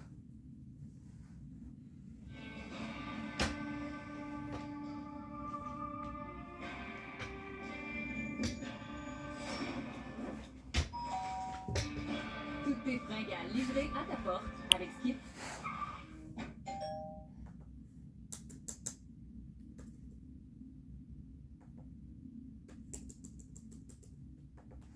Hi, welcome back to another 90 Day Fiancé recap. Let's Talk Happily Ever After, Season 8, Episode 9. Pretty good episode. There's a lot of things I want to talk about. Let's start with Emily and Kobe. Now, it's the tradition for the groom's parents to visit the bride's parents for the first time before the wedding, and the bride's parents are supposed to prepare a list of things that they require or want before the groom can marry the bride. So they get a bunch of ingredients for a Cameroonian dish that Emily's going to prepare for the family, and she's nervous because she has to cook with ingredients that she's never had to cook before. I know I'm a good cook, but I don't know the first thing about preparing their traditional dishes. If you're anything like me, deciding what to eat every single day is a chore. The grocery shopping, the cooking, the cleaning, I hate it all. And that's why I love Factor. They're fresh, never frozen, dietitian approved meals that are ready to eat in just 2 minutes. My summer schedule is about to be super busy, so I rely on these meals as my go-to lunch and dinner, especially on days when I just don't have the time or the energy to think about what I'm gonna eat. And I feel great knowing that my fridge is gonna be stocked up on delicious and nutritious meals. Also, if you're a snacker like me, do not worry, because they have a bunch of smoothies, juices, and little bite-sized snack options too. Head to Factor75.com or click the link below and use code MYTHOUGHT50 to get 50% off your first Factor box and 20% off your next month of orders.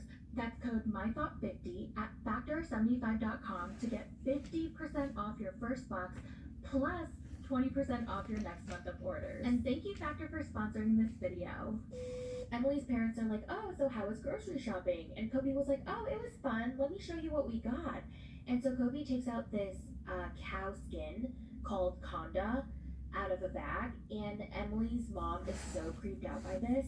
She's like, oh my god, ew, this is like stuff we give to our dog. Why would you say that? I just find it so funny that people will eat other parts of the cow, but when it comes to a part that they're not familiar with, they freak the fork out. Like, you don't need to freak out, okay? You eat this and this and this parts of the cow, and other people might eat this and this and this and that. It's not a big deal. I am so over this. Oh my god, how can you eat that? I don't like it. Well, this is like what we give our dogs. I'm just saying, like, they like to chew on it, you know? Like, After Emily's cooking class, the entire family, they're outside hanging out, and then Kobe and Emily's dad go over the dowry list. The tradition is the bride's family asks the groom's family a bunch of things that they want in exchange for giving them their daughter. So David reads off the list, and Kobe's really happy that Emily's dad did the homework. He understood the assignment. But then they need to come up with the bride price, and Emily's mom, again, is not happy with this. Well, I don't like it. And Kobe goes, it's just a part of our tradition. We've been doing it for thousands of years. And honestly, it's a way for us It doesn't have to be thank you for shit. raising your daughter. It can be super small. I don't like it. It feels like we're selling Emily to you. And he goes, well, don't think about it that way. We're just honoring a tradition. And Emily's like, come on, Mom, we're just doing a tradition. And even her dad, he has no problem with it. Yeah, her dad seems chill as fuck. As a form of appreciation for all the suffering they probably went through raising Emily.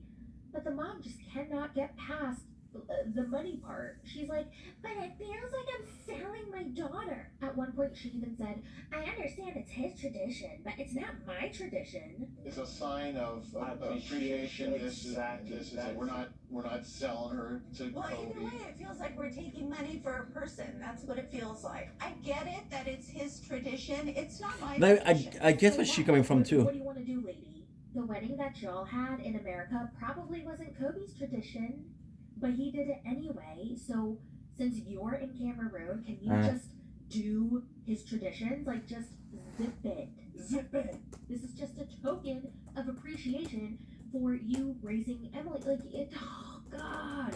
You know, back in the day, a long time ago, when the father walked the bride down the aisle, it was a sign of him giving his daughter away, like property, to the new owner. Okay, so are you gonna say, like, the father shouldn't walk the bride anymore? Oh, she just irked me so much. Let's move on to Rob and Sophie, and wow, do I have a lot of thoughts. So they finally go to therapy. Sophie talks about her trust issues with Rob and how she subconsciously resents him for online cheating on her. And Rob's like, there she goes again, bringing up the online cheating again. It's typical that Sophie would bring up the online cheating. And it's like, I can't say nothing because her feelings are valid and mine are invalid. Ugh, cry me an effing river, Rob. She also says that's the reason why she doesn't want to have schmex with him, because she saw the girls that he had videos of, and they're all muscular fitness and bodybuilders. And I don't know what it is about muscular and bodybuilder that offended him so Ooh, chapter 5. We got the skin. We got skin for the sword. Oh my god, yes. Yes. For the sword, we got the sheep skin, which is actually my favorite skin. That sounds so crazy. You make me look so wild. It's not crazy. It's like fit, muscular. Fitness chicks is one thing. Bodybuilder women, there's a Rob, and why? category of men that like to bodybuilder women, and now that's who I am. Rob, what? And Sophie was like, I'm not trying to make a dig at you. I'm just saying that's what they looked like. And he was like, no. And as they're arguing back and forth, the therapist is trying to get a word in. And she's like, okay, Rob, I'm going to need you to hold that thought. Can I talk? Like, she can't get a word in. Rob keeps mentioning that he doesn't want to be stereotyped as a weird guy who has a bodybuilder kink. Again, Yeah, but it's I not don't know weird, where that dude. comes from. Is that a thing? Because I've never heard of that. Kind of. The therapist does a good job validating Rob's feelings because he's a little bitch and he needs to be validated. Just kidding. I'm just kidding. I just don't like Rob. So basically, what's going on? Validates Rob's It's gonna be weird what I'm gonna say, Rob probably just but doesn't want to feel shamed because there's a lot of judgment around schmex. so And I think low key, high key, when you have a chick that's bodybuilding, right? She's a bit more masculine, so it's like having a bro. But it's the best situation because it's like having a bro with whom you can be physical with. But at the same time, she's sweet. She's a woman. So it's like a bro you get to fuck. And it's not gay. Understand? That's his type. And he also says, also, I watch very normal porn. Okay. First of all, what is normal? Because to me, Yeah, normal that is was something normal. romantic, sensual, Nah. and missionary. No, that's To not it. him, normal could mean who knows. I would love to see his internet browsing history, but do I?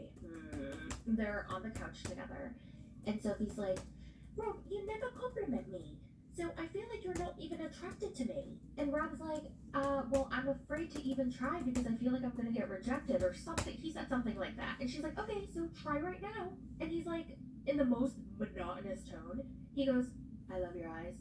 I love your lips. I love your body. But then he starts to get into it a little bit more and gives it a little oomph. It's like, this is mine. I love it. And Sophie's like, oh, okay. Was that difficult for you? And he's like, yeah, it actually was. And I believe him.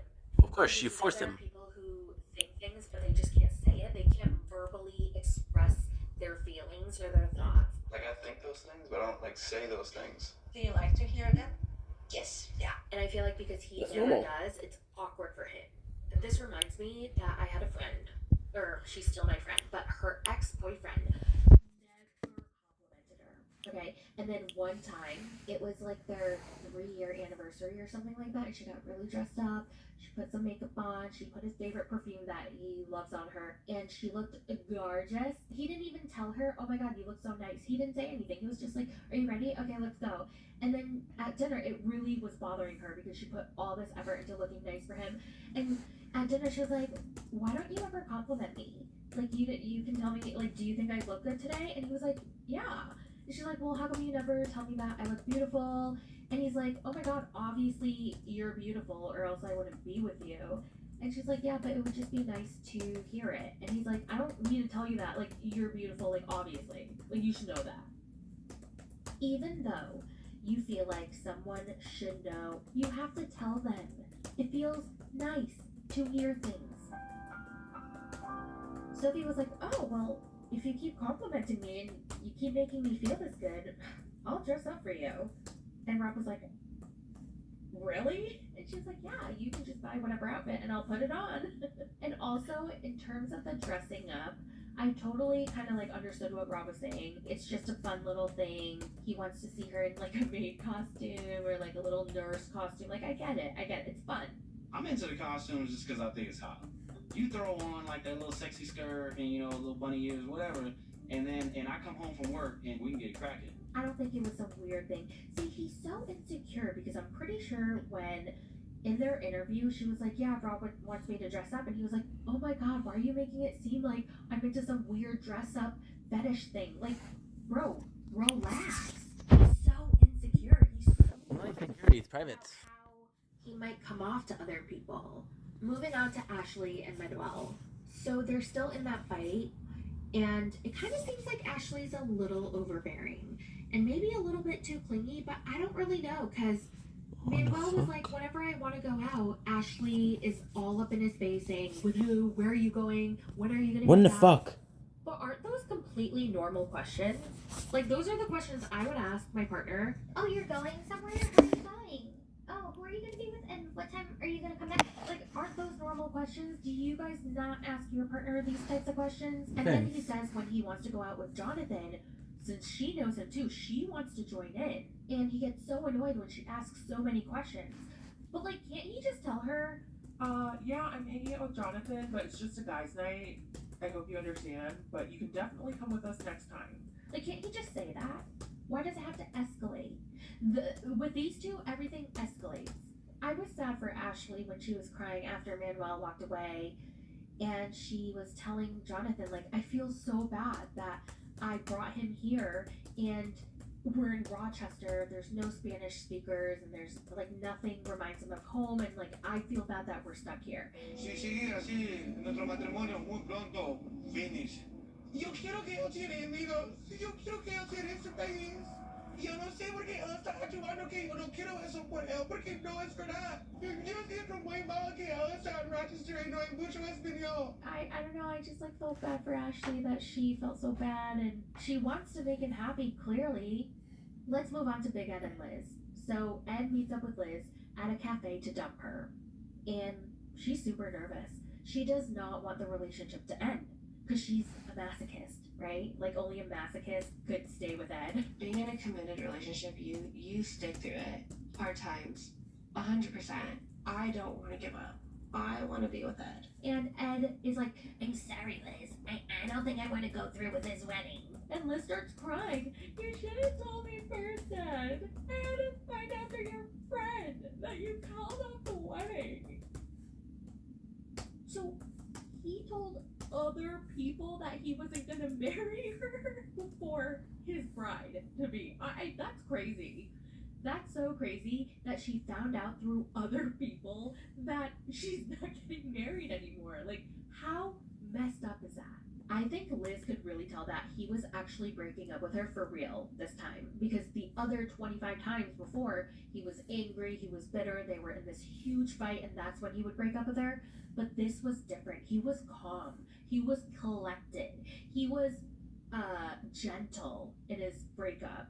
He obviously had a lot of time to think about this, and he's like, Liz, I just want to be single. And she starts sobbing. You're gonna find someone else, Ed, and then you're just gonna be the best version of yourself, and it's not gonna be with me. And don't worry, Liz. I'll always be an asshole. I don't know if he was trying to be funny or not, but hey, at least he's self-aware. Liz doesn't think it's fair that she stuck with him through thick and thin, through so much crap. And when he finally becomes this amazing guy who's going to be the best husband ever, Liz is not going to benefit from the thing that she spent so much time and energy on. And I'm losing that. I helped create that. I'm stuck with you through everything. The sunk cost fallacy is so real. I can't even blame her, because I think a lot of people feel that way. That's why a lot of people stay in relationships that they should not be in, because they've already spent so much time and effort, energy and effort into it. Like, why break up now? And have you ever noticed that a lot of men in heterosexual relationships stay in a really long relationship with one girl, but he's not ready for marriage, so they just keep dating and dating and dating until one day the girl is fed up with it, they break up, he finds another girl, and he marries her. I've seen that happen so many times. And I heard the saying where, like, it's really not about the girl, it's about the right timing. When it comes That's not true. No. He can date the most perfect, No. He's afraid of losing the new one, so he's gonna marry because he's afraid of losing. He's not ready, and he will not get married. But then the next one, if he's ready, he's ready. Like, he will marry her. And maybe the previous girlfriend was a better match for him, but it doesn't matter because he wasn't ready then, and he's ready now. So he's gonna marry the girl that he's with when he's ready. So I guess it's all about the timing with men. Okay, so Ed is crying, Liz is crying, they're both crying, and Ed admits that he's fallen out of love with Liz. Oh, that's gotta burn. That's rough. That's a very hard thing to hear. Ed goes, I want to give you time to get your things together and find your own place, and I just want to be cordial with you and Riley. I don't want to be with anybody else. Liz, you're so young. You have your whole life ahead of you. You're going to be fine. I don't want it. I want us to be together. I don't want to be anybody else. I got 122 episodes to Et fit. vous avez besoin d'un partenaire en mobilité qui est à l'écoute, qui s'adapte et qui offre des solutions d'affaires personnalisées. Parce que les façons de faire évoluent constamment et nous évoluons avec vous. Enterprise, pour les vies en mouvement.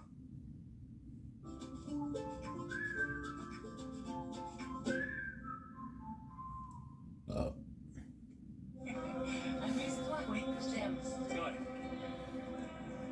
Regarde-moi, concentre-toi, ok? C'est le moment dont t'as rêvé depuis que t'es petite. Tu peux le faire. Vas-y. Don't blink, if you blink. Welcome to the show. You're doing well, so having a wonderful day on the 7th March 2025. We're still working. I haven't filmed in a couple of days. We'll be filming right now. It was a good day. We did the cleanup. This is why the garbage bag is there. We're taking notes on Vikings. We're watching My Thoughts. I have two of the whatchamacallit? Two of the picture of the tower, right? And now I'm going to show you outside. So it's going pretty well. Absolutely going pretty well. It's a lot of work, and it's not the most passionate work, but really talk about it. But I actually do miss It's a shame, man. It's a shame. A bit earlier on, Like, there if was he no hadn't done crowd. it, Then I Liz don't would have know just if I'm right stayed once and again. stayed and stayed I and stayed did and miss stayed forever typing. and Oh, ever, you can no see, you can matter see if you how look miserable carefully. she was. So thank you, Ed, for You see your this service. snow. Let's move on to Jasmine and That's Chino. pretty I'm hard. gonna keep it short That's because pretty good. does anybody I did give a miss single typing. I didn't miss the fork behind the scenes. about this We're gonna make a adult video about beauty that. pageant How thing? Because I don't. what I was I'm so bored. thinking I was is like, beneficial oh for my my god, mental why health is right this now. a storyline? Like, And I it's literally actually don't quite care. simple. But I Quite will say benefit there from was a nice good news. moment when she met all the Pretty other much ladies 90% joining in on the pageant, and they were so supportive of her. Like, I love when girlies support girlies. Jasmine opened up about her alopecia and how it's ruined her self-confidence. And one of the women, she was wearing this hot pink outfit, gorgeous. She was hyping her up.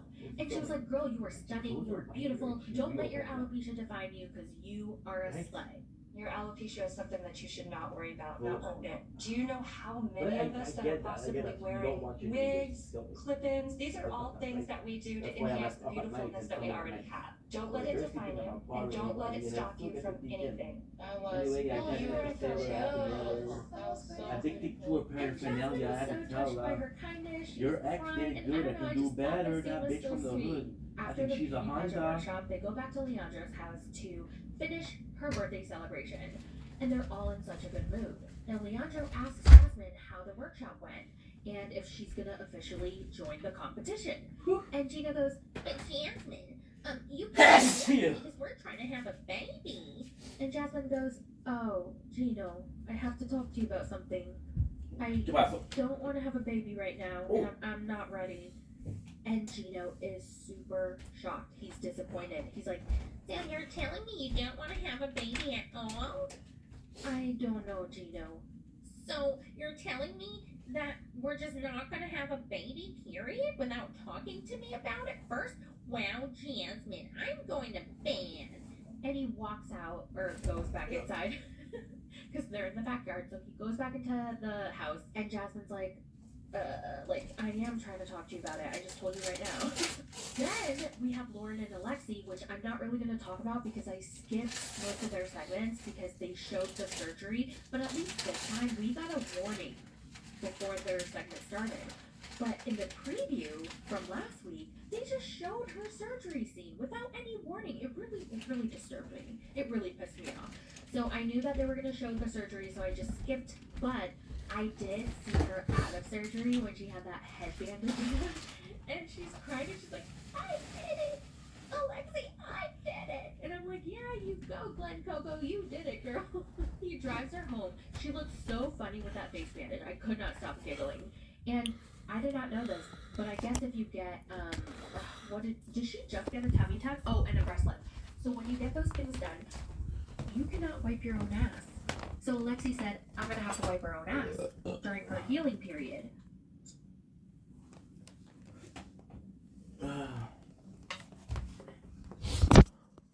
From the wood.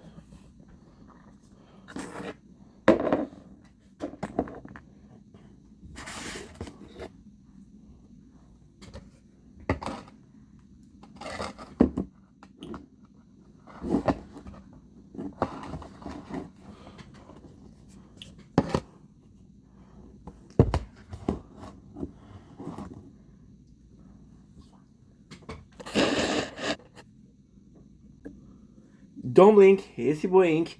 Welcome to the show. This is doing well, having a wonderful day on this 7 March 2025. Today we're making a long ass video, so please think about taking a drink, taking a snap. We're gonna have some fun together.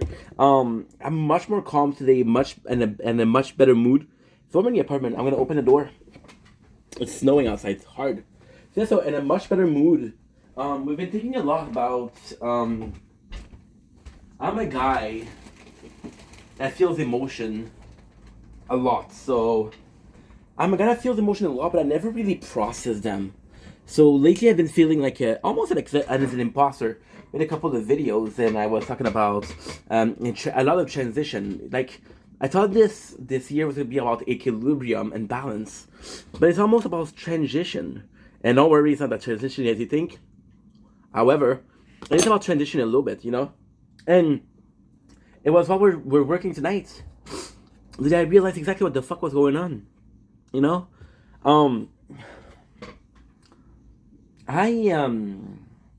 This is a weird video, okay, admittedly. I went out to get my water and I forgot about my water.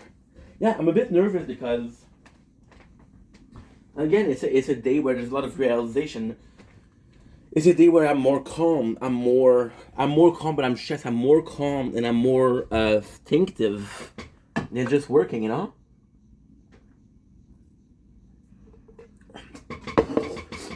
The thing that really helped me was a comment that I had today. Somebody, Rhea, RHEA. She came in and she said, you have to start by forgiving yourself before others can forgive you. And it was such a perfect thing because it haunted me. It was a comment that I read, and by the way, I'm reading your comments. I'm not answering them because I don't want to film. As simple as that. So when I'm going to be better and willing to film or ready to film, I'll answer everybody. As we do. Don't worry. So I read it as I was going to sleep. And it really marked me. See, I was mad at my father or disappointed or annoyed. Or sad. I don't know. I don't really know the emotion. I know I was negative emotion at the very least. I was mad at my father for not forgiving me after 12 years of doing what I was doing, right? Sorry about this, where I play the tower. There's a tournament right now, so that's why we're filming too.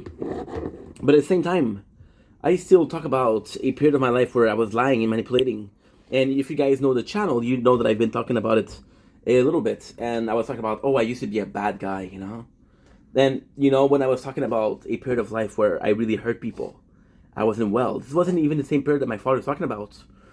But that was at least 10 years ago.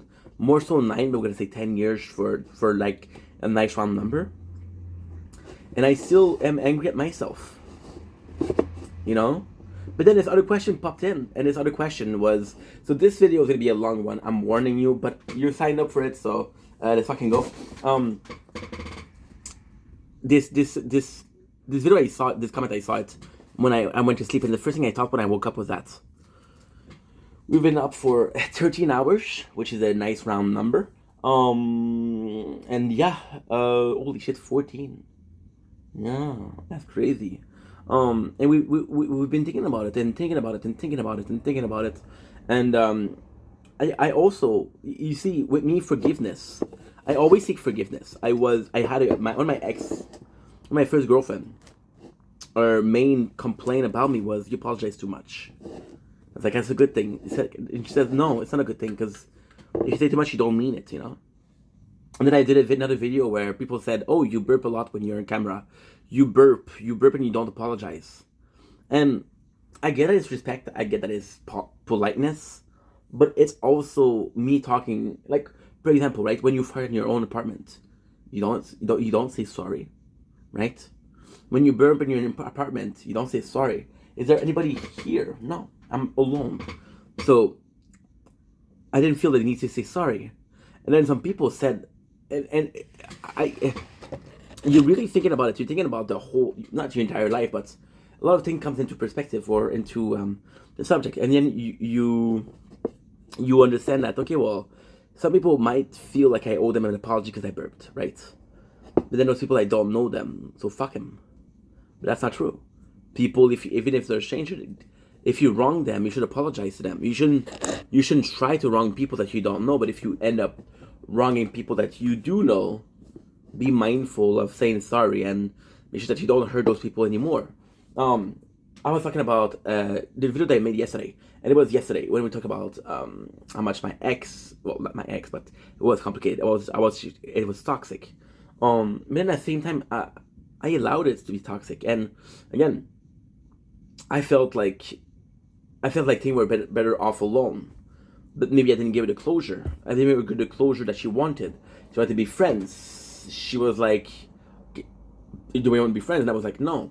And I didn't give her a reason for why I didn't want to be friends. So, again, it's not necessarily a situation where I owe her an apology, but you do owe somebody something, you know? And my father for the 12 years, if he's still mad, that's his choice. I cannot control him. I cannot dictate what he's always feeling. Of course, it's going to be hard because when I'm going to see him, I'm going to question if the moments that we're spending together are honest and genuine, right? But, this comment from Rhea, you have to forgive yourself for thinking that people are going to forgive you. And that was amazing because I'm still, and the worst thing is I talked about this in the first video.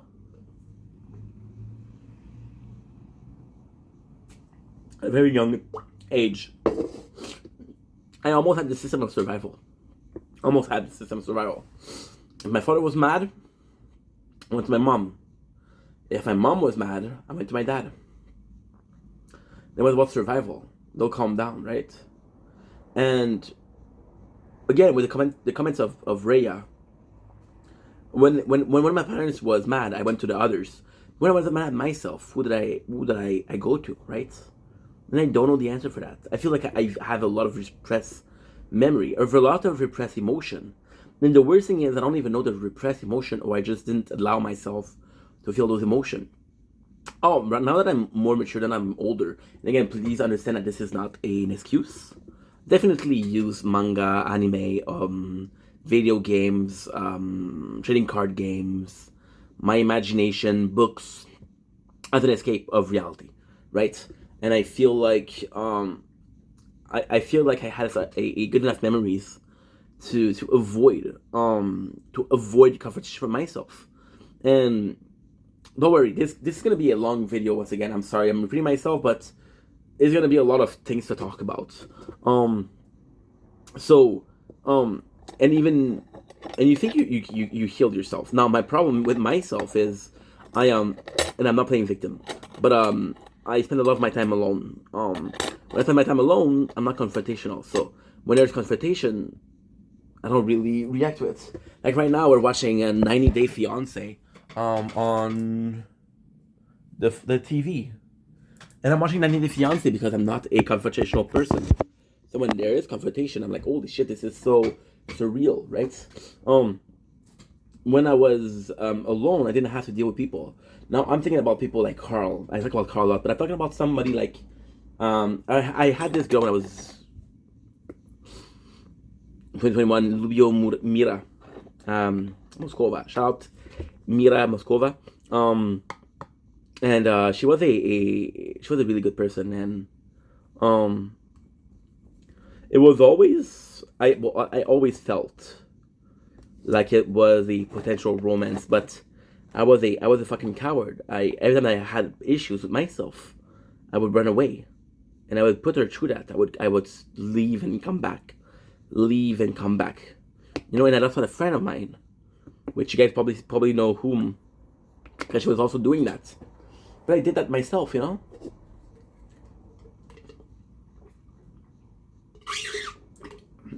But to go back to myself, I love those escape of the problem I was facing. For example, something bothered me. Okay, well, I'm gonna think about Naruto. Something bothered me. Okay, well, I'm gonna think about Yu-Gi-Oh. You know, and it's funny because with ADHD, you have such an easy way to distract yourself. ADHD as when you grow up, and I'm not using this as an excuse, but ADHD as you grow up, you learn to master it. You learn to live with it, right? So you know that your brain's gonna go A, B, C, D, E, F, G, right? And it's nuts because if A is a bad place, I don't have to focus on B. I have all these other places to go. I just know that I have to avoid A, right? So I had even more excuses to just run away, right, from your own problem. And then you see, even at my last job, and my last job wasn't years ago. It was a year ago, the 29th of March, where the 7th of March. It'll be a year soon. And my ex job, no, my last job, sorry, I'm French. It was a lot of that too. See, I always talked about how, so I thought I was talking about my bully, right? And the bully was also something that I avoid. And we're talking about content creation because I'm also talking about why I stopped making, when I'm not making video right now. I don't know if I'm gonna be, I don't think I'm gonna stop. But I'm not gonna come back before this weekend, possibly Monday. I'm going to my mom's on the 11th. Possibly when I come back from my mom, I'll make content, right? But the problem with that was, my bully, he was trying to push me, so I would react to him. I would get mad at him, right? And or even then, I would force myself to avoid confrontation, and I would become so afraid of him, in his mind, that I would work harder. But with me, when there's a situation, I shut down. For example, at my father's house, when I left, and I told you guys the story, the situation was toxic, so what I did was I stayed in my room. They wanted to be toxic, they could be toxic on their own. In my room, I couldn't do shit.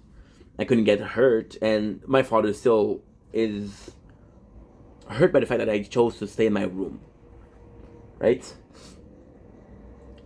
Which is the reason why he's still mad after 12 years. Because instead of fighting, instead of pushing myself to solve situation, I would hide in my room. What he doesn't understand is that's preservation. It's not confrontation, it's preservation, right? It's like, I don't know. I'm always obsessed with this food concept. But it's like, it's a complicated question. You have food that you like. I have food that I like, right? And all I have to do is eat that same food over and over and over and over and over and over again. I'll be fine, right? But if I go out every single week, there's going to be a special, right? Then there's going to be a week that was special I'm not interested in. The feeling of preservation was, why go out and fight with people when all I have to do is stay inside and eat what I want to eat, right? That's emotions. Why go out of my room and fight with people every single day when all I have to do is stay in my room? I'm not going to fight, right? I'm not going to fight. My stepmom was talking about leaving my father because the situation was so bad. I was in my room. What am I supposed to do? What can I possibly do to you guys? And it's crazy because the irony of it. One of my cousins, I'm not gonna say his name because I think he's a good guy. I just think he needs some guidance. Some guidance, some purpose. He's older than me, 8 months. And he still lives at his parents' house. He's 23 years old. And there's nothing wrong with that. But he doesn't go out of his house, of his room. And my father went to my uncle, I want to say 3 weeks ago. And he said, oh, your cousin was there. I said, oh, nice. How is he doing? Because we were close, right? We're the closest in age in all the family. So I have 3, 2, 1, 3. I have 10 cousins. No, we have 11 cousins. Yeah, Cassie, Kevin. I have 11 cousins. And in age, I'm the closest to this cousin in particular. And I have my father, how is he doing, you know? My father said, I don't know, he didn't come out of his room. But then at the end, you see, I would say at least hi, but it's not because your roommate has visits that you're supposed to see them, right? Now I said that to my father. My father said, yeah, but I'm his godfather. I said, yeah, but when last time you called him? When's the last time did you ask how he's doing? When was the last time that you called him, right? You're a stranger to this guy, right? And again, I'm not trying to be a dick, but it was the truth. So,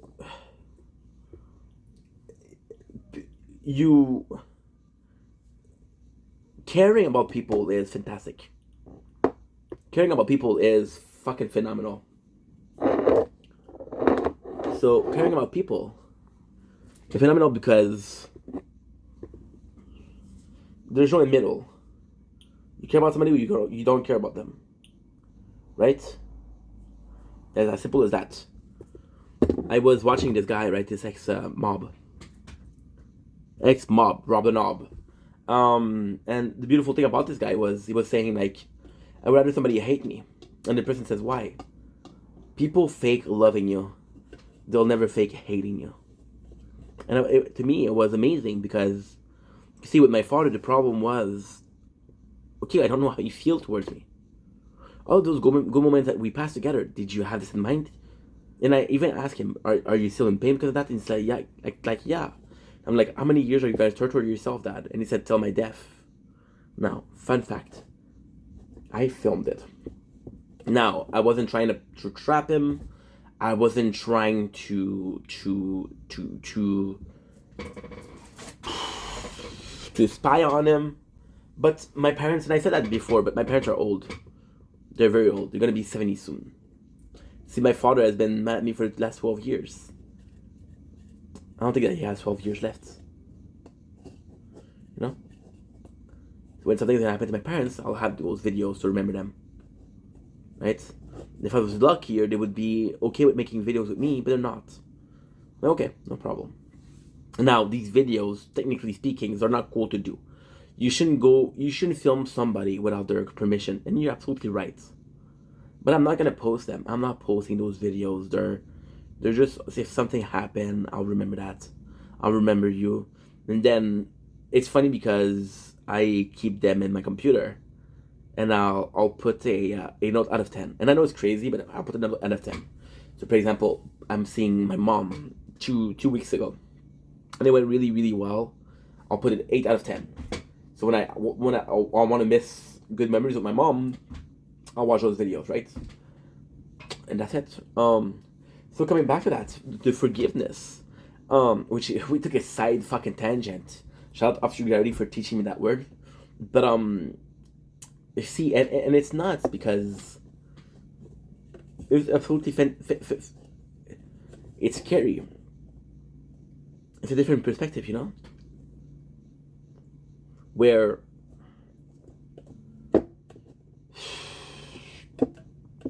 you realize that you never seek for forgiveness for yourself. I was so demanding of forgiveness from others, but not for myself. The problem came from within. Or even then, I'm not needy of people, and one of my worst flaw, I don't care if people like me or not. That's a great thing, but to a point where you're not trying to please people. And ultimately, it's like this story. It's like this story. It's not because you don't have to please people that you shouldn't try. It's not because you don't have to apologize that you shouldn't apologize. It's all the question of reading the room, right? But the exact same way. And it's kind of crazy because I never did that. And I don't know if it's innate. I don't know if it's a sign of mental problem, but you should be able to read the room when there's 10 people. But you should also read the room when you're alone, and I don't do that, and I don't know why. See, with the factor that I never really paid attention to myself. Never really. My father's house, I would be avoiding of trouble. I would say yes. I would say yes to everything. And it was nuts because I would say yes to something he asked me to do. Say, hey, the house better be clean when I come back. And I would say yes, knowing I wouldn't do it. Because I'd rather be in trouble in a couple hours than in trouble now. Which is insane. With my mom was a bit more simple. My mom was a bit more simple, but and I was mad at my mom for a while for that. But when my mom was simple, she wouldn't give me shit. But then she would tell me, I don't know what to do with you. So my mom, she sent me to shrinks. She wanted to send me to a military school. She wanted to send me to a foster home. And when I asked her later on in life, why'd you do that? She couldn't. I couldn't help you, Ink. I had to find some way to help you. And that's true love. True love is letting somebody go, right? But at the same time, I didn't make an effort. I didn't make an effort with my mom. My mom, although that she's not a person that talks about herself a lot, she's very reserved. My mom, she's a weird person. She's a very weird person. She's very social. She's very socially talented. She's incredible. She'll be instantly loved by people, and I love my mom. But she doesn't talk about herself, right? I was talking about because I was talking about the girl that I met. The girl I was talking about how she hurt me, right? And then my mom, she was like, why did you guys break up? And I told her why we broke up. And then she's like, oh, you didn't treat her right. And I'm like, Ma, you're not letting me finish. You're assuming that I'm not right. And I told her what happened, and she's like, okay, yeah, well, you shouldn't treat people like that. You were right, but you shouldn't treat people like that. You know? And my mom, she's a lot more passive. My father's and that's the way it is. My mom was always about love. My father was always about respect, right? And as a kid, you don't know if you prefer respect or love. Now, ultimately speaking, love, I think, is better. The respect is also important, right? I treated my parents like shit. I treated loved one like shit. I treated loved one like shit, but I never treated somebody I respected like shit. That's crazy, right? And I feel like I treated myself the worst, right? I was talking about forgiveness, and that's something that that's gonna be hard to forgive because I did treat myself like shit. And ultimately speaking, I'm facing a dilemma right now. The dilemma is, did you really forgive yourself, or are you just willing to move on? Did you forgive yourself, or are you just avoiding problem once again, right? And I don't know. I don't know. Lately, I've been lacking motivation or purpose to make videos, and that's my dream, right? So if I'm not willing to do my dream or to achieve my dream, you know, I was talking about a follower, a mod, saying, hey, this is the downfall of Ink. Even if what he said was shitty thing to answer, the way I reacted was shitty too, you know? Why wouldn't I let it go? I know that the content I make is not the best. I know that. But and I could tell you the truth that I put my blood, sweat, and tears, and if that's not enough, I don't know what to do, right? Now, I don't know what to do. I've been watching a lot of GMM lately.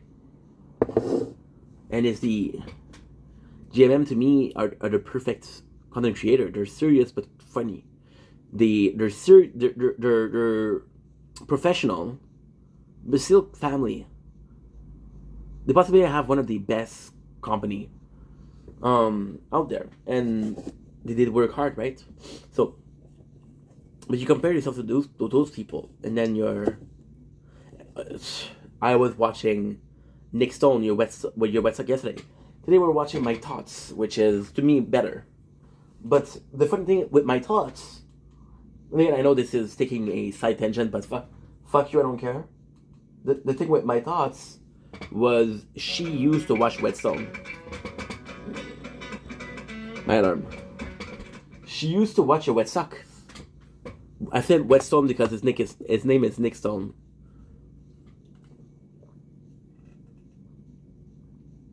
I was a fan of him, and then she became better. So that's like mind blowing, you know. But coming back to myself, because again, it's why I don't create content anymore.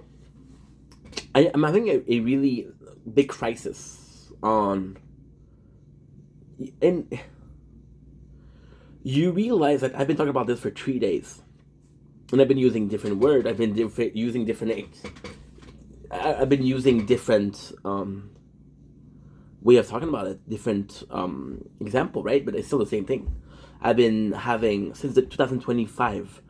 I've been having a lot of difficulty with ink. Where does ink belongs, and where does Steph belong? Now Steph belongs everywhere because this is my life. This is my reality, right? But ink is a character that I created. It is not a character. It's myself. But at the same time, and it's so stupid because if you want to, let's go really in depth, right? When you look at my real name, Stéphane, that's on my document. That's on my government. This is on my birth certificate. This is my SIN, social insurance number. This is everything. When I'm receiving a package, that says my real name, right?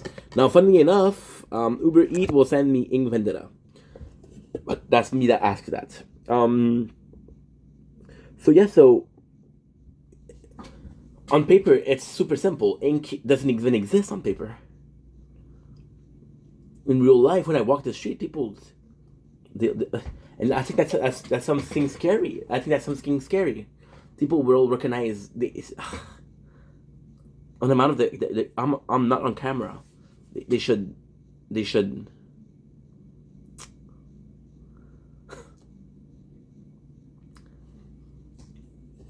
an event that I filmed that you guys probably saw that I should have talked about before, but 2 weeks ago, 4 months. When was this the storm? I think it was the 26th February. So like 2 weeks ago. I was filming the aftermath. And somebody got out of their car and screamed at me, "Hey, are you a vlogger?" And I didn't have the balls to tell them. Again, the guy was screaming at me, and I didn't expect the guy to scream at me. So I was like, okay, what the fuck is going on? I was like, yeah, even though it's not true because I don't make money out of it, right? So I said, what's your name? And right away I said, Ink Vendetta. Right away. Right? But is that my name? It was an automatic. See, I was talking about forgiveness today. Right? For example, you're aggressive. I'm watching a new fiance, so a lot of shitty couple. You're aggressive, right? You're a fucking big head. You have to realize that you're doing something wrong. Right? But then you look at another person, for example, I don't know, fucking... Take Gino. Now this is very deep. So, Big Ed is an asshole that's aware. Gino is an asshole, but he's unaware. They're both assholes though. So can you forgive one for not knowing? He doesn't do it on purpose. He's just fucking dumb. But then you're asking yourself, how many times have you been stupid enough to make something bad, right?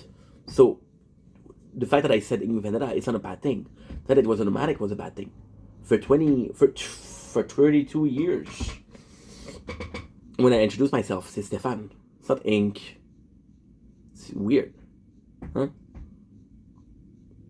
But yeah, it's very weird. It's very, very weird. I don't know. And that's a scary thing because... And I was talking about Eminem and Slim Shady, right? In that video. I think the biggest fear is, can they cohabit together? I'll be completely honest and say that in 2025, my plan was balance. I thought it was going to be super easy. I thought the simple will of differentiating my life was so different. The simple fact that differentiating my life of real life and online life, right? And the answer was stupid because I've been writing some recap on the computer, and there's something about the tap on the computer that brought me back to when I started making content. See, I'm dealing with something right now, which is I overstep my boundaries, my own boundaries with making content. When I started making content, right, it was no camera. It was a dude playing video game, making commentary. I used to write corn. But once again, it was a dude writing corn. It wasn't, look at me. And then when I started making camera, when people knew my face, they could put a face over the name or the voice, right? And then it's a surreal experience because, okay, well, this is my personal life. This is my personal life. This is not a Elias. This is not. For example, I'm gonna be doing a super simple. Look at Dream, right? Dream wearing the mask, and when Dream took off the mask, everybody knew who was Dream, right? And it's crazy because that's what we did. That's exactly what we did. We took off the mask, and when we took off the mask, I was like, okay, well, I'm fusing my own reality, right? Then I became crazy, and I made content and content and content and content and content every single day for multiple. I made so much content, right? And my life became. I know I said that already, but my life became in vendetta. Now that I want to put Stefan back, and I'm gonna give you card on the table. I'm gonna give you open heart, don't care. I much prefer being in ink. Much prefer. That is boring. Boring as fuck. Stefan is satisfied with life. Ink wants more. But then you realize that Stefan isn't satisfied with life. He thinks what he gets what he got, or he has what he thinks he deserves. And then he's like, no, I want to push fast. Then it should be Stefan that pushes and uses ink as a mean to move forward. Right? Stefan should be the driver in Vendetta the car, and we're going somewhere. But then we have in Vendetta, and you have Stefan, but it's not in the car. He's not in the car. He's not driving. So you have a perfectly good car, you have to go somewhere, but you're not going there. Right? And the car analogy just came to me. But it's so crazy because, like I said, when I do the intro, it's like a clap. It goes in. When you go into your car, that's a true story. When you go into your car, right? And you're sitting in your car, before you turn on the gas, before you turn on the car, you're just sitting in a car. You're not driving. But when you turn on the car, you're driving. Right now we're sitting. But I'm satisfied, you know? So coming back to the answer to this trouble, and today I'm in a really good mood, and you're gonna know why. We started writing, and I realized that I missed that. I realized that just like I'm in my real life, I'm not a thinker. I'm a doer. I go down. I lower my head, and I just march forward, like a fucking bull. If I find a wall, I'll hit the wall. I'll go back, and I'll hit the wall again. And if the wall falls, the wall falls. If the walls don't fall, well, it doesn't fall, and I give up. Right?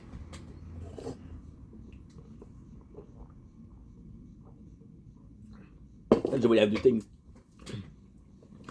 But just like in real life, when faced with a situation, we would move on. You guys think that the last job that I had was the best job that I ever had, but it's not true. I was working at a place called Structure. Structure, what they'll do is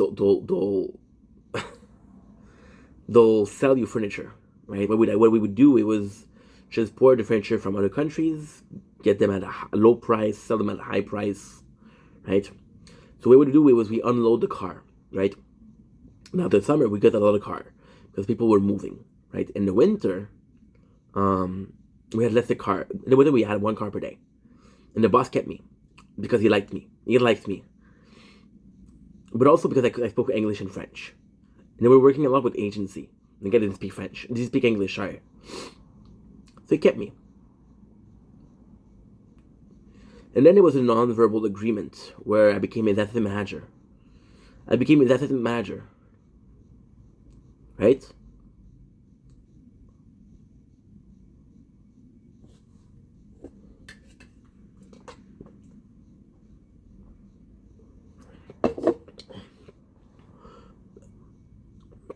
And then the summer came back.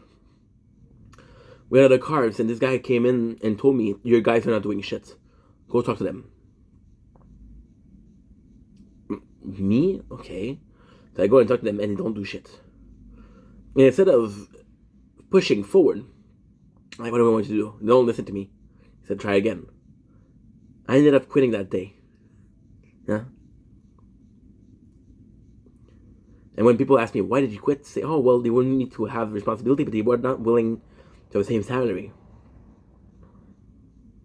What I didn't know is that the manager had the same salary. The manager had was also a temporary agency worker. He had the same salary as me.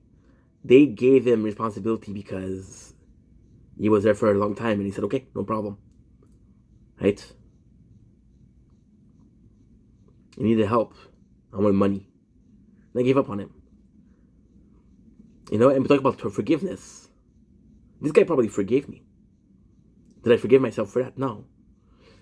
I'm still wondering if he's okay, you know? Francis. So, ça, Francis, là, désolé, mon homme. So, yeah.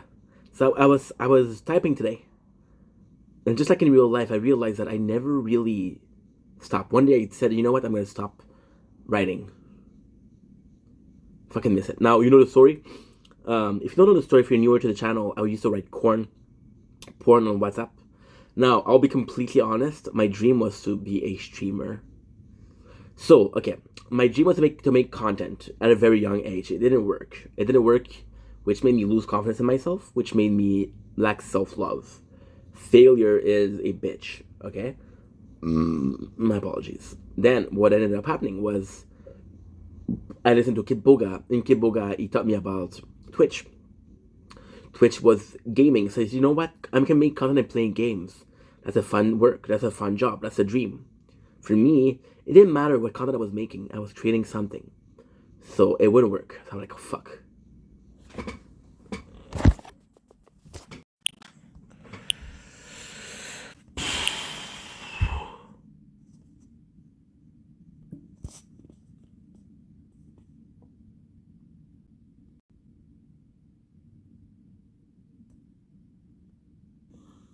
Don't blink, esse blink.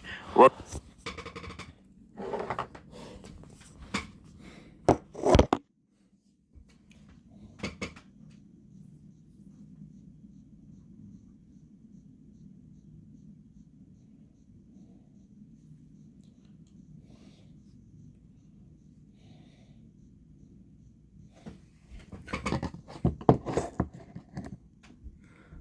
I am so sorry.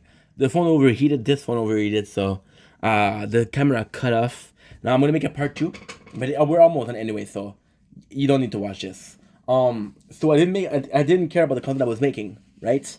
And I told you why I was writing Korn. I used to read Korn. I was like, yo, this is cool. I was like, okay, well, I'm a good storyteller. I can write. I didn't really read. Okay, so it's complicated. As a kid, I really like reading stories. Harry Potter, Amazago. A bunch of stories, right? As an adult, I preferred reading manga or comics or manhwa, right? I was like, okay, fuck it. So then going back to a book was a lot less exciting because you didn't have the visual satisfaction that the manga had. Like, fuck it, right? Holy shit, it's light outside. Yeah, it's light outside. It's not gonna be very beautiful, but still. So I decided to write Korn, and Korn really, really, really worked well. And the amount of work that I did, the amount of fucking running around in circle before we end up on a good point is crazy. And then I wrote Korn, and it was really popular. I had 130,000 views. Why did that? Because I wanted to promote the Twitch and YouTube. And then Wattpad changed the rules and deleted my story. Now I trusted Wattpad, didn't do a backup save. We lost 90 hours of work. I have 700 hours in Twitch, so that's nothing. I said, fuck you, I'm not gonna write again. And from one day I'm writing to the next day I'm not writing. I never had that closure. I never had this forgiveness. I never had this move on. And even when I'm making content, you see this summer, people think the hardest thing was to make videos after videos after videos. No, it was to post them. It was to post them. was to make sure that they post. It was to make sure that I have enough space for the next day. It was to make sure that I had a nice tag. Hashtag. That was the hard part. That was the boring part. But I never got the closure. I never got the closure to filming. I never got the closure to writing. It was always an in-between. My parents was always an in-between. Forgiveness was always an in-between. Reality was always an in-between. Workplace was always an in-between. Couldn't go to work without having music on. Couldn't go to work without getting into a fight and saying, fuck you, I don't care. Huh? I was there every single day. And I'm going to ask you a question. Do you think I was there every single day for money? No. It's because sometimes you have to show up. But I'm doing my dream, and I'm on the way, on the path of success of my dream. It's insanity. I'm willing to give up. Now, I'll be finishing on a very, very simple video, on a very simple concept. This concept is about transition of forgiveness, right? Shout out to Rhea for the ID for the concept. And at the very end, the reason why I'm so afraid, the reason why I'm so nervous, when I was making content last year, I didn't care because nobody was watching the content. I know that people are watching now.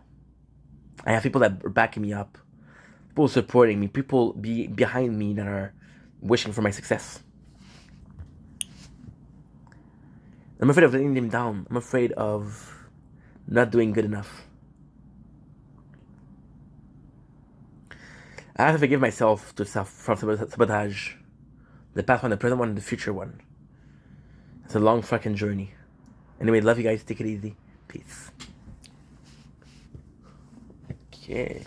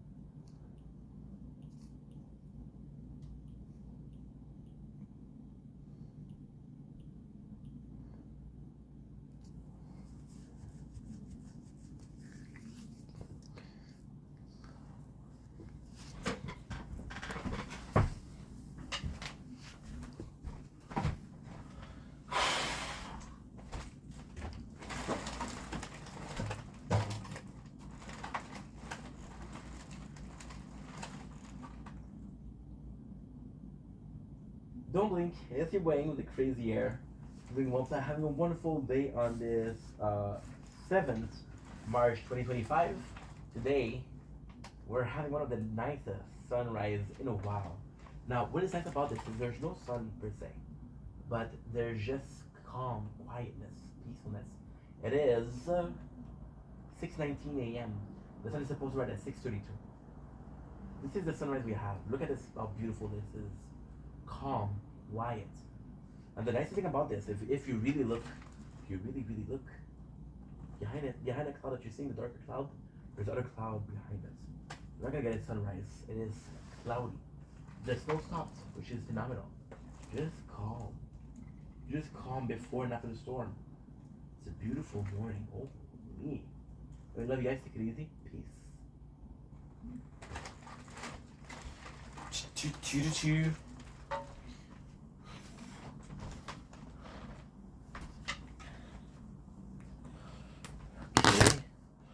And kiss me on the mouth.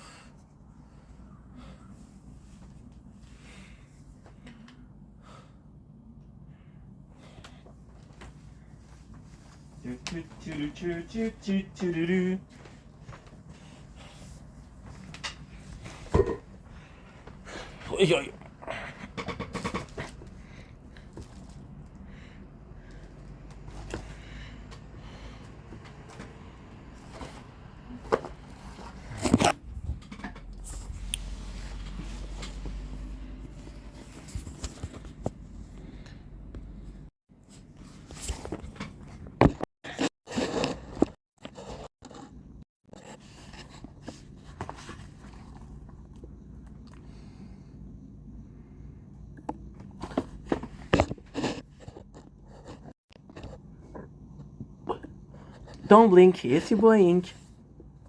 Welcome to the show. Doing well, so having a wonderful day on the 7th March 2025. Your boy is tired AF.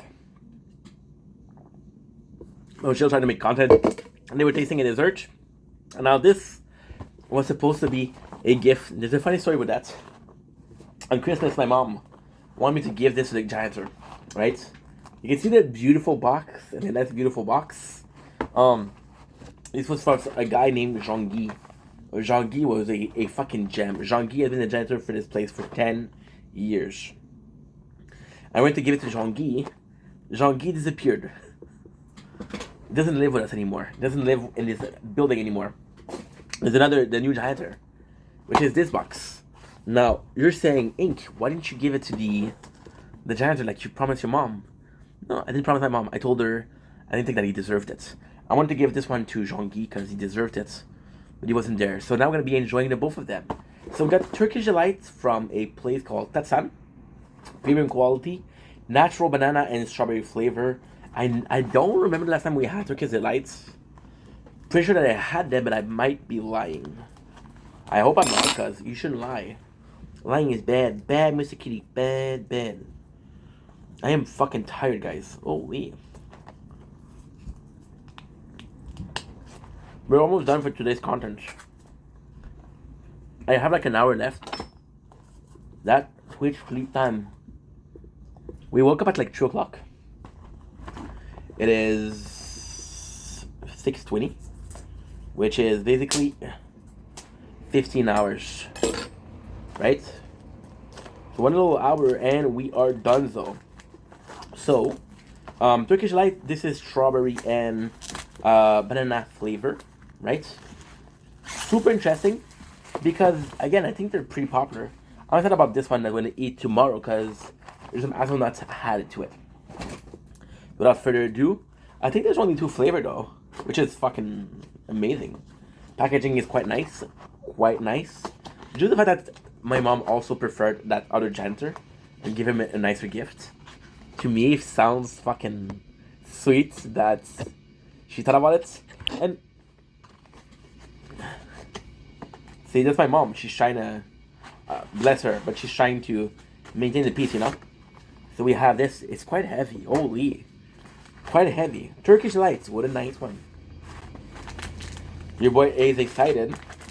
I definitely don't think I've had this brand. Smells pretty good. Again, I'm interested. I know what it is. Because I saw the picture. But I don't remember if I had some. Basically, this is what it is. So I think it's a flour. And it's basically just jelly of that flavor.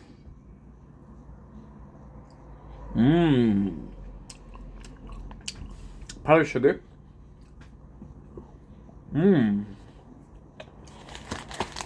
The flavor on itself.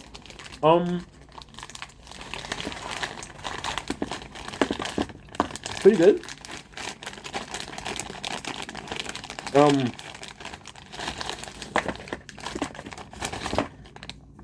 Banana is not the best flavor. Because banana is sweet. And there's the ice sugar. It's the same thing.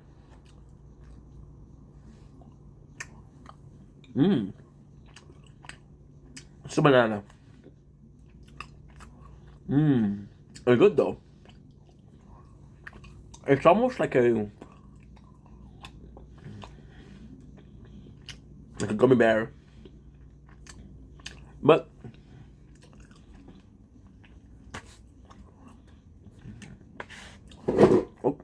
the principle behind it is much better. So what you end up doing, I'm trying to find a strawberry one. The color hides it all. The color hides it all. There you go. Much darker.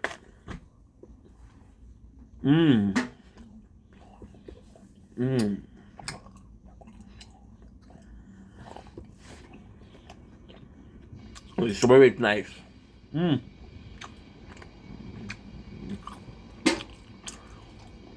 It's good.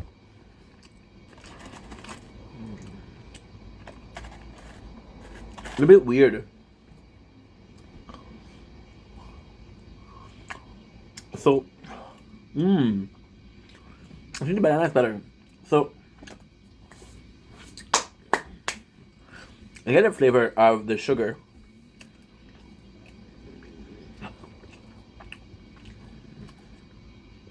But has a certain consistency to it. Very, very sweet.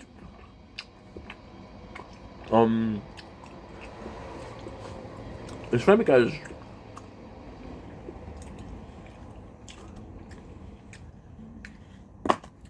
definitely more chewable. It's dense. I think the sugar that adds a density to it. Very, very rich. Oh no, it's pretty good.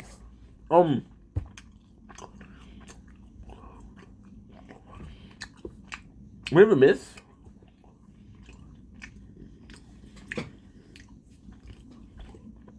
Well, this is the banana.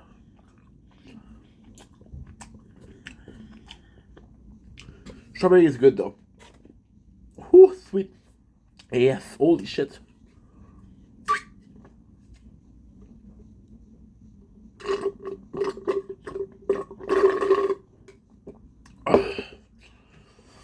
I'm full. Fuck. Delicious but filling. God damn.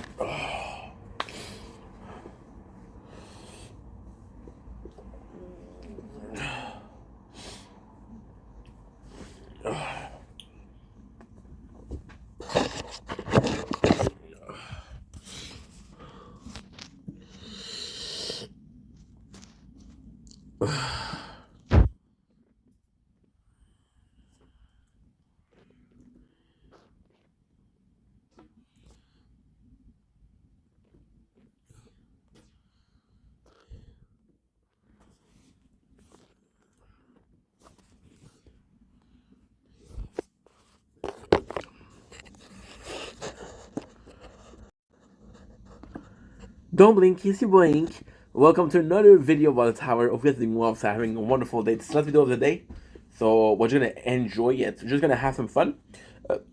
We're the 4th day of the guild update, and we have a grand total of 640 contributions. 640. How crazy is that?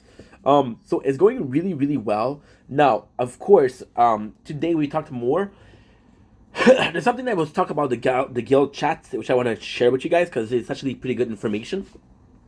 But I'm extremely happy because everybody's like super nice, everybody's super kind. The chat is actually active, like very much so. Not so much as I would expect it to be. I thought it was gonna be a bit more than that. But it's almost always the same couple people, which is cool because they're playing. So personally, again, I don't want to brag, but 640, I'm responsible for 25, 20, 20. So 4 is 65 of the points, which is about 10% of the thing. I'm 3 people out of the whole thing, so I represent 10%. The guild is going well. We're talking about it. The 700 is daily, right? I don't know how much time there's left. There's 2 days left. We're 110 away. We got the 100, the 250, the 500, which gave us 90 token. And the bits, I got how much? I got 85 bits.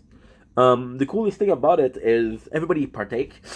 The person that partake the least was 10, but still. So listen, it's not that bad. Now, what is really cool is with the 700, we're getting some point. I'm gonna have enough for the Guardian pretty soon. So we'll be starting. There's a couple of things that we discovered.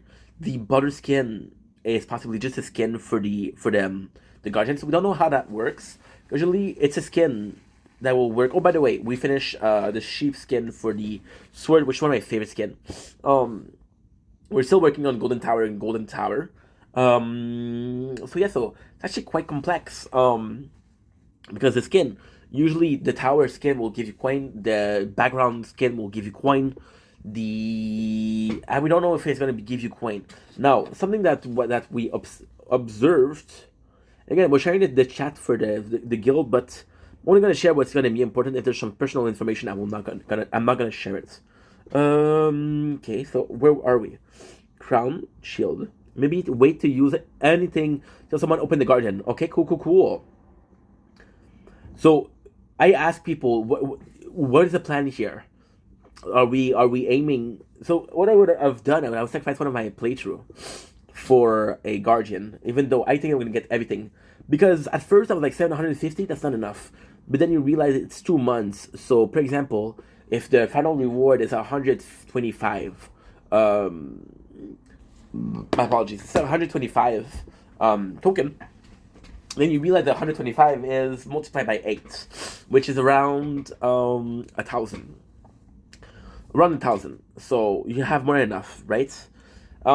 It's all a question of what is to get first, which is what we're talking about. So people in my guild I agree with them. The general consensus is get the skin first because they're guaranteed plus. Orfeo was like, hey, shout out to Orfeo. Maybe wait till someone on Discord might be here to try it. Yep. Labman is one of the member. Doesn't talk a lot, but he said I'll probably go for Guardian. I'm excited. Guess I'll get a Figure or to it as well. So looking forward to that. Now the problem with that is that's a great thing. The problem with that is we don't know if the ships are gonna change. So for example, right over the 8 weeks, is it gonna be always the throne? Is it gonna always be the menu? Always be the Guardian? Always be the relics? Always be the ship? I don't fucking know. That's a problem. Because then if you buy the Guardian without the ship, what does it do? Now,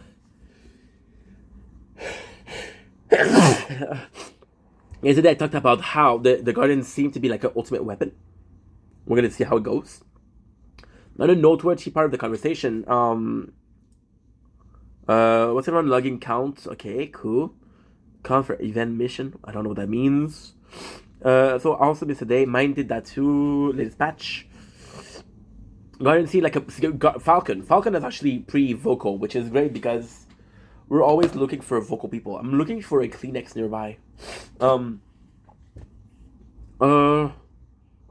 Falcon. Guardian seemed like a bot. Wave info all the way into bottom. This has bot.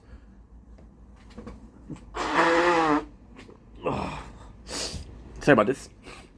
So it's super cool. Falcon actually went and checked out the logs. The one in the store. I guess it's sort of initiative. Okay, cool. That's the important part. Guardian seemed like a bot. In wave info, all the way at the bottom, it's listed as bot. The one in the store, which is really cool because people are super chill in my guild. Seldafar is one of the person that one of the first person to join the guild, but also the person that partake the most. But he doesn't talk a lot, so a lot of people don't talk, which is cool. I guess it's sort of an initiative to add more customization difference between run. Oh, that was actually really, really interesting what he said. Basically, what he's trying to say is that if you want to farm, you're going to have a different setup for your cards. You don't want to farm, you're not going to have a different setup. So with the ships, you could add a more of a farming kind of guardian versus a more efficient kind of guardian, if you will. That was really cool. Swordmaster being a fucking gem, motivating everybody, right? If everyone contribute 25 minimum, we'll make it to. We'll get that. Save for Guardian Ippies. Save for Guardian or start buying relics. The Swordmaster was like, yo, personal preference. Guardian is like the ultra weapon. Weapon, so they could increase a lot with investment. We never know. I don't know how it is. But it's going to be interesting. Going for Guardian right now to see what I can pull once I hit the 20, 200, and then go for the relics. Okay. I'll get 25 contributions, but I messed up. This guy, I'll say Hollow was like, I'm sorry guys, I'm not going to be able to because before the update. So the update came in late, and a lot of people did their daily before that, which is normal. If 25 of us get 30, then get the 25% box too. Nice. Should be able to unlock it. Holla was there. Holla actually went to the trouble of calculating. Holla was like, we should be able to unlock everything because 7,150 it's weekly. It looks like, and this season is 50 something day. Well, no guide. Okay, he was asking if was the goal to make money, which is Swordmaster would help him out, which is really really kind of him. Finally saving enough for a second black hole. Dar is super funny because you got the second black hole. You know why it's funny? Because we got ours this week, so it's kind of crazy. Just putting some tips for econ. So max, some basic tip of what to do with the cash, with the coin, what you want to focus on econ. However, we're gonna see something. The econ meta just changed because now the new module was like, hey, the more cash you have, the more attack increase you have. So this is actually quite interesting. No worries, mate. This feels really important early on. Okay, perfect. That's me. J Rake, who is kind of the officer. It's a weekly activity for the guild. Nice. When the week reset, I believe the $700. I hope so. So we're wondering what is the maximum. Reward, I guess. Currently trying to get my Golden Tower Plus. I need to one more ultimate weapon. Falcon, cool. Falcon has the same point as I am. Many want to focus. Keep it up, monk. Okay, what a day. Unlock Orfeo, cool. Orfeo unlocked his 5th lab, which is incredible. 5th lab is awesome. Tree only lab speed permanent. Don't worry. Only Death Wave. Whoa. Okay, so we're talking about what is the best, if 10k is the best, or 4,500. That's pretty much it. So a lot of information came up. I know it was kind of confusing, but it's my first time. So I'm going to be able to share with you what was said in the guild chat. Again, please understand if it's personal, I'm not going to share it with you. But if it's not, I feel like information is going to be super important. But the main part right now, the main thing, is to check in 2 days. If it's at 750. If at 750, we're good. If it's not, because the worry there was that at 750, you're not going to be able to buy everything. But now, even then, if we have 105.25 times 8, which is 1,000, I'm going to make a quick look at the store.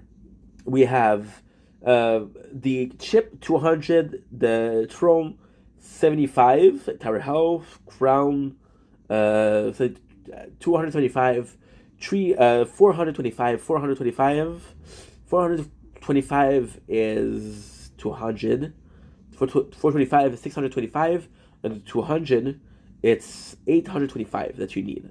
So you're plenty good. The Guardian, you need to unlock the Guardian. Now the problem with the Guardian is I don't know if we unlock the ships. I don't know. Perfect. So I'm gonna write down we have 645, dude. Everybody partake. Shout out to Selfafar and Batch. We got 30 each. I'm at 25 for the sword, and I'm on 20 for the 2 others. Now I'm going to add to the chat 825 to empty token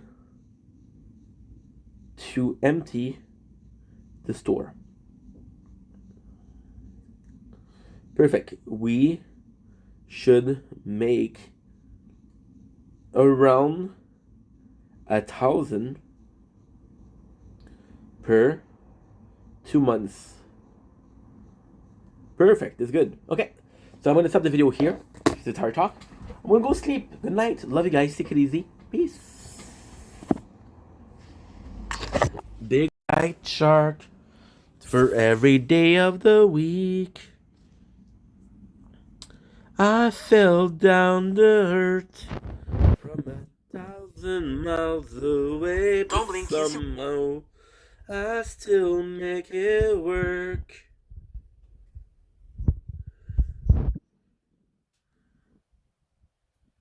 How was it so long uploading fucking 2 videos?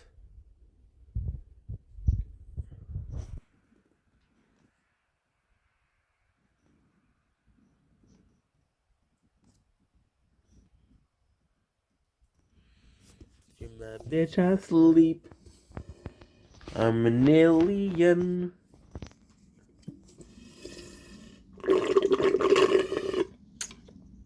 Ugh.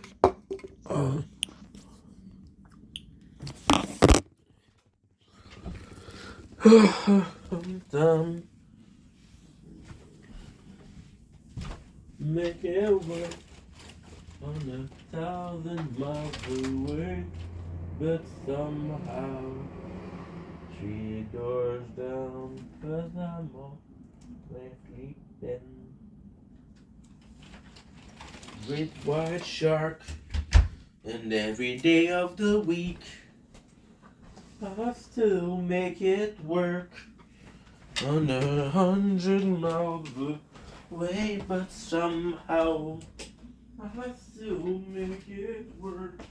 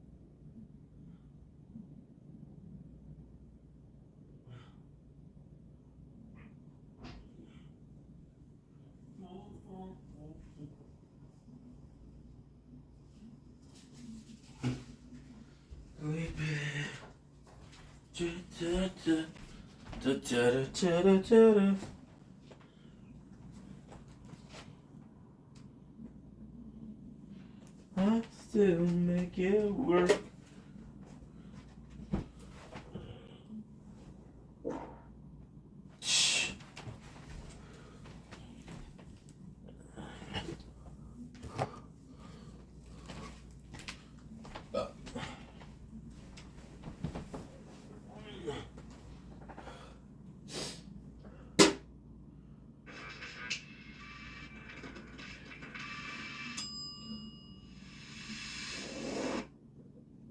Hello, welcome back to another 90-day fiance recap. Why did I do that? Why did I do that? Sometimes I'm just like so cringy and I don't understand why.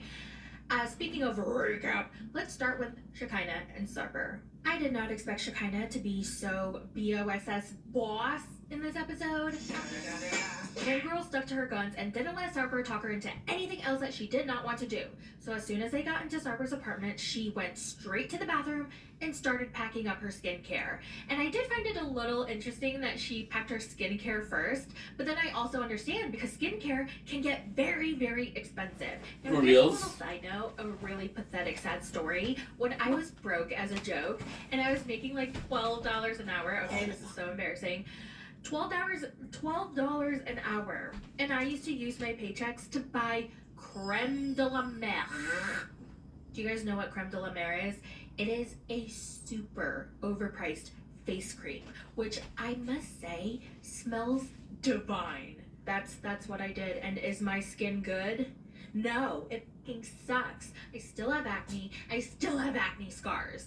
Anyway, Sarper sees Shekinah packing everything up, putting out her suitcase, her bags, and he's starting to get a little worried. He's starting to regret telling her to leave, and so he's pacing around back and forth. He's like, oh my god, what do I do? What do I do? What do I say? How do I get her to stay? She walks out of the room, and he's right there, and she's like, don't worry, Sarper, I'm gonna leave, okay? I'm just gonna pack my stuff and leave, okay? And I'm going To where?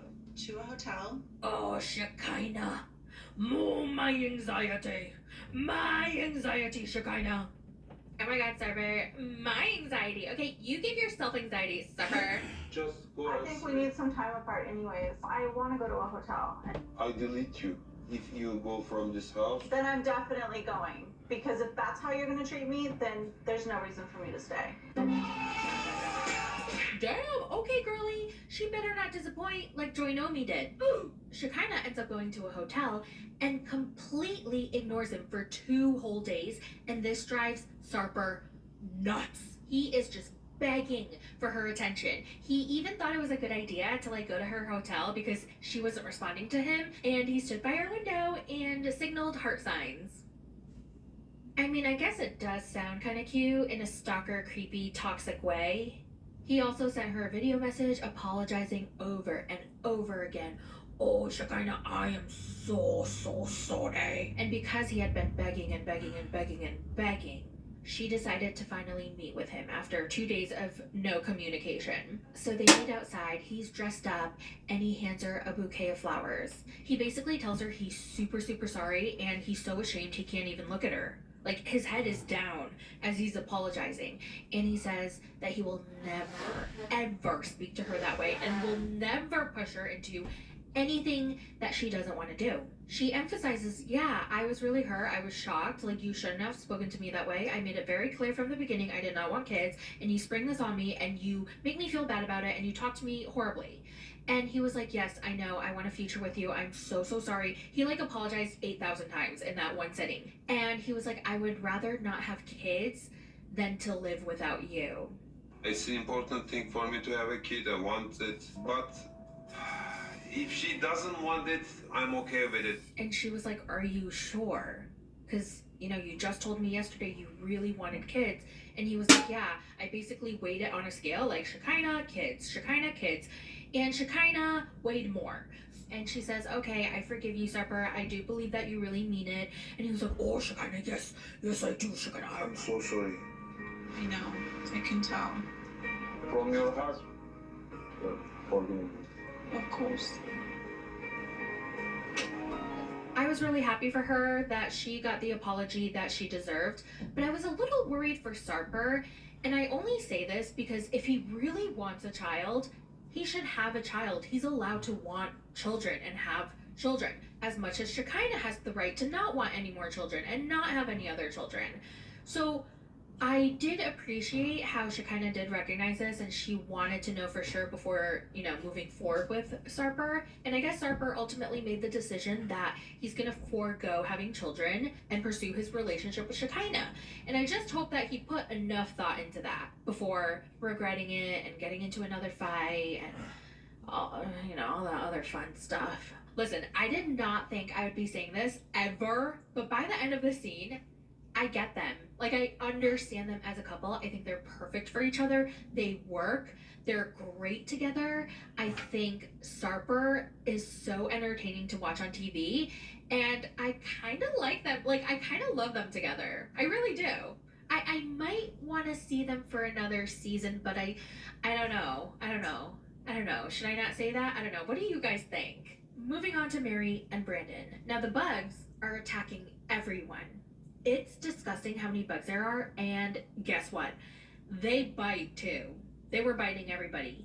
And Brandon's mom is having a legitimate panic attack. She cannot catch her breath. She can't breathe. She is wheezing and hyperventilating, and she's in a really bad place. I genuinely felt bad for her. It seemed like she was really struggling. It wasn't just like an overdramatic, ew, I hate bugs. It was a scary thing for her. And somebody online mentioned how this might be PTSD from when she was on drugs. And you know how with certain drugs you hallucinate bugs crawling under your skin, and that's why they constantly pick at their skin all day, all night, and that could be why she had a panic attack. And once I read that, I was like, oh my god, that makes so much sense. So I felt really bad, and I was incredibly impressed with how Brandon was so composed, calm, and supportive. Wow, Brandon handled that so well. Deep breaths, okay? I still feel them. I can tell you for a fact, I don't see or feel it in your head. That's just in your mind, okay? That's just in your mind. Ugh, and the bugs are all inside Mary's dress, like all the layers of tulle. They were in there, they were biting her. What a freaking nightmare. Honestly, if I were in her shoes, I would have wanted to just rip my dress off of me. And I think that's ultimately what she did eventually before getting in the van, and everybody ended up just leaving early and going home. They did bring their wedding cake from the wedding to their house because they didn't even get to eat their cake, and Brandon is literally plucking each bug one by one off the mother effing cake because they're all like dug into the frosting. Ugh. So they were planning on scraping off the frosting and eating it together. Now, before they get to enjoy their bug-fested cake, Brandon's mother comes out and she tells both of them that she's super proud of them and that she believes that their marriage is gonna work and flourish and just keep working together, blah, blah, blah. It was really, really sweet. I I am obsessed with how Mary and Angela, Brandon's mom, are getting along now. Like, they hated each other in the beginning. They couldn't even look at each other or smile. They didn't give each other any hugs. And now they were hugging and smiling and I loved it. I actually don't think Mary is a terrible person. I think hopefully having a child is gonna make her super mature and grow up. And Brandon showed great character, Mary showed her good parts as well. How? And now that Angela is supporting them, I don't know, I just done well. I guess I feel that we're really okay now. I'm so glad that I get to meet her. The mom goes to bed, and Mary and Brandon step outside, and they get to enjoy their cake together. Brandon tells her that Has to make it work. financially, and Mary tells him that this is going to be a brand new start for them. Don't touch any bugs. I'll be more involved in finances and not just sit on the sidelines. This is a fresh start for us. Yes, it is. I like that. Let's talk about TJ and Kim. Now, TJ and Kim have been married for about 3 months, and it has not been good at all. Kim hasn't been spending time downstairs with the family much, and TJ's parents don't feel like they're welcome to go visit her upstairs. The brother and the mother are like, "Why won't your wife come downstairs and hang out with us, TJ?" And TJ's like, "I can't force her to come downstairs if she doesn't want to." And the brother goes, "Oh, see? She doesn't want to, huh?" It seems like the family wants to live all together as one big happy family, whereas Kim wants some distance. And I can't blame her. I would not want to live with my in-laws 24/7. No thank you. Now, TJ defends her and tells them that she's just living the way she does in her culture. And they're like, "Well, she's here now, and we're supposed to be one family." And TJ's like, "Well, I'm not going to talk to her right now because it's just going to cause another fight and she's just going to get upset." And his mom goes, "But this is your job. You are her husband. She will listen to you. Go tell her." And TJ goes, "Oh my God, I'm so tired of being in the middle. I don't want to do it." जिस हिसाब से वो पली बड़ी होते हैं वो उसमें ही मैं जी रही हूँ उनके परिवार के हिसाब से अलग से अपॉइंटमेंट होते हैं मिलने के. Now upstairs, Kim is alone and she is cleaning. She feels super isolated because she's stuck in her apartment all day while TJ's at work. She doesn't know the language, so she doesn't really feel comfortable to go outside and, do things on her own. She also doesn't feel comfortable to go downstairs and hang out with her family since they're fighting all the time and she feels like they hate her. And apparently they had like a little miscommunication that blew up into a huge fight about the rooftop. So basically, in order for the family to access the rooftop, they have to go through Kim's apartment. And since Kim is like half naked all the time and is the comfort of her own home, as she should, she asked the family to please ring the doorbell before going onto the roof, or else you're gonna see like my crack hanging out. And they took that as Kim telling them not to come upstairs. So now they hate her. TJ comes home from work and she talks about her feelings, and his responses, were so infuriating. I'm always here in this house. You also live in the house at your US as well. Shut up, TJ. You know what she means. I can't talk to my friends. Whenever they're awake, it's like midnight here and I'm asleep. That's how the timing works. What to do? Oh, really, TJ? Wow, didn't know that. Kim tells him that she feels like she's getting very depressed and it's getting worse each and every day. By the way, she's very calm when she tells him this. Like, I was shocked how calm she was. I feel like What's the cost for 8 hours? So maybe it's a common problem now. It's not a common problem to get depressed right after you get married. And she also tells him, every time we try to talk, we get into an argument, and then you go downstairs and tell your family everything and leave me up here all by myself, like, all day. When she said that, I felt so bad for her. Can you imagine living like that? I'd be depressed too. So their conversation starts to escalate little by little. She's like, your family doesn't try to fix things with me. All they do is bitch about everything. And remember TJ doesn't like curse words. So he hears bitch and he gets so upset. Everybody just wants to bitch at each other because of it. How? Are you crazy about that? And then she says, JJ, I've asked you many, many times. I don't call you an asshole. I don't call you a fucking loser. I don't call you a titty baby. I don't call you anything that you don't like to be called. A titty baby. Oh my god, that's an amazing name. Oh my god, I'm gonna be using that now. I don't call you a titty baby. He basically tells her that her depression is her fault, and if she feels so lonely, then she should just go back to America. If you feel alone, you can go back to US. What a motherfucking titty baby. Kim starts to cry, and I don't blame her one bit. Whoa. It's infuriating. Like, I wanted to fucking punch his stupid face. And she goes, I just want to be with my husband. Okay. Goes, Oh. maybe you want to find a new husband. And she's crying.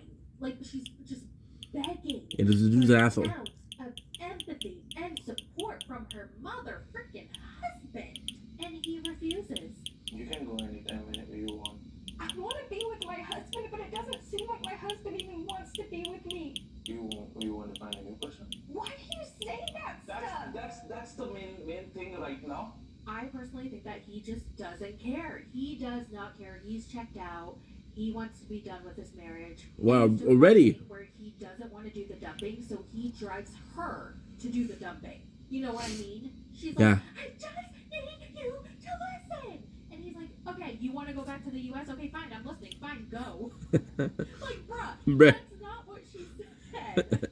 She's like, I'm hungry. Oh, you want to go back to the U.S.? Okay, fine, go, bitch. TJ, we don't have toilet paper. Go buy some. Oh, okay, fine, go back to America and get some. You want to go back to America? I'm asking you to listen to me. So what's your solution? Going back to US? Okay with that. I'm telling you that I'm depressed and you don't care. What do you else expect from me? Maybe give you a hug and say I'm sorry you're depressed. I'm not doing that. I Oh. think 1,000% that she was justified in her screaming. Hell, she should have screamed louder. She should have screamed longer. You have all right to separate with me also. I don't want to separate Because I'm a... No, I said I don't.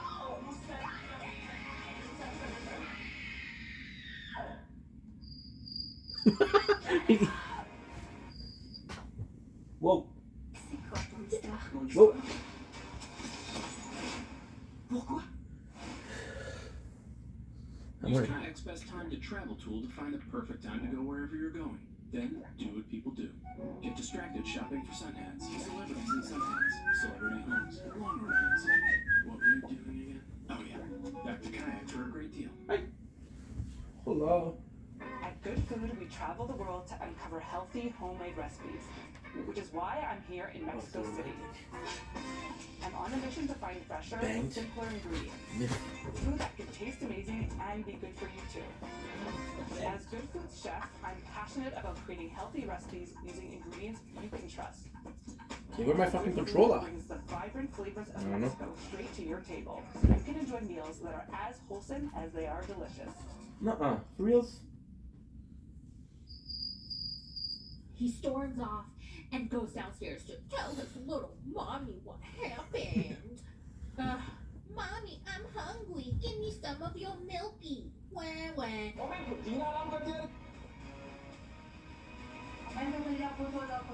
Holy cow, I thought Danielle and Johan segments didn't get worse. But it does. Oh my god.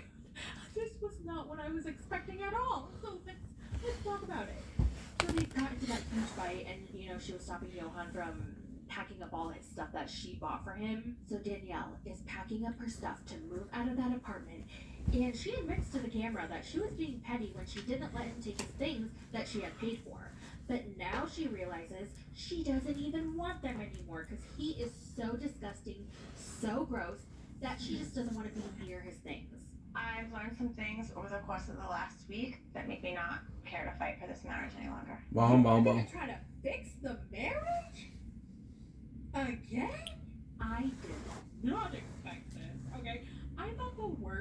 was over between Danielle and Johan. I My thought sorry, they apologies. were done. Like, we were never going to see them on the show ever again.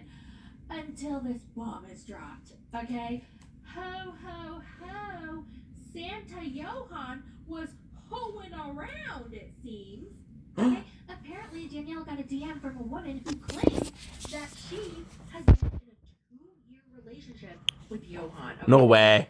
All throughout Johan and Danielle's marriage. I bet you believe that shit. That's Oh you. my God, let me read these text messages. I'm writing to you because Johan has been writing to me all the time. These days, he asked me to speak with a lawyer to pay for his divorce. This situation is very uncomfortable for me because I don't know if what Johan says is true. He's written to me all the time, every day for 2 years. Danielle, There's send no me way. screenshots of your conversations, please. Woman, I have some intimate photos and some audio. Really?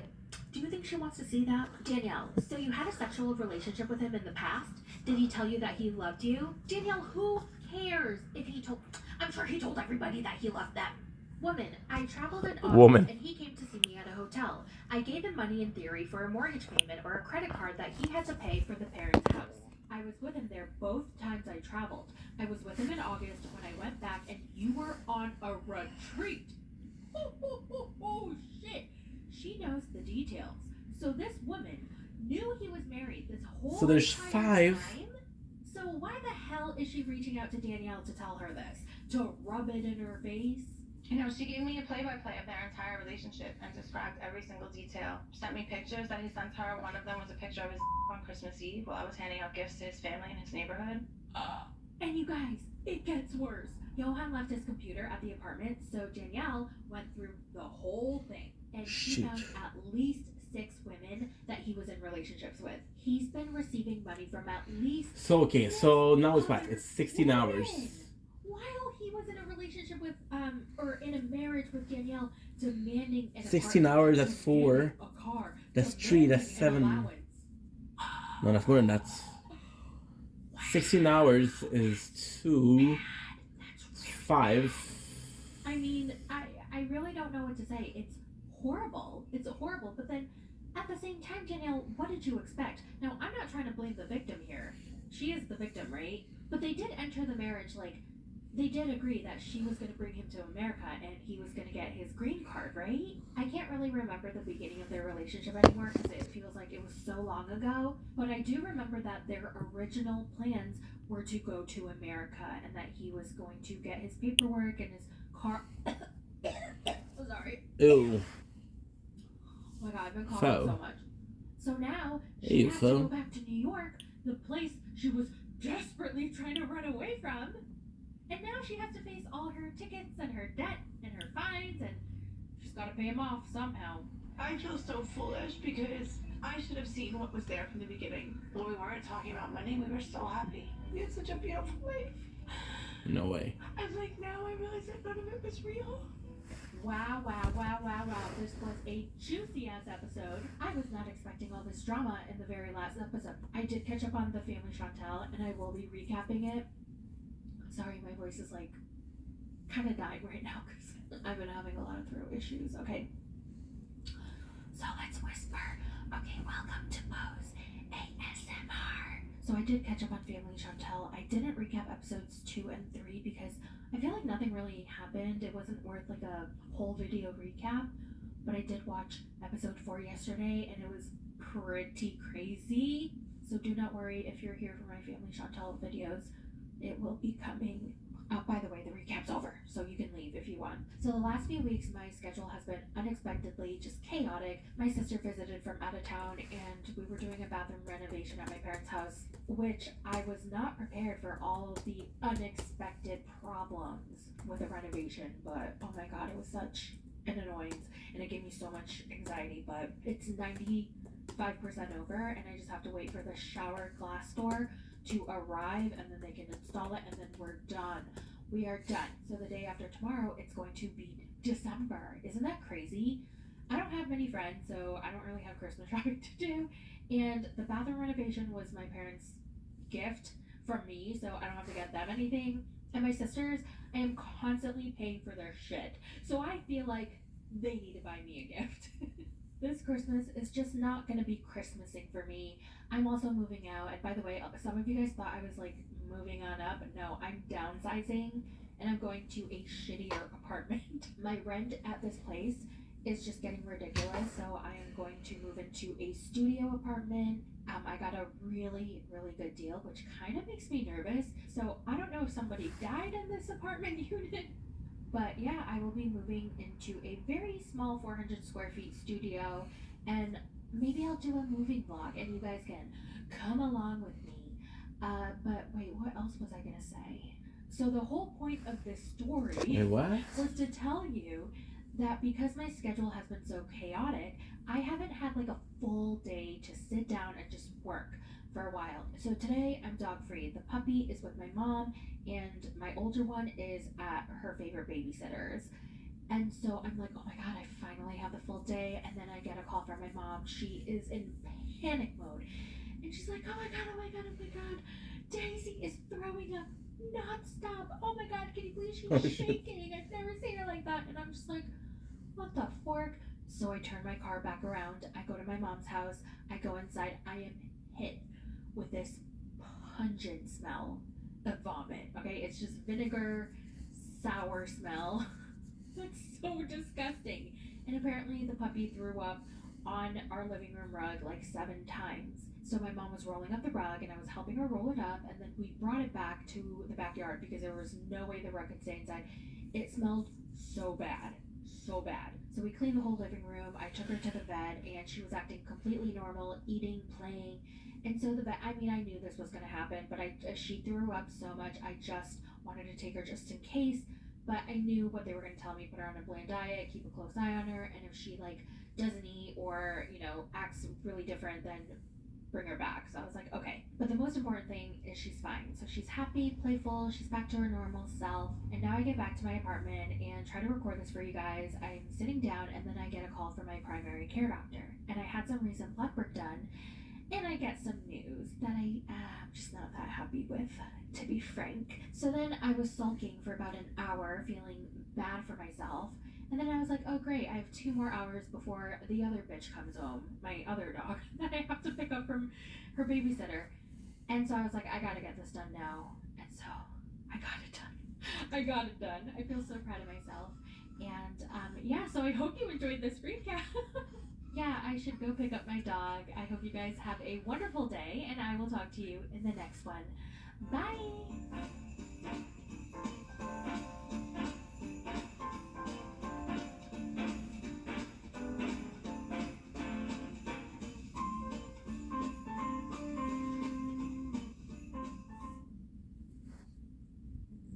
Did you know that Sensodyne now has a clinical range of toothpaste where you can both whiten your teeth, 2 shades, and also get sensitivity protection? It's just properly formulated from a dentist's perspective. It's something that I've recommended to my patients. Broken refrigerator at the worst moment? Dad has the answers, and so do you, because you have Consumer Reports. Find the best products and the best value. Make the right choice. Turn to Consumer Reports. Join at cr.org.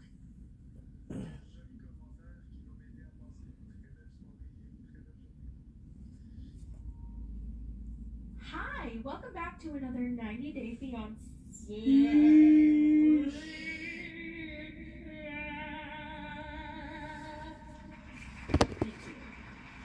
We're obsessed with TLC and all the trashy reality TV. It's a recap. It's a recap. It's a recap. By the way, this wonderful, amazingly hilarious recap is brought to you by Sundays. And don't you dare fast forward because I have something very important to say.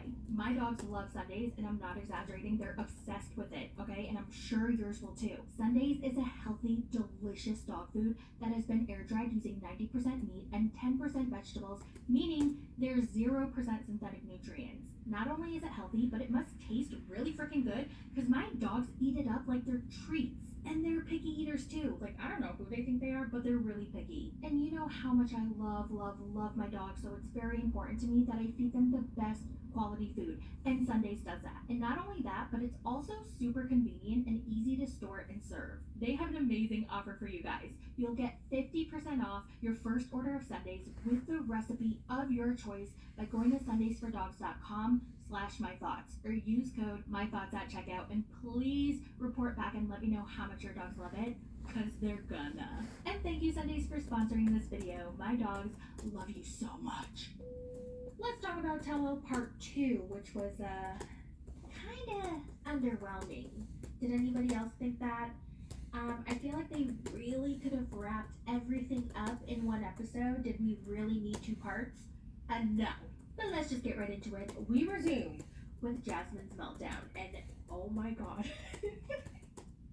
The way everybody could hear her from the stage, because she was backstage, and the screams were so loud. She was like, I hate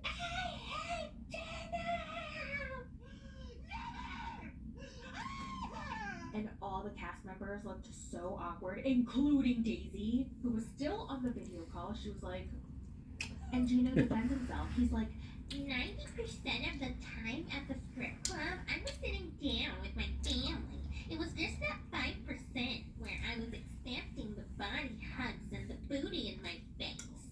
And Daisy agrees. She's like, yeah, he was pretty respectful, and compared to other men, Gino really wasn't that bad. You could still hear Jasmine wailing in the background. It made me laugh so loud because honestly, it reminded me of the one time I flipped out and screamed just like that, but I was in high school, and it was because my parents took my phone away, and I threw the biggest fit, and I was so mad. I was screaming. I was like, and that's literally what Jasmine sounded like. Now, I believe Jasmine's really upset, but to that extent, no. I absolutely believe she is playing it up for the cameras because she knows her role, and she knows how to get camera time, and she knows how to get asked back over and over again. Y'all, Jasmine's a performer. She's a profesional.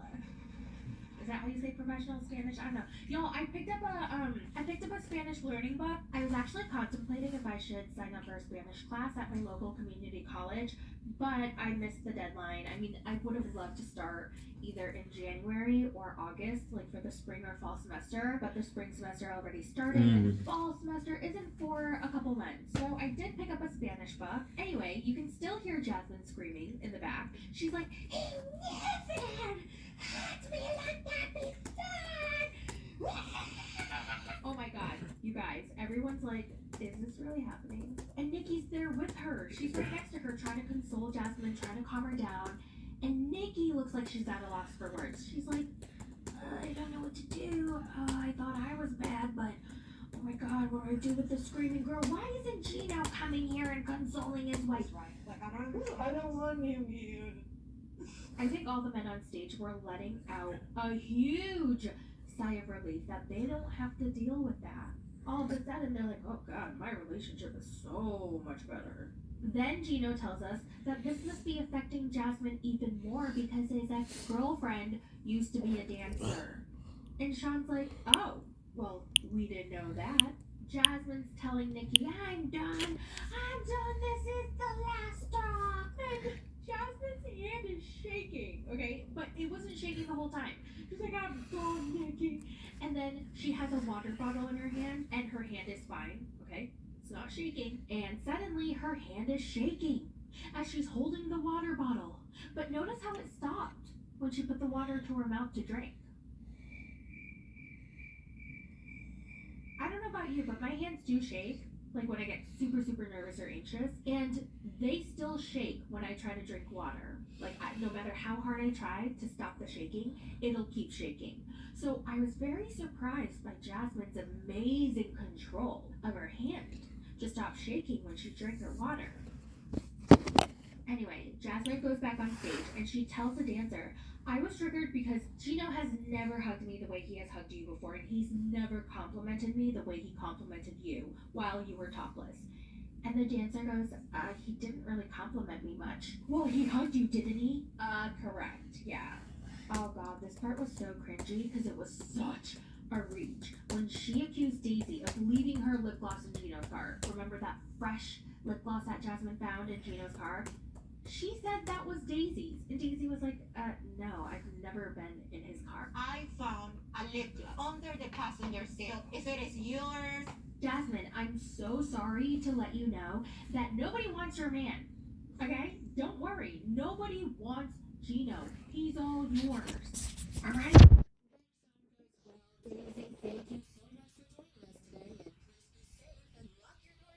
Kids from Jasmine. Goodbye. Now it's time for a break. Clayton, Sam, and Rob, they're backstage and they're talking about Jasmine and Gino. And they're like, damn, I feel a lot So sorry, better guys. about my relationship. Yeah, me too. 50 minutes. They all feel bad for Gino. They're all on Team Gino. And Sam goes, I can't imagine what Gino goes through. Then Gino walks in and they're all like, are you okay, man? How are you feeling, Gino? And he goes, well, this is a never-ending cycle. And then Sophie thinks it's weird how Jasmine always brings up her ex, Don. And if Rob were to ever say to her that his ex was better in bed than she was, she would cut him. She's guilty of doing some stuff herself. She's guilty of some very questionable things. She constantly brings up her ex. So they're all on Gino's side, Gino, Gino, Gino. And then Jasmine suddenly walks in and everybody's scared. They're all quiet. And she goes, I wasn't sure about showing everybody this because this is embarrassing and I wanted to keep it private. But let me just show you what's going on in my house. And she takes out this manila envelope. Big Toe touched the undie a couple times. The used the undie. I'm watching this scene and I'm just like, who the hell planted this? It's gotta be a producer. I don't believe Jasmine would have done it herself because she cannot be that crazy, right? What? Like that would be way too. So I feel like a producer did it or Gino did it himself. He was like, oh, let me just mess with Jasmine. Let me just type this letter. This was so outrageous and dumb. I couldn't help but to laugh. Like nobody believed this for a second. Like nobody. No one believed that he was out hooking up with a woman from the club. Nobody. Like, come on. Jasmine's crying. And Annalie walks up and hugs her. And did anybody notice Clayton just stared at Jasmine as this was happening? I don't know what was going on in his head, but he was like...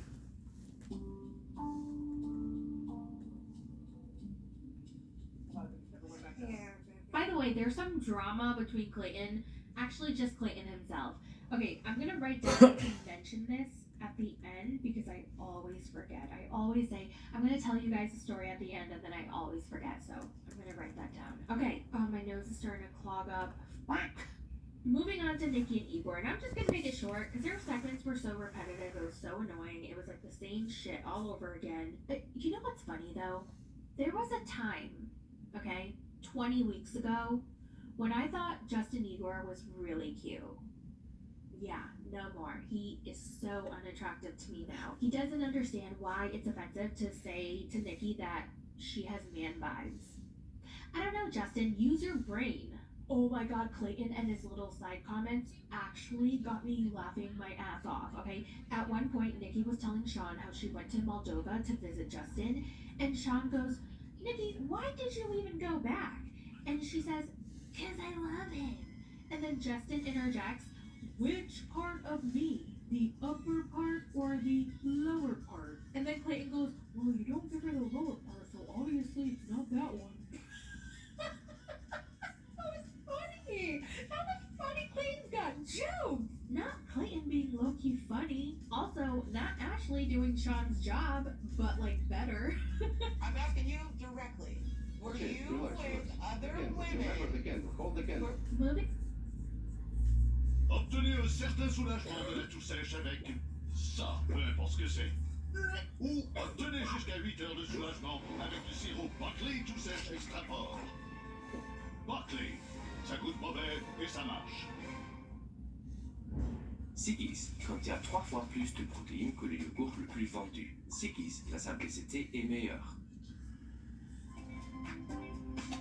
Kia Sorento. Its bold new look is great in any color.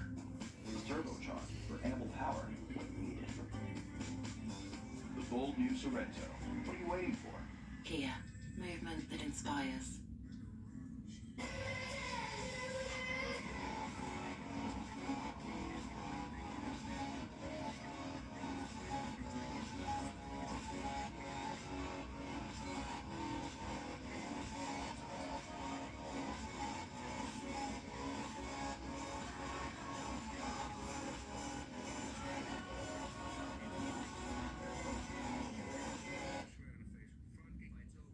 to Sam and Citra. They were initially not planning on having a baby for at least a year after their marriage, but it just happened. Surprise! Oh yay, have fun. I mean, I felt bad because as soon as the girl gets to America, bam, she's pregnant. Damn, Sam's pull-out game is weak. Oh, and then we learned that he cheated on her once in the beginning of their relationship because long distance was way too hard for him. And he was an Uber driver and he had a customer in his car and he was like, wow, you're kind of cute. And she goes, you're kind of cute. And he goes, all right, well, have a good night. And then she goes, here's my number. And then he called her and then the next night they banged. And then right after that, he told Citra and they both cried.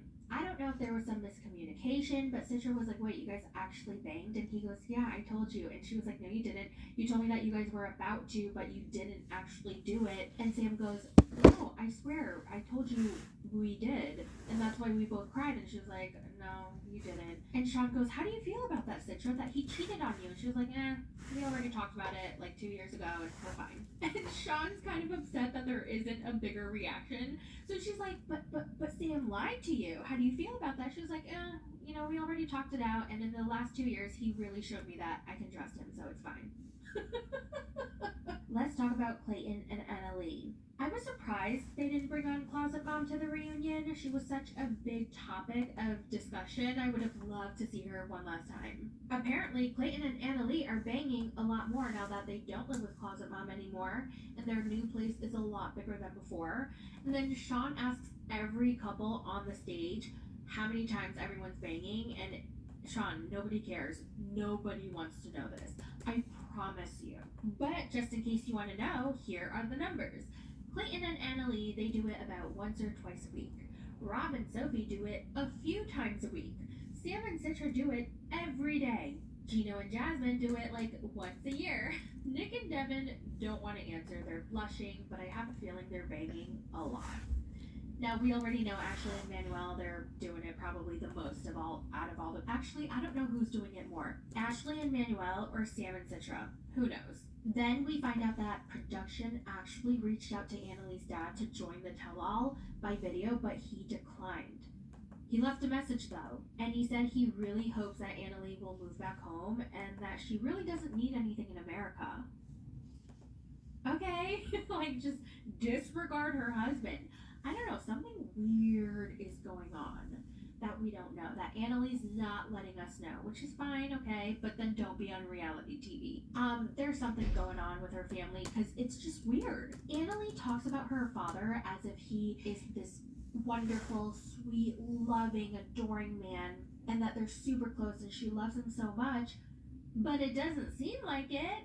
Apparently they're not even talking anymore ever since she told her dad that she got married. Then we get the star of the season, Brandy. Yeah, she comes out on stage, she sits down, Annalie sends her a heart signal with her hands, only for Brandy to say she doesn't trust Annalie. You had reservations about Annalie and her intentions with your brother. Yes, I did, and I will continue to have them.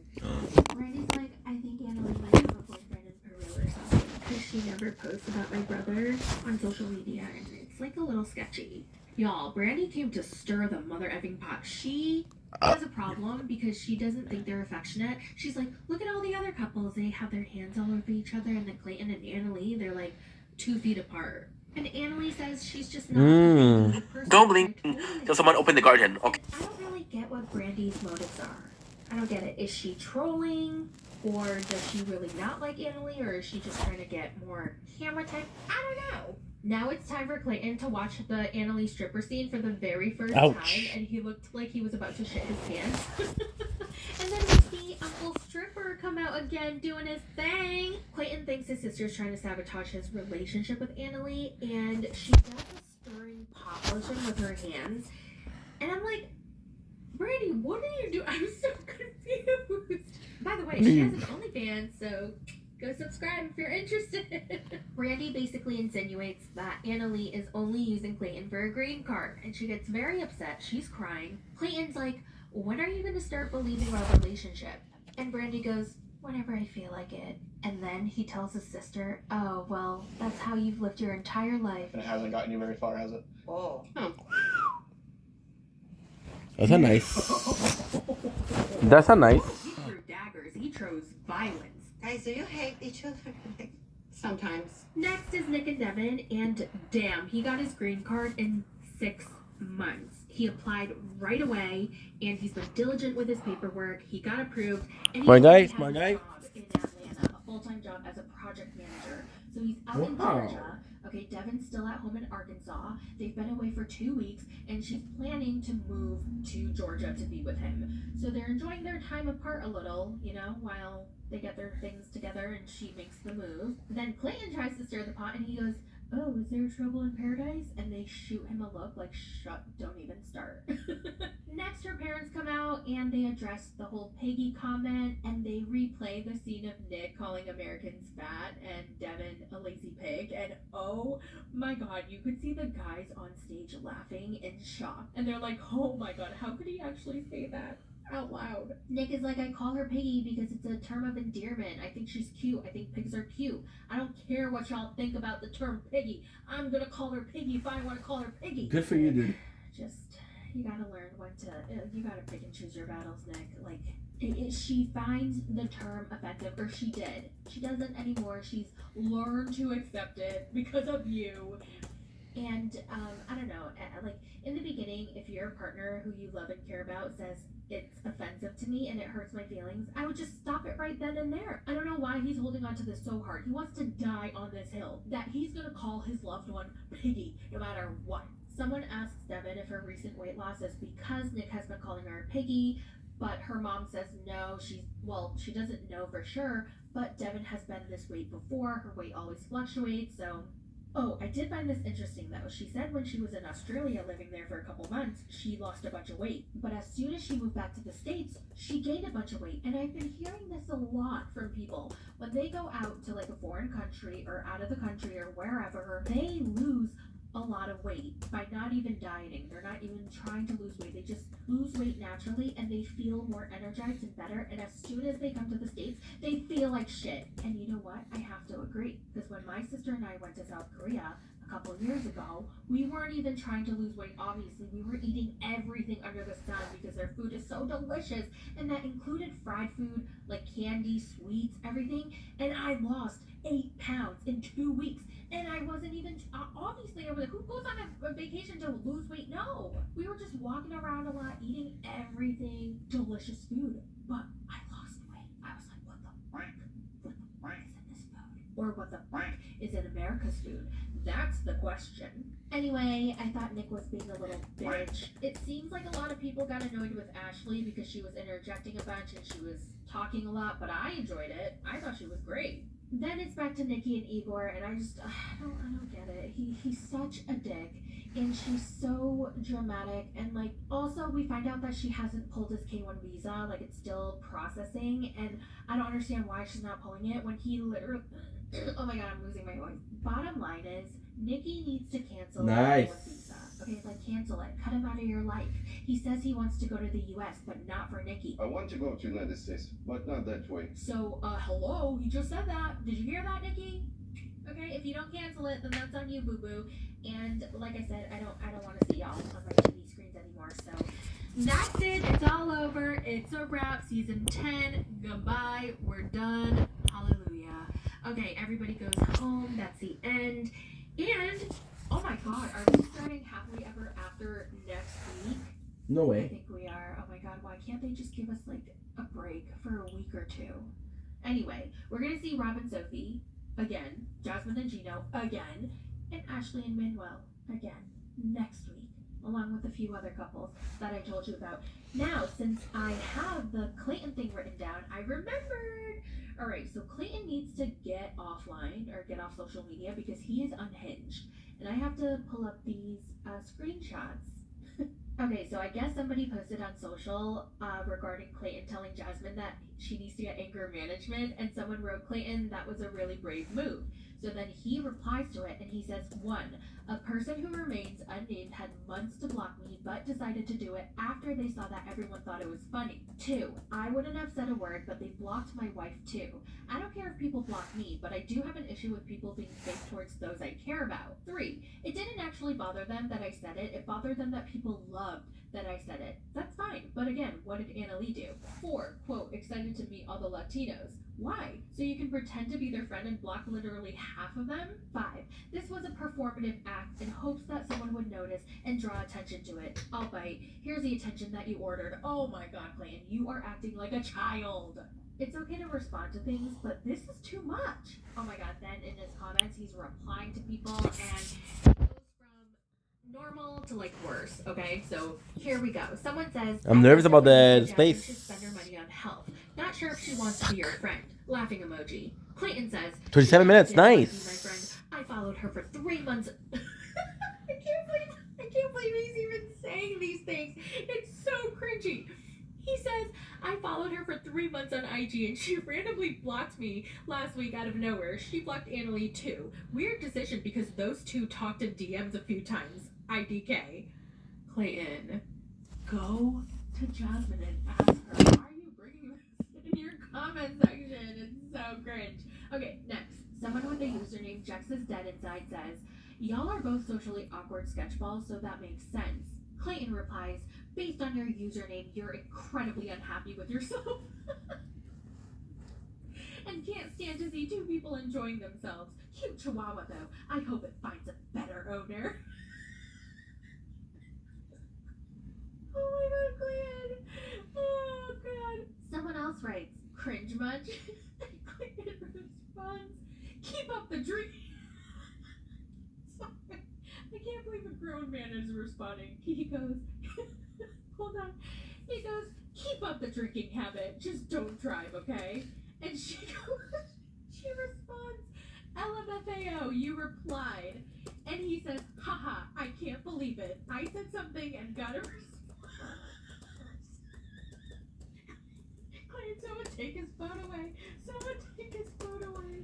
Oh my god, I need to go through his comment section and pull more. Okay, last one. Okay, whew. Someone writes, this is a grown adult. Clayton says, much less weird than shaking.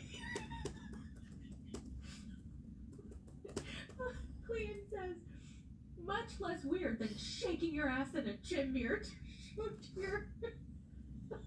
He's so... Okay, let me try again. He writes back, okay?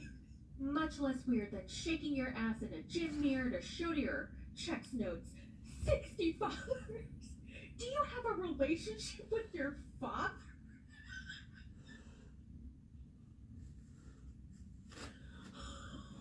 Oh my god. I need CPR. Annalie, you need to take your husband's phone away. So yeah, that was Clayton's Corner, and I hope you enjoyed. So I will see you guys again next week for Happily Ever After. I'm so excited to see some of the couples back, like Emily and Kaba. Oh, but I do wonder if we're gonna see Michael and Angela and Nicole and Mahmoud because of the TV allegations. Yeah, I don't know. We'll see. We'll see what happens. But that's it for this video. Thank you guys so much for watching and dealing with my congested nose and my mouth breathing. I apologize. I love you guys so much, and I'll see you in the next one. Bye. It's a recap. Yep. It's a recap. It's a recap.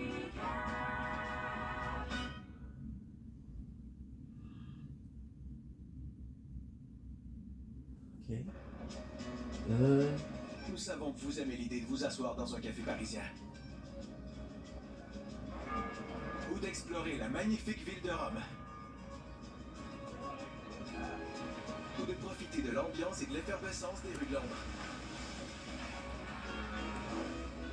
3 des villes d'Europe les plus belles et les plus visitées.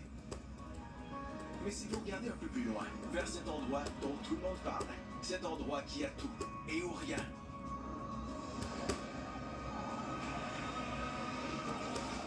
Rien n'est impossible. Dubaï. Un peu plus loin que l'Europe, c'est vrai. Mais quand vous volez avec Emirates, est-ce vraiment important?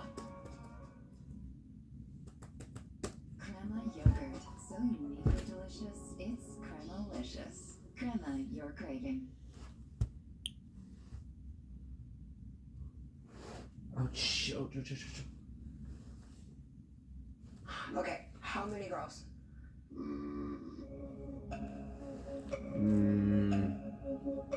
Maybe 2. Oh, the lie detector determined that was a lie. Welcome back to another 90 Day Fiancé recap. Wow, the OG show is finally back. It's been a long 2 weeks without it. I was starting to miss all the cast members. I was like, what's going on with Clayton and Annalie? What's going on with Rob and Sophie? What's going on with Jasmine and Gino? You get the drift. So I'm glad it's back. Let's just jump right into it, starting with Rob and Sophie. So the last time we saw them, they were fighting at the sex shop. Remember about the threesome question? Well, they eventually make up because Rob told her that he was trying to support her bisexuality. Yeah, and Sophie was like, oh, okay, well, if that's the case, then I understand Rob. Now he knows in the future, if any girl wants to get with him in any way, with me, without me, just tell her to go away and leave me alone, and I have a stunning fiancé or soon-to-be wife. So I guess they're made up, everything's well, they go home, they try to cook in his kitchen, and we find out that Sophie's mom will be arriving in just a few hours. How exciting, right? Well, Sophie's a little nervous about how her mom and Rob are gonna get along because, she kind of hates the dude. Are you excited for my mom to be here? Sure. I just wish she'd know when to shut up. Are you freaking kidding me? If somebody said that about my mother? So they go to the hotel that the mom's staying at and they greet each other. Hello, hello. She hugs Sophie. She hugs Rob, the knob. Hello, Rob. How are you? You're literally stealing my baby. You know I'll kill you if you're not. Well, he did not like that. The three of them are sitting down. They're trying to have like a nice casual conversation. Then they talk about the wedding and then the bouquet and who's going to catch the bouquet. And Rob says it's going to be a really small wedding. So basically it's going to be between her, the mom, and his mom to catch the bouquet. And then Sophie's mom says, I'll knock your mom down to catch the bouquet myself. I want to get married. Whoa, okay, my mom's really little, first of all, and not aggressive. Did you just call me aggressive, Rob? Well, you just said that you were gonna knock my mom out. It was a joke.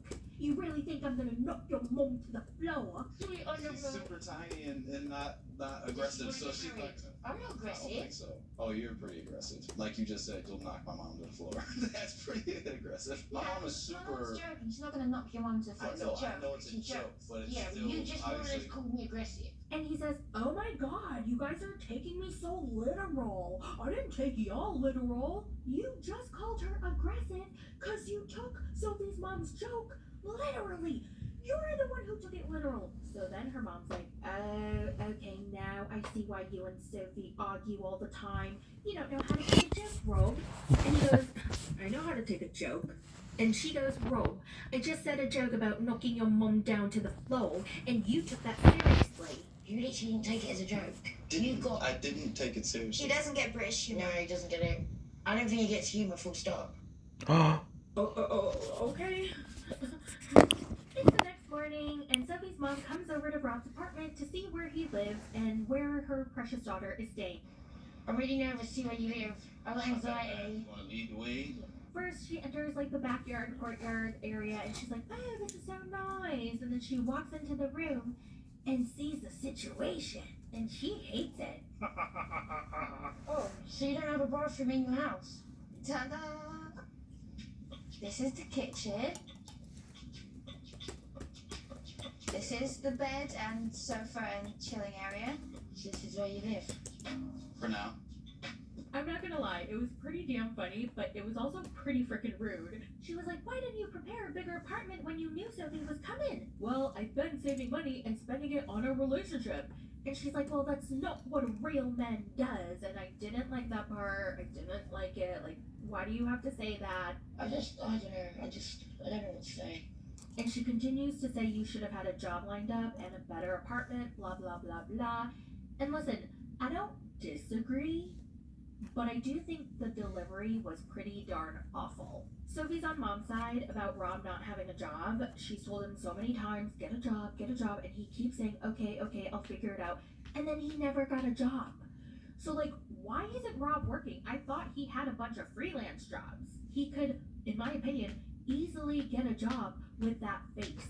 Okay, not with that attitude. Oh, he has the worst freaking attitude. Anyway, Rob hears all of this. He gets super upset. He gets up and he yells, y'all have never been to the bottom, okay? All you have to do if you're struggling is make a phone call and someone will take care of it. And he storms off. And that's where things end.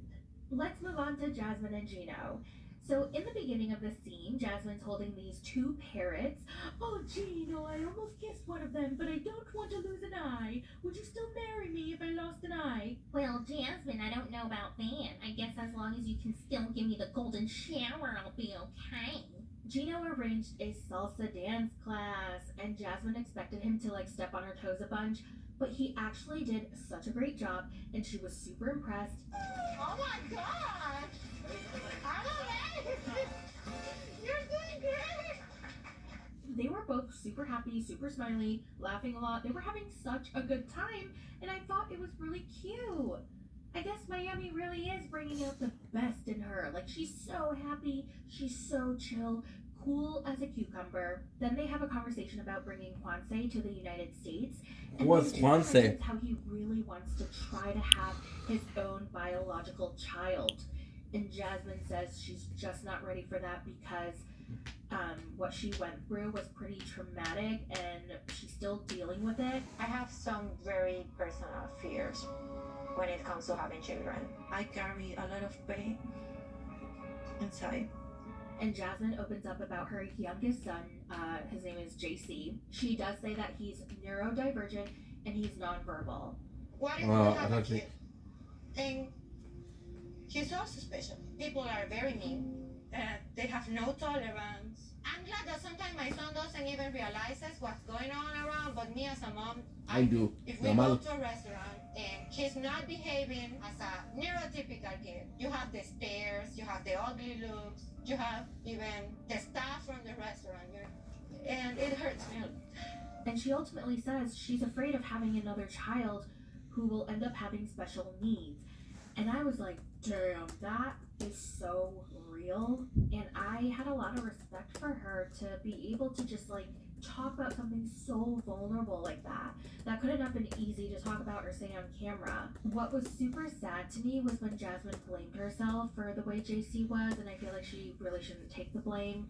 She's doing her absolute best. And I feel like mothers who do their absolute best for their children every day are like amazing, incredible people. I just want to assure her that, whatever happens with us in regards to children, whether we have a child or not, I will always be there for her no matter what, and I'm not going to abandon her. Moving on to Sam and Citra. Now, a quick reminder, in the last episode, Citra had just found out that Sam might end up going back to jail because he forgot his diversion paperwork. So, in this episode, she's still pretty What the pissed fuck is about the it. diversion? How are you doing? I've been waiting for 2 years. to get my visa approved, and our love is really strong, and I'm gonna be with you. It's like a 2,000-pound weight off my shoulders hearing that she's still gonna stand by me. Now, Citra cooks some Indonesian food, and there's a lot of spicy spices. Sam's coughing up a lung from all the spices that she's cooking with. And he's scared to eat it because he doesn't want his booty hole to bleed. She takes some of that food that she prepared and sets it aside to bring to his mom's house because she is going to meet him too. And apparently production begged them to be a part of the show, but they refused. They were like, nope, we're not joining this crazy train. We don't want to be a part of it. Let's move on to Nikki and Justin Igor. Now they leave the winery after Nikki finds out that Justin Igor had been having sex with other girls up until the day that he proposed to her. So they're in the car and he's like, we can try with another girl. And in his confessional, he reveals that it has been his lifelong dream to have a threesome with 2 women. For me, it's one of my dreams, have threesome. This is what I'm dreaming. Nikki's been there, done that. She explored everything in her 20s, and he hasn't because he's in his 20s right now. So she asks him, How many girls have you been sleeping with since we started talking again? 2. Maybe 2? Maybe 2? How is 2 a maybe? Like, I would understand if it were a maybe 25, but a maybe 2? You can't count to 2? You can't remember if it's 1 Who or might 2? be- I just found it so hilarious. He said maybe 2. Okay, how many girls?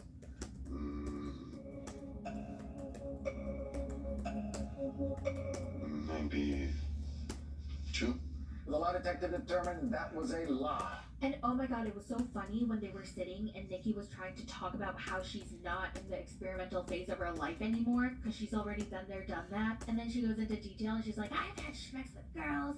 I've had 2 men plow me, 2 men and 2 women plow me. I've even had 3 men plow me in Paris.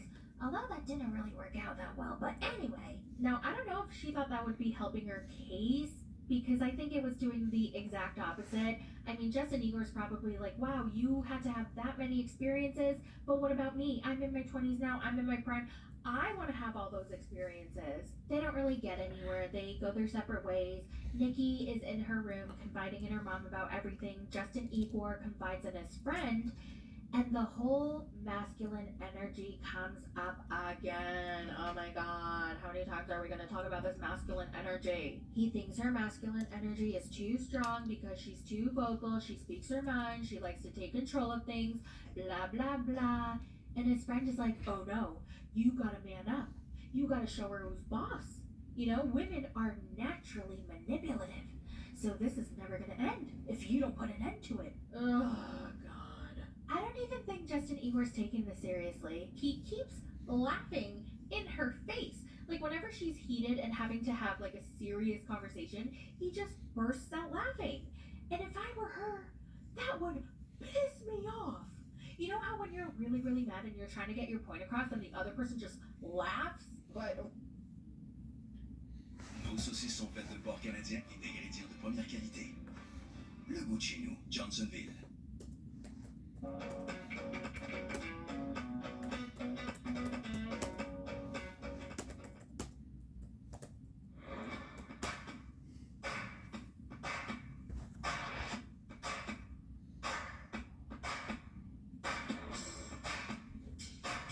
know what the fuck my controller is.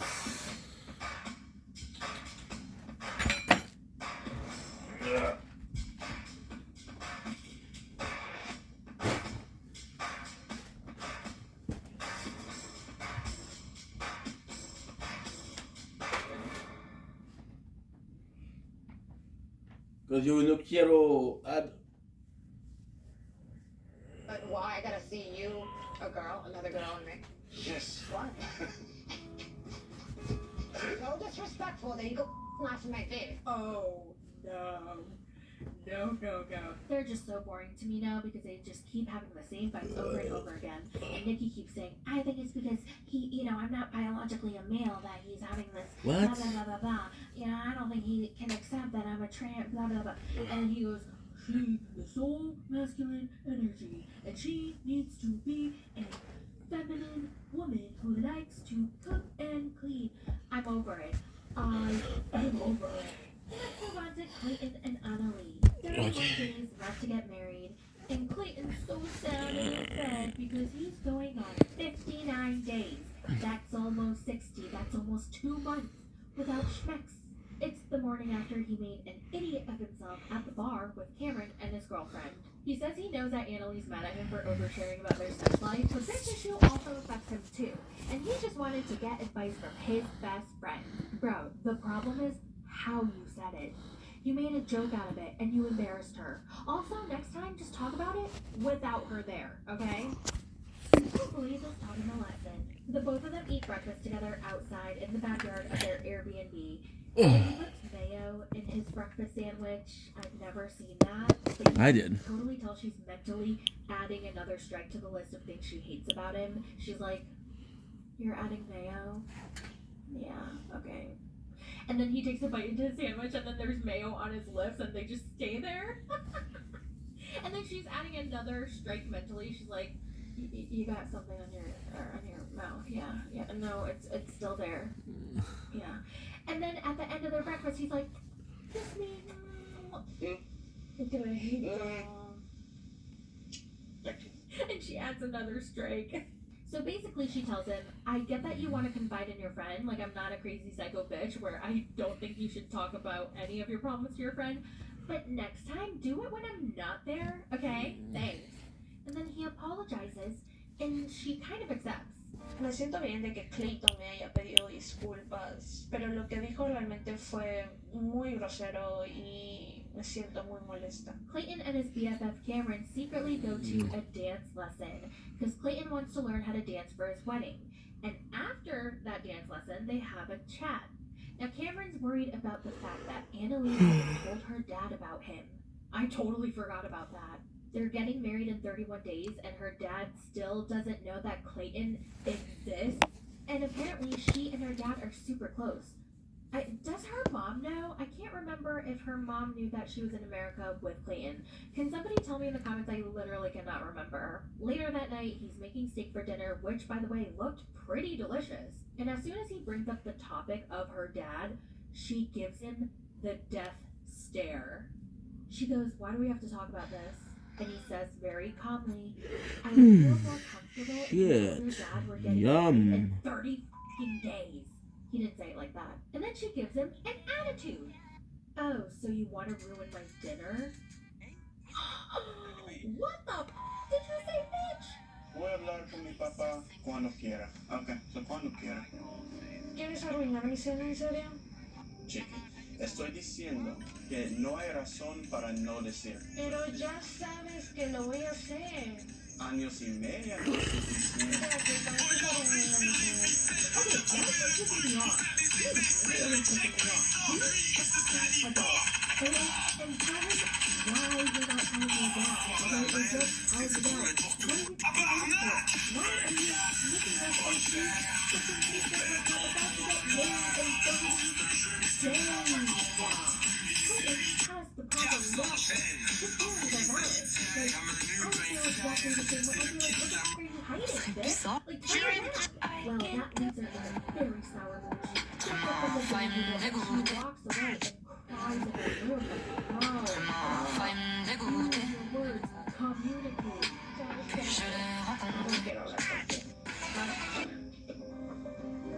Chicken. In the next episode, it was revealed that she'd rather break up with him if he constantly pressures her to tell her dad. What the? Something's not adding up. Like, the math ain't mathing. What is she so... Go sleep. Moving on to Ashley and Manuel. They have a visitor, and it's Manuel's best friend from his childhood who lives in New York City. Ashley I'm gonna go sleep. surprise for him, and Manuel was super happy. I've never seen him smile so much, and I thought it was really sweet of Ashley to do. His best friend's name is Jonathan, and he tells Manuel that he has the perfect English teacher, Ashley. He should take advantage of it because he didn't have that. You know, he just had to learn it on his own. And Manuel's like, well, all I do is yap, like a parrot. Okay, that's kind of funny, but that's also kind of mean. I know Ashley complains a lot and she's a lot to handle, like her energy, especially when she breaks down and has her anxiety attacks. But that's still kind of mean to say to your friend about your partner. Like, you can make fun of me privately, like when it's just you and me, but don't make fun of me in front of anybody else. You know, it's different. Later, the two of them go to a bar and Manuel spills the tea. He's like, Ashley and I fight a lot, but I like it. You know, I'd rather fight now so that when we're married, it's smooth. And then he talks about how Ashley likes to spend a lot of money on dumb things. And he talks about how he only has 4 pairs of pants and 4 pairs of shirts, and he just like wears them on rotation all year. And then Jonathan tries to help him understand that in America it is very different. It's all about excess. It's all about what you have, buying things, shopping, spending money, capitalism, consumerism, blah blah blah. And Manuel just does not get it. Now the next day, the 3 of them hang out, and Ashley asks Jonathan for some advice. She wants to know why Manuel has such a hard time spending money on luxuries or non-necessities.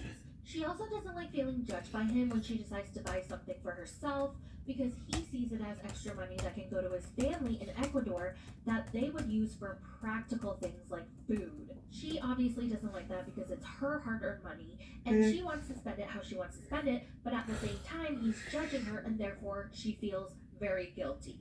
She reminds him that she's paying all of her own bills, supporting him, and also helping out his family in Ecuador, who she has no idea about because he won't introduce them to each other. Then he goes, yeah, but my family needs the money for necessities. You spend it on clothes and coffee and stupid shit. And then he calls her selfish, which really hurt her feelings, so she is in tears and she gets up and cries. Ellos lo necesitan, Agri, lo necesitan. Yo también lo necesito, mi hermano. Yo también. ropa, todo. Yo me preocupo por los demás, tú te preocupas por ti, en cambio. So then it's Manuel and Jonathan left at the table and he tells his friend, see, this is what I have to deal with every day.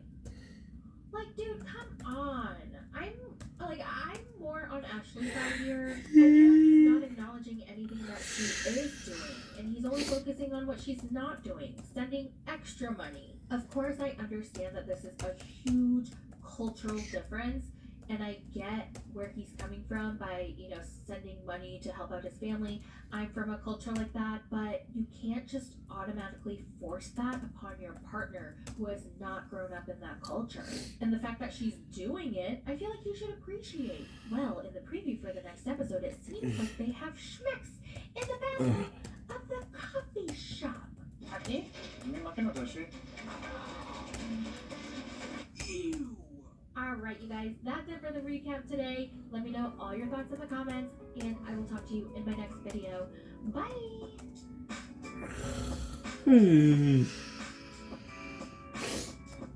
Pretty good episode. What did you think? 50-50. It was kind of lukewarm because for me, I don't know how you felt about it, but some of the couples where I'm very heavily leaning towards supporting the girls, I kind of started to feel a little bit of empathy towards the boys. Interesting. Okay, let's talk about it. For me. I actually Except for Justin. Okay, so I just saw your Rob and Sophie video that you posted, and I was pretty shocked about your take on Rob. So let's start with Rob and Sophie. So as a baseline, I understand that Rob is trash. He has anger issues. He speaks out in anger and says things that most people would regret saying immediately after they say it. Yeah. But in this one episode, I felt a little bad for him because he said like one pretty benign thing, and the two girls, like Mummy and Sophie, just attacked him for it, and like were really digging in hard on that. Okay. I think was it the Okay, so basically what you're talking about is when they were talking about who's gonna catch the bouquet, and Rob was like, okay, it's just a very small wedding. It's gonna be either you or my mom. And then she was like, oh, I'm gonna knock your mom off to the floor so I can catch the bouquet. And he was like, whoa, okay, my mom's a tiny woman and not aggressive. Yes, but it wasn't even because they were having a good time, and you can tell Rob is like, oh man, I feel like Rob always prepares for the other shoe to drop with Sophie's mom, and I can see why. I understand why Sophie's mom is very intense with Rob because Rob is not good enough for her daughter. Yeah. But Rob was just like trying to joke it off. I don't think he was saying anything against Sophie's mom. He was just trying to make a joke of like his mom is very small and unaggressive. I didn't hear it that way. Oh, that's so weird. Yeah. So what did you hear? I heard him being passive aggressive. Interesting. Yeah, like, okay, this is how I heard it. He was like, my mom is very tiny and she's not aggressive, aka like you, who's trying to knock her to the floor. And that's why she was like, are you calling me aggressive? Oh my gosh. Yeah, I did not take it that way. I thought her reaction came out of left field because he was just taking light off of a joke that she was making. So when she was like, I'm not aggressive, that was a low blow. And they were like kind of giving him shit about being like, he doesn't get humor. And I'm like, whoa, like he definitely got the joke and he was continuing the joke. No. I didn't think he got the joke because I felt like he took crazy. Yeah, I felt like he took offense to it. That's why he like threw in that dig. That's why I thought I agreed with Sophie's mom. So the thing is like both of us could be right, but it depends on who I guess, is receiving it and how Yeah. I guess it depends on how they receive it, because you and I just received that completely differently. Yeah, I think if you look at the way that he says it, the fact that they're laughing, I think he meant it as a joke. I think both of them are such high tension because Rob is always waiting for Sophie's mom to be mean to him Right. or say something like he's not good enough or whatever. So he would obviously take it that way. No, I don't think he took it that way, but Oh. I think both of them are just always They just don't like each other, so they're expecting just the don't- worst. Okay, let's go sleep. Exactly, and so even though Rob was trying to make a light joke, Sophie's mom just can't take it any other way than passive aggressive. That's generally how Rob is. Let's go sleep. So I personally think this was a misunderstanding. I think that the two girls blew up a little bit too hard. But I also understand why it happened because of their existing relationship and dynamic. Okay, so after hearing your side, I can see how he really thought he was joking, and then she was like, Yeah. are you calling me aggressive? And then he's on the immediate defense. Yes, because now he's in fight or flight because he's like, okay, now I have to argue with her. Her mom could have joked back and been like, oh yeah, Yes. well, blah blah blah blah blah, and then it would have been fine. But yeah, I get it. Well, then in that case, because I only thought about it as, Rob being passive aggressive, throwing a dig, I literally thought he could not take a joke. He was like, I was joking. You're taking everything so literal. I was like, no, you're taking everything so literal. You can't take a joke. That's so funny because I was like, yeah, Rob, they did take your response literally. That's wild. I wonder if it has to do with like our different personalities because I feel like I am probably more of a hotter temperament than you. Like I'm more quick to anger, which is why I relate to Rob just a little bit more in this instance. I don't know, but I do find it interesting that people can interpret things so differently, and that's why miscommunication happens and people fight, and each side thinks they're right. That's why in a lot of relationships you generally, I feel like you have two very hot-headed people that's like a recipe for disaster, which is Rob and Sophie's mom. The other thing that I kind of was empathizing with Rob is Sophie and her mom, their biggest argument right now is Rob had 2 years to plan for Sophie to come here and live with him. Why didn't he get a better job? Why didn't he get a better place? We haven't seen any conversations about them talking about, oh, Sophie, how much do you